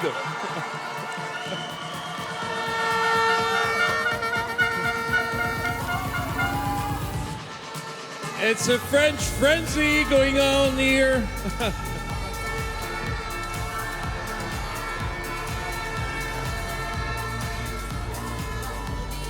Voilà le dessert de l'équipe de France qui est en ce moment montré à notre jury de dégustation internationale. Voilà, très beau. J'attire votre attention évidemment sur le décor vivant pratiquement.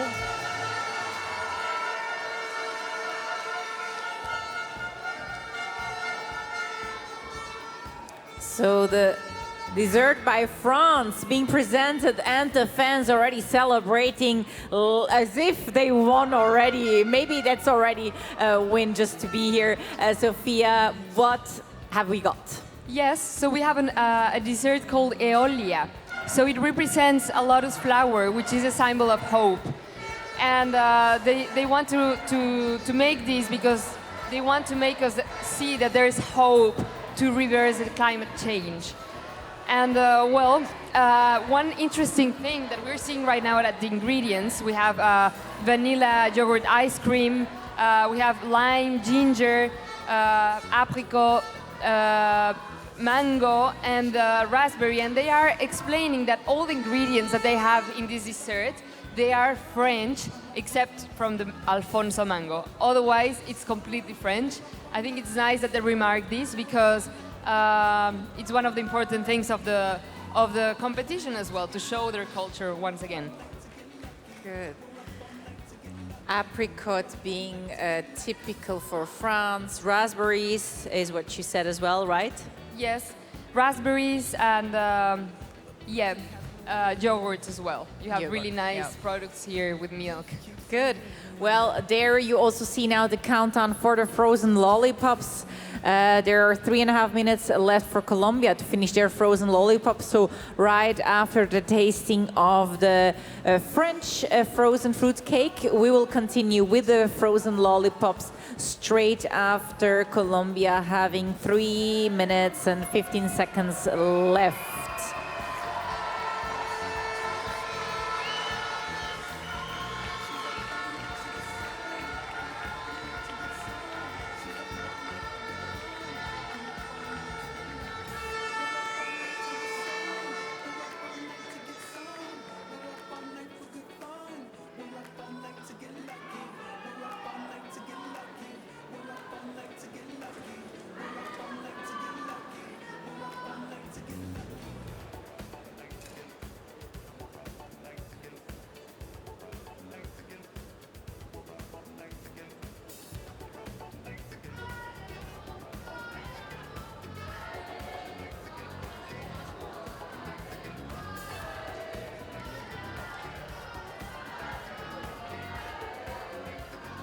That apricot on top of it, is that, what kind of apricot is that? Is it?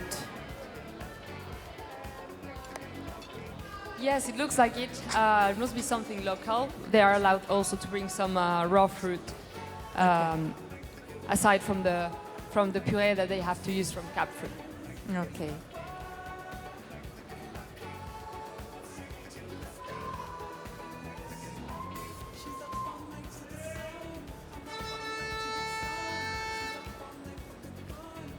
From the way it's being cut, how does temperature look like? Look that it's okay. It doesn't look like it's very hard to cut, and yeah, the slices look fine. They are not melting. And we see up next 1.5 minutes left for Colombia and their frozen lollipops. So we're going to continue quite straight. We're going to transition right after the tasting of France. Of their frozen fruit cake. We're going to finish the frozen fruit cake tasting and transition straight to the frozen lollipops. In the meantime, we're here in the studio trying the cake by France. We have it there as well as a showpiece with some moving parts.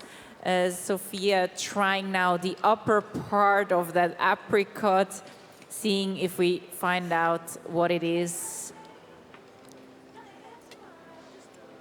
It is actually, and it's quite good. It's really well balanced. All the flavors we mentioned are really present.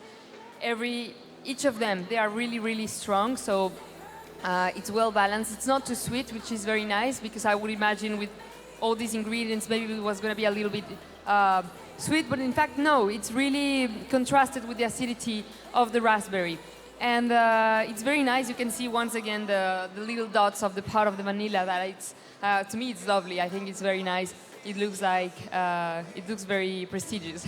Nice. And it's interesting what you said right now, that all the flavors mentioned are so punchy. That's something you said now about the few of the desserts overall. Can you name a favorite?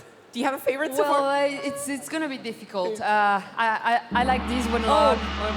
There we go. The lollipops, the frozen lollipops, Colombia. Time is up, and we're going to continue with the frozen lollipops.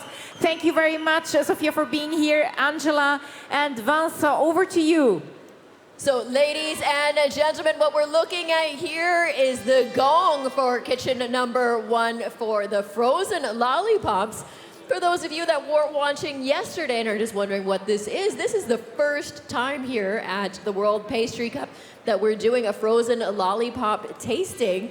And so these lollipops are meant to be eaten in one bite, and they will be presented to the judges like they are. So here we go, coming out of kitchen number 1 for Team Colombia, the frozen lollipops. Oui, à nouveau, ce nouveau dessert sur la Coupe du Monde de pâtisserie, la sucette glacée. Cette sucette glacée qui va être proposée à nos membres du jury. C'est un nouveau dessert, cette nouvelle étape qui a été souhaitée par Pierre Hermé, le comité de la Coupe du Monde, pour faire la place belle à la finger food, comme on dit. Ces gâteaux, ces pâtisseries que l'on peut déguster d'une main en faisant de la balade, du shopping. En tout cas, voilà, cette finger food, elle est adaptée à une consommation moderne et il était normal que la grande pâtisserie s'en fasse l'écho et y porte toute son attention.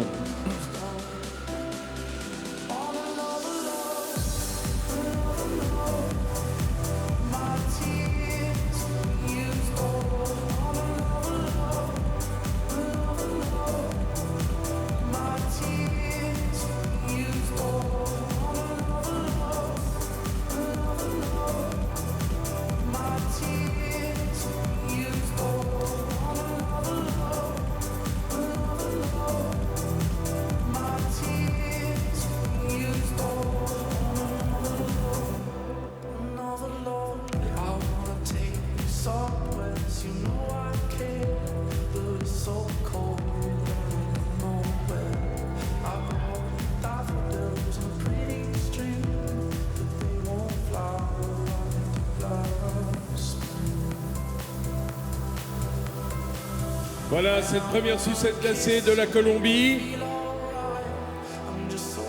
présentée à la presse internationale et aux photographes.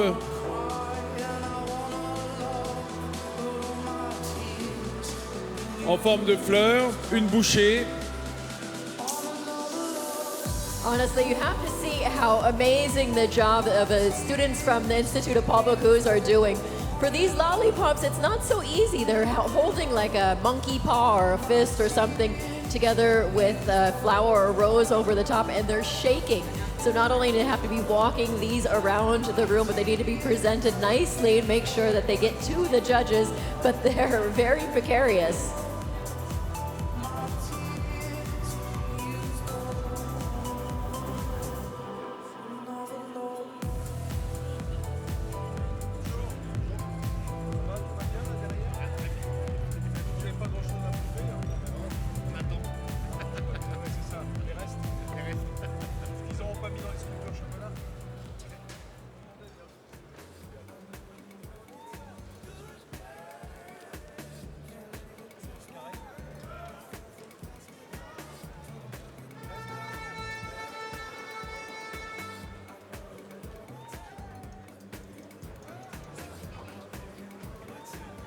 And Sofia left the studio, and Otto TAY is now with me here, World Pastry Champion 2019.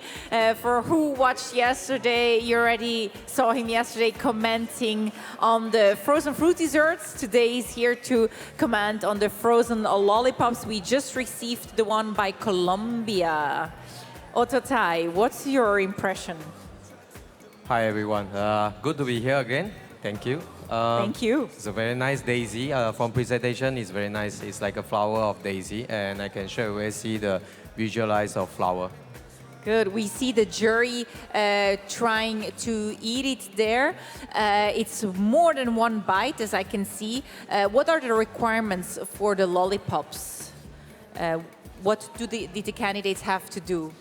I would say, from my point of view, it should be like easy to handle. It will not easy to drop down. And then when you buy, it should be one bite or no more than, you can have two bites, but I would prefer one bite. From one bite, then that's it. So you don't need have to clean your hand and all. Yes. Okay. New Beginning is the name of the Colombian lollipop, and Otto TAY, you're receiving it now, and you can try. can dig in. Also there, a QR code. This is the second time Colombia is using a QR code, asking you to scan to go to a video. You can do that, yeah, if you want, of course. Let's see what is in, where it leads to. Maybe you can show it to the camera, Otto, if you then turn your phone as soon as you receive it. Okay. I'm gonna check the line. We are scanning the QR code there to see where it leads to. You can just turn it here. Look this direction here. Okay, it's a video. It leads to the Instagram channel. Watch again. I'm gonna play. Okay, with children. New beginning. Okay, the new generation being the new beginning. Thank you very much. Now, let's take a bite. Okay.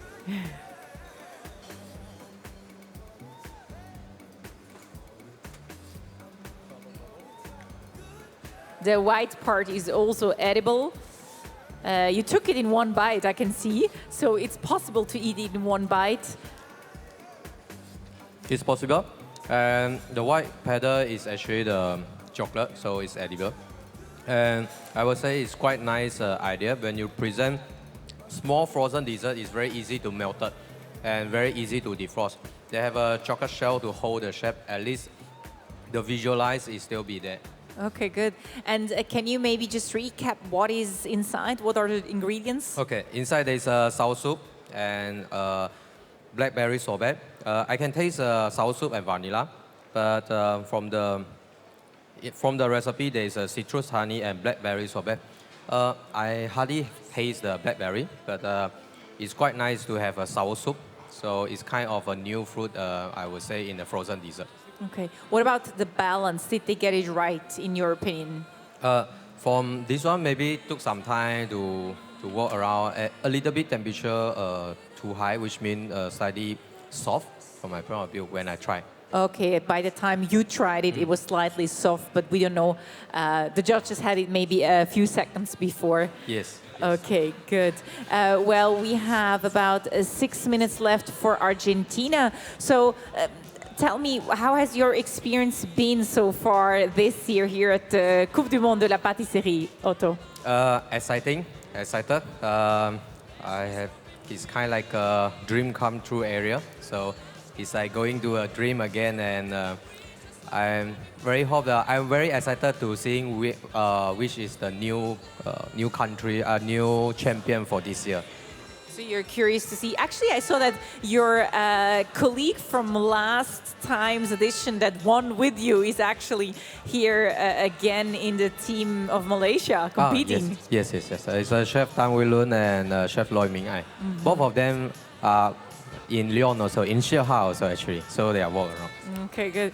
Any surprises that you've seen so far? Anything, a new inspiration that you're taking with you when you're traveling back to Malaysia? Traveling back to Malaysia, I would say from ingredients, from technology nowadays. I can see a lot of teams are using technology like 3D and then to make their own customized mold and all those, which is something depend on your creativity and creation, which is very good to use it in a good way. Yes. Good. Yeah, so a lot of inspiration for chefs here as well. Then something that I also discussed with Sofia was that I see that many chefs, pastry chefs here are entrepreneurs themselves, are independent, they have their own pastry shop. Is this something that you also see maybe also coming out of the pandemic? That many, like restaurants maybe closed and then the pastry chefs somehow had to reinvent themselves? Yes, that's why always we say, however it look nice, in the end, taste is the most important. So if the taste you have created is very nice, people will always to come back. So it doesn't good that create a very visualized, very nice. Of course, we need that. But then in the end, the taste is still very important to ensure everyone will come and buy back your things. So it doesn't matter if you work for a hotel or for a small shop, if the taste is good, people will just come. Yes, from my point of view, yes. Okay, good.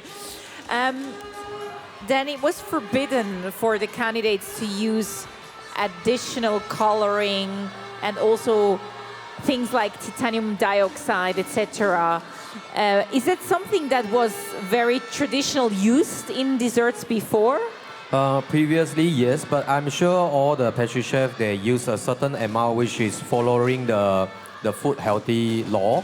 But nowadays, I think it's a good thing that we try to push it and to bring out the awareness of the healthy dessert and healthy of the food. So from there, I think it's a good start to let people know what actually we are eating and is it good for our health or bad for our health.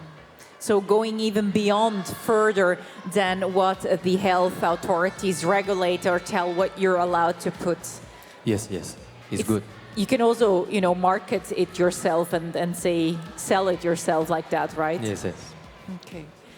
Good. Well, we have Argentina up next. They have 2 minutes and 50 seconds left to finish their creations. Maybe let's take a look at their lab. It seems that they're pretty much ready, the Argentinian team, also with an ice cream expert there with his own ice cream brand.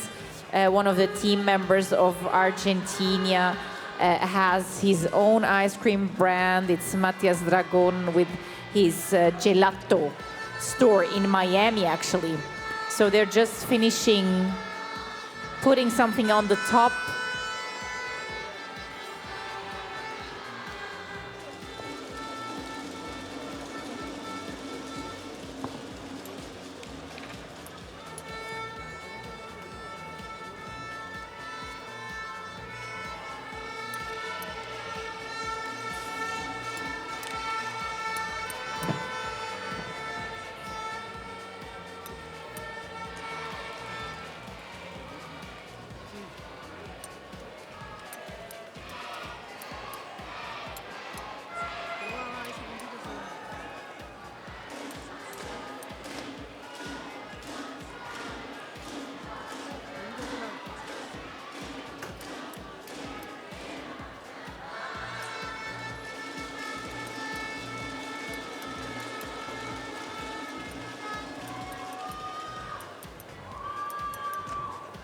And Roub Daré in the front finishing a piece of chocolate there while his colleagues are working on the lollipops.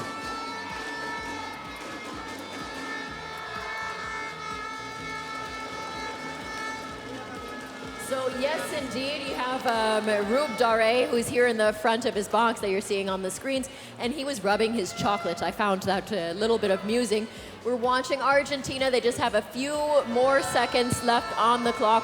They're down to about 40 seconds before they present their frozen lollipops. Just putting in some finishing touches, and I think he was just using some air spray to blow away any of that powder that they were putting over the top to make sure that their presentation is nice and clean. 25 seconds left on the clock before these are going to go out and be presented to the judges.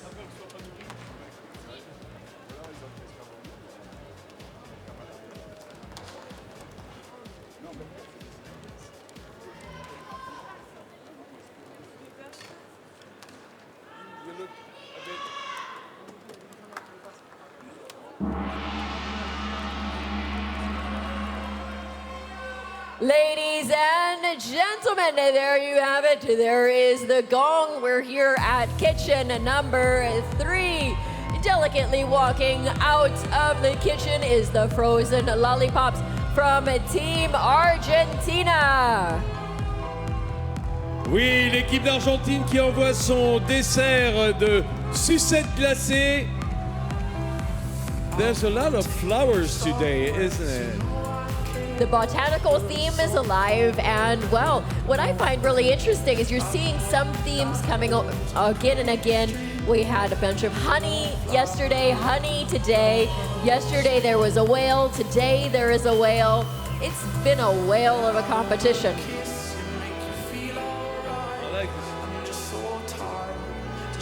Oui, beaucoup de fleurs, hein, ce thème autour de la naturalité. Là, c'est une petite rose en sucre surmontée d'un bouchon glacé. Voilà la sucette argentine qui est proposée aux membres du jury. et transportés jusqu'à la table par les élèves de l'Institut Paul Bocuse.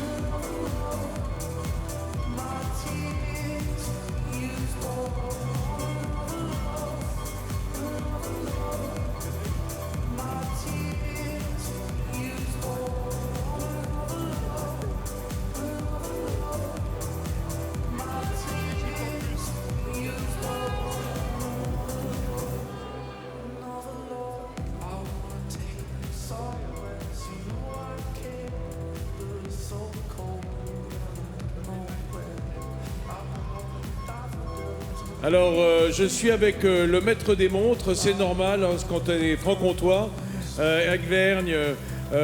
J'étais avec maître Bouchard là, qui me disait que tout se passe bien. Peut-être, en définitive, l'absence du Ghana permet de tenir les temps, puisque l'Égypte est en plus aujourd'hui et le Ghana en moins.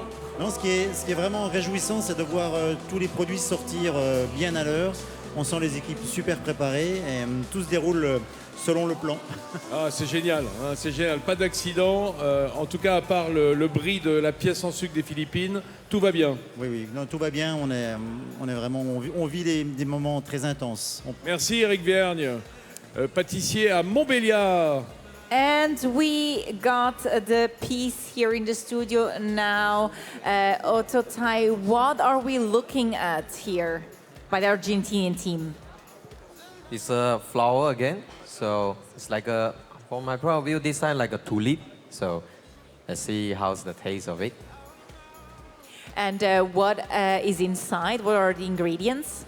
Inside is a three lace. So you see the flower petal is a three lace, which is the one tiny layer. And they have written is a raspberry glace, and they have yogurt ice cream, and raspberry gelatin. I think they want to put like raspberry jelly maybe. And coconut tonka vanilla. So quite interesting of tonka.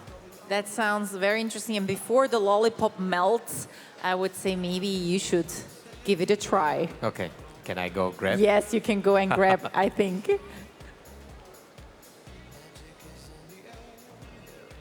And what I saw is that the part below is also edible. Right, yeah, yeah, exactly, the petals. Right, in one bite.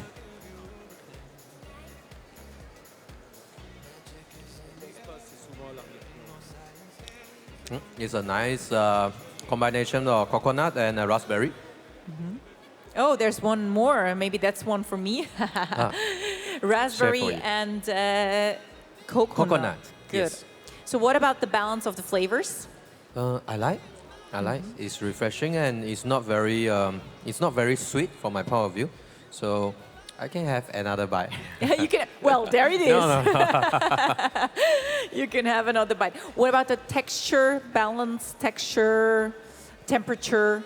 Texture, I think is because they need round by round. Before the judges try, it took some minutes. So when they reach here, temperature a little bit high. I don't think it's their problem. It's because they need to take photo and then just reach to the studio. Yeah. Well, that we're not getting the real-time experience as the judges are, but we're also not influencing the marking. So we're just sharing. You're just sharing your comments on the point when you get it. So beautifully done. Anything else to add on the topic? They are mentioned that they are designed together with a designer. So it's a combination of pastry chef and a designer. Okay, good. A piece of art. A piece of art. As I said before, everyone here is an artist indeed, working with sugar, ice, chocolate. Yeah, just like you. And we have 1.5 minutes left for Egypt to come out with their lollipops. Let's take a look into the lab 4. And maybe Angela and Vincent, if there's anything to share, go ahead.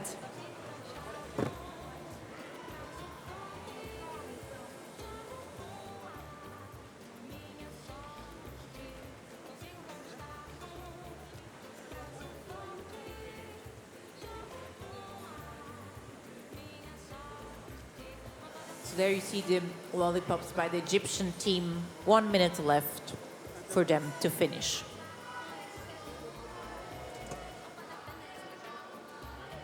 A very nice frozen lollipop for the Egyptian team.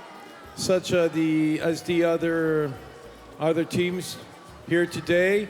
Very nice work. They are very focused on what they're doing. And maybe, yeah, you can see those lollipops looking like what we call omelette norvégienne, the Norwegian omelette.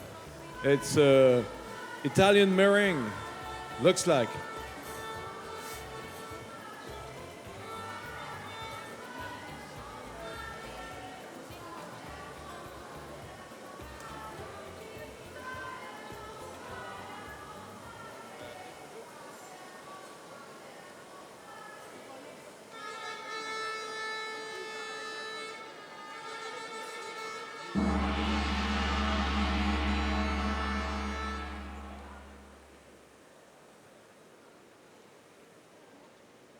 Le gong retentit. L'équipe égyptienne est focus sur l'envoi de son dessert de sucettes glacées.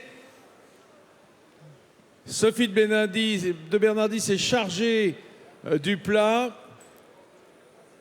aidée par Quentin Bailly, qui revêt sa tenue d'ancien vainqueur de cette Coupe du Monde de pâtisserie. C'est parti pour le dessert glacé en forme de sucette glacée de l'équipe d'Égypte.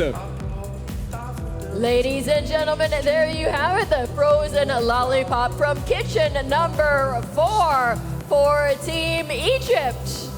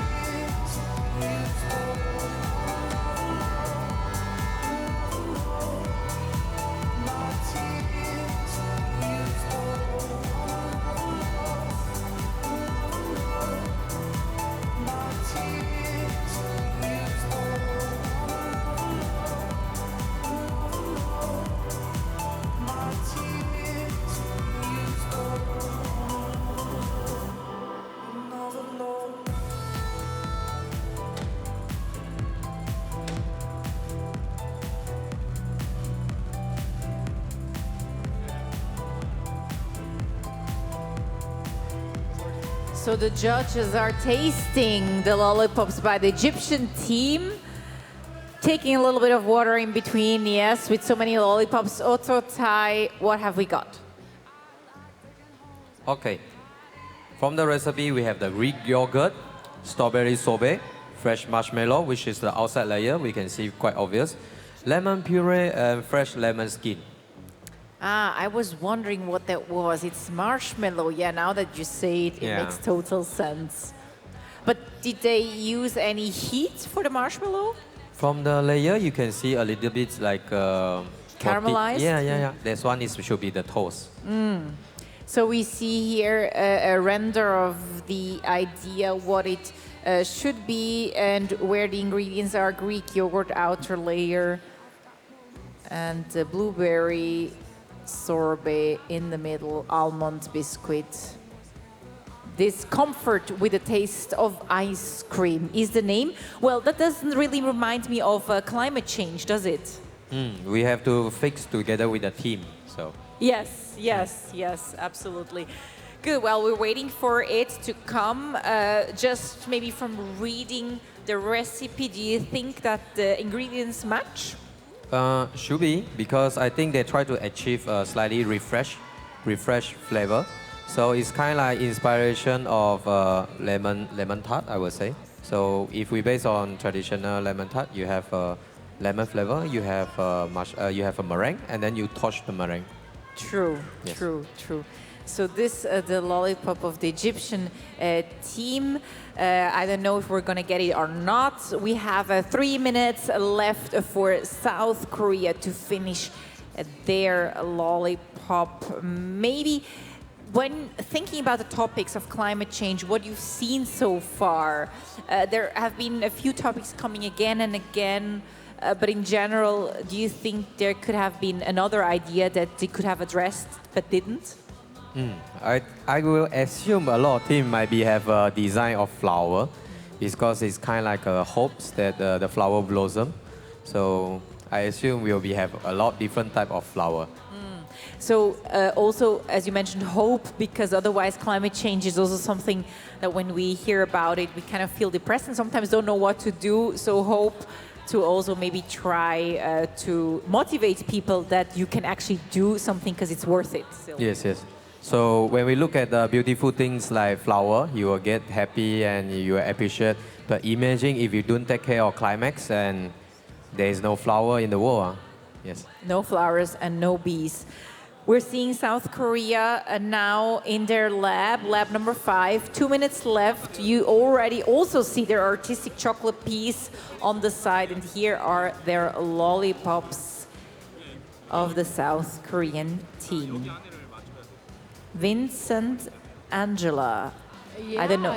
Thanks, Tanya. Thanks, Otto. So we are just in front of the kitchens for Team South Korea. Very interesting. A lot of the lollipops that we've seen over the past 2 days, you didn't know what to expect or what there was going to be inside.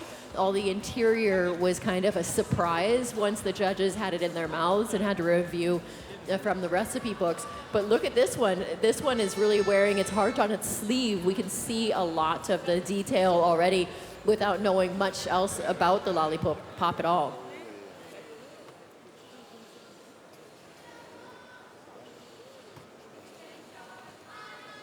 And it's interesting that Otto TAY just mentioned the flowers and the hope, and now just looking at the lollipops of South Korea, it also has this floral decoration. It's beautiful, and so from where I'm standing, it really does look gorgeous. And I think it was South Korea that we saw for the chocolate cake. They had the honeycomb pattern, and so now these might be reminiscent of bees with the bee striping, and so that could be like a bumblebee's butt with its little stinger and its little wings. Very cute. Yeah, absolutely. Once again, the bees. They're very busy, these bees.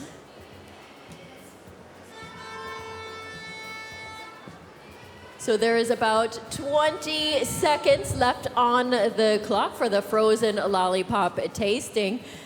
So we know that we have the jury that is still planted to their seats, and they have done a massive tasting today. They are about halfway through with the frozen lollipops, so we're getting through it. And then after this, there we go, and there is the gong. Ladies and gentlemen, here we have for kitchen number 5, the frozen lollipops from Team South Korea. Oui, Angela, l'équipe de Corée qui envoie sa sucette glacée, sa lollipop qui est partie vers le jury de dégustation. Magnifique présentation pour l'équipe de Corée du Sud.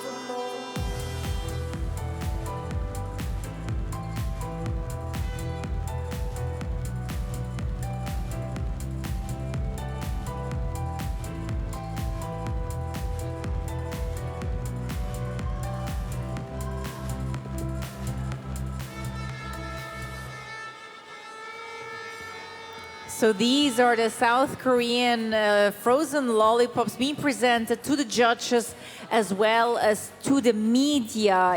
Actually, in the audience, the very first row is the row for the media representatives, so journalists, camera people are there as well as the audience. The South Korean frozen lollipop. Otto. Yes. What exactly do we have there? Very obvious, it's a B shape. Then on top of it, there is an eye-catching red color. It's a raspberry jelly. So after that, you will have a pineapple mandarin sorbet, jasmine coulis. I'm quite curious of jasmine coulis. And chocolate genoise, which is like a spongy, I believe. And mascarpone semi-freddo. Why are you so curious about the particular ingredient? Is it something that you're not so used to seeing? I used to see in Asia because we have a culture of drinking tea. Jasmine is one of it. We always mix with green tea jasmine. But to use in competition, I'm quite curious how they adjust the balancing like a perfume. Yeah, absolutely. We have it there now on the screen, the jasmine coulis that Otto just mentioned as a typical ingredient for Asia tea, of course.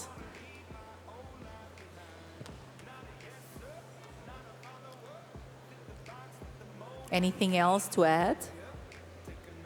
I think it's very nice to have a red color eye-catching. And Yeah. it's not coloring, it's a puree. So it's a very nice idea. And how do you make sure that it's got that shape? You know, is it, because it was maybe in a mold or? Should be in the mold, so that it will be precise.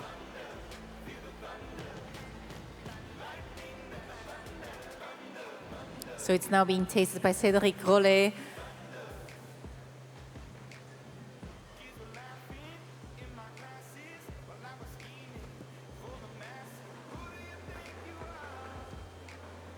We have 3 minutes left for Japan to finish their lollipops.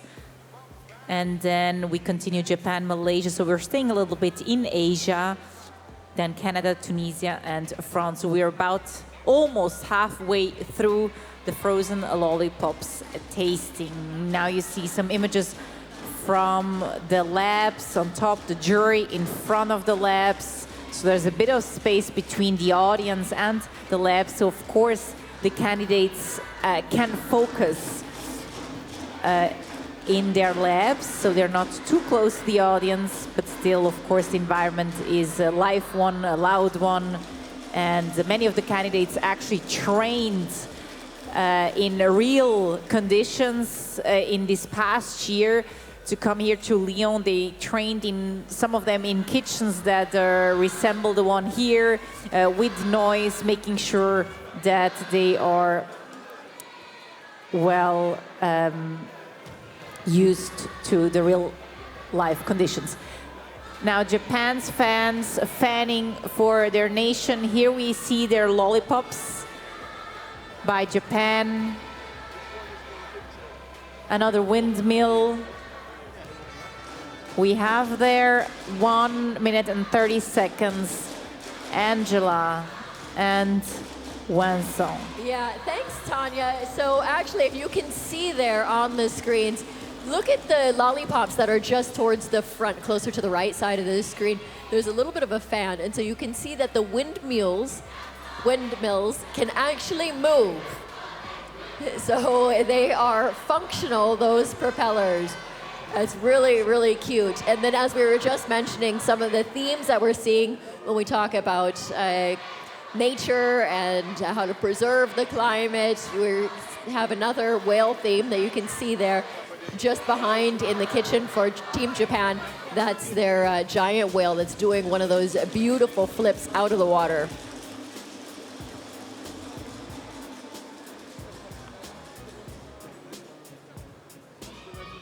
And the windmill actually really moves.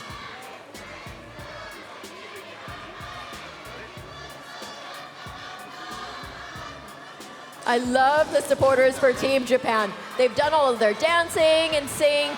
They're actually doing their chanting in sync. It's so cute.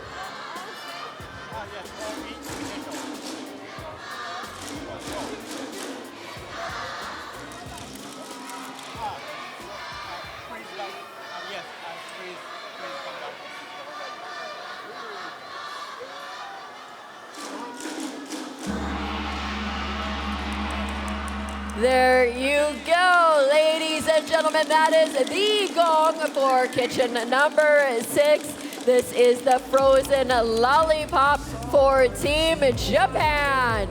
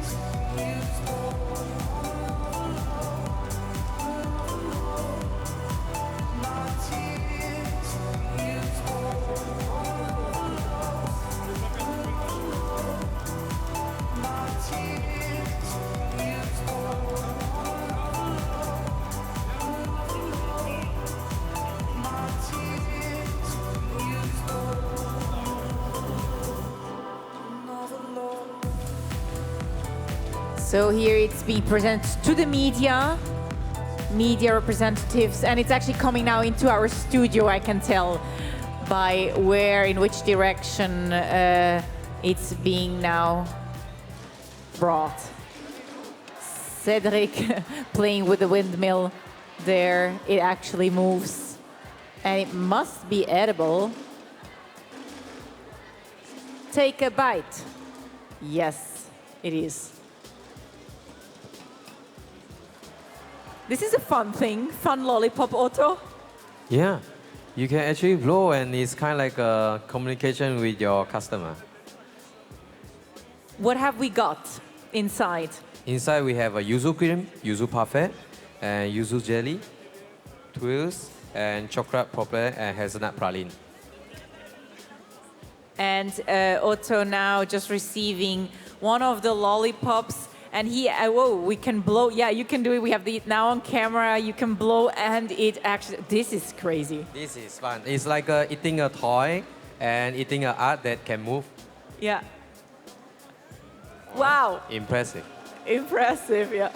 I'm gonna try. Yes, go ahead. You almost don't want to eat it. It's so cute it is, but.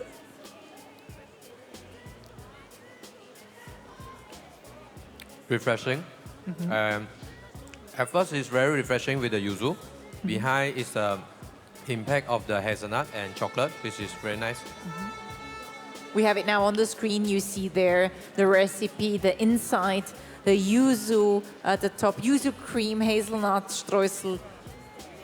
What about the balance? So the balance of the flavor? Oh, they have a little bit surprise at the streusel. I can taste a little bit pop. I think it's something like popping candy or a little bit content inside for the streusel. So it's like fun in the mouth? Yeah. And yeah, what else will the jury be looking at? It's the topic, of course, the theme. We spoke about it, energy being important, appearance, balance of flavors. What else? And overall, because from the recipe, I can see from the gâteau and from the ice cream cake, from the lollipop, it's all in one team, which is, once you see, you will know what it is and what team it's from. So. Jean-Jacques Borne from the committee brings here many of these Japanese lollipops. And yes, it's amazing. Thank you very much. Merci beaucoup. We're going to show it here in the close-up so you can have a closer look at the lollipops. And you ate it in 2 bites, right? Yes.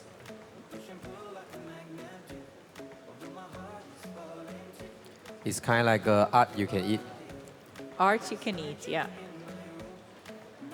And we have about 2 minutes and 20 seconds left for Malaysia to finish their lollipops, the last Asian country of the day. Yes, there's about 2 minutes left on the clock. Team Malaysia is getting quite prepared. Just circling back to the lollipops for Team Japan. You know, actually, as I was watching these lollipops being presented to all of the judges and a few other people, they really brought so much joy and a smile to people's faces. Now, I think that's very important.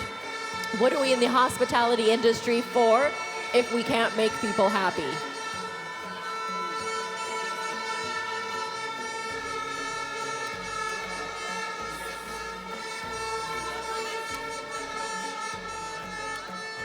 And Angela, just by seeing the Malaysian lollipops, are we surprised? Or maybe Otto as well, because we're talking about the flowers and... Yes, it's a combination of, I can see it's a combination of bee and flower. And I can see from the screen there's two bosses watching them. If you see there's Chef Tan and Chef Loy is beside them. Oh yeah, of course, this is your nation, this is your team, of course. Did you know what they were presenting? I think it's a good culture that generation to a generation, we pass the skill and we pass the knowledge and we share to the world, and is will be carry on and everyone is improving. So for sure I see before. Good. What have we got in the recipe? Oh, there are your team colleagues. How do you feel seeing Malaysia now just getting ready? Okay, I'm feeling proud. I'm sure my team member also feeling proud because it's a young generation. You can see they are very young, younger than me. So very talented. I'm proud for them, actually. Great. So Otto, I'll take a little bit of the pressure off you since you've been tasting all of the lollipops and everything. Okay, let me hear you guys. How do you guys feel proud now you're watching Team Malaysia from this side of the box? I would say, like Otto said, I'm proud of my team now, but I can see what they are doing now. They can finish everything and complete. Overall, I think it's good. It's good for them. It's their time now. Okay, so Wei Lun, why don't you help me? Tell me what's coming out of this kitchen. Say it. So right now, frozen lollipop is coming out from Team Malaysia. Please support us. Whoa! So there you have it, ladies and gentlemen, the frozen lollipops from Team Malaysia.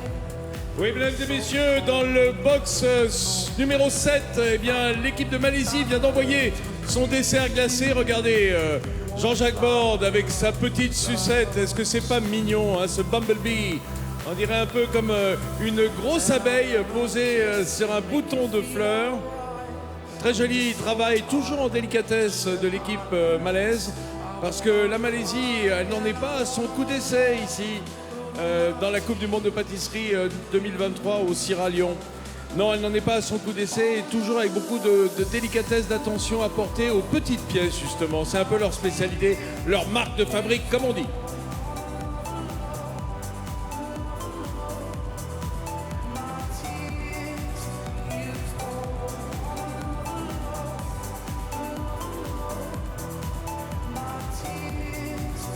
And we actually received Malaysia's lollipop now.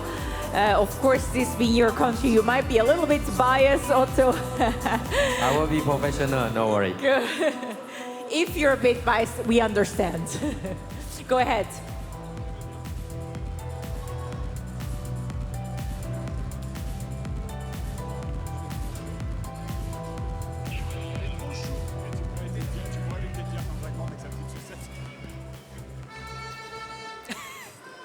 Refreshing.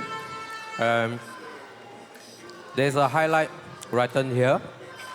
We are using for piping to create the layer instead of using the mold. Okay. So in pastry, we have a lot of kind of mold and technology, but one of the thing is we have to create our own hand skill, like a craftsman. So we see we just saw the recipe on the screen, and now you see it a bit close up while the juries are tasting it. What Otto described, the way the texture is being done. Yes, the mango jelly and the raspberry jelly.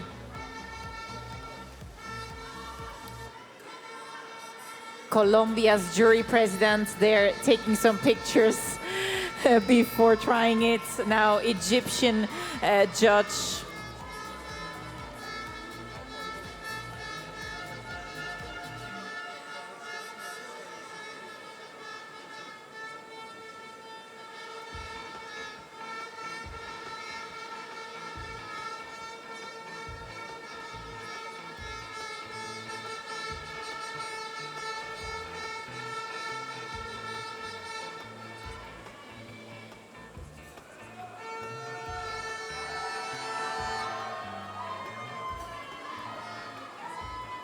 So when it comes to the topic of Malaysia's lollipop, again, a bee or a flower, can you maybe talk a little bit about that? Okay. From the visual, we can see it's like a bee, inspiration of bee. Then it's a bee kind of flower. Then inside they have raspberry coulis meringue. So the flower is a meringue, mango jelly, coconut mousse, and pineapple compote, Caribbean sorbet, and nougatin. And I was wondering, how long does it actually take sometimes to come up with such an idea for a lollipop? Like as a team, what's the process until you decide that is going to be the lollipop?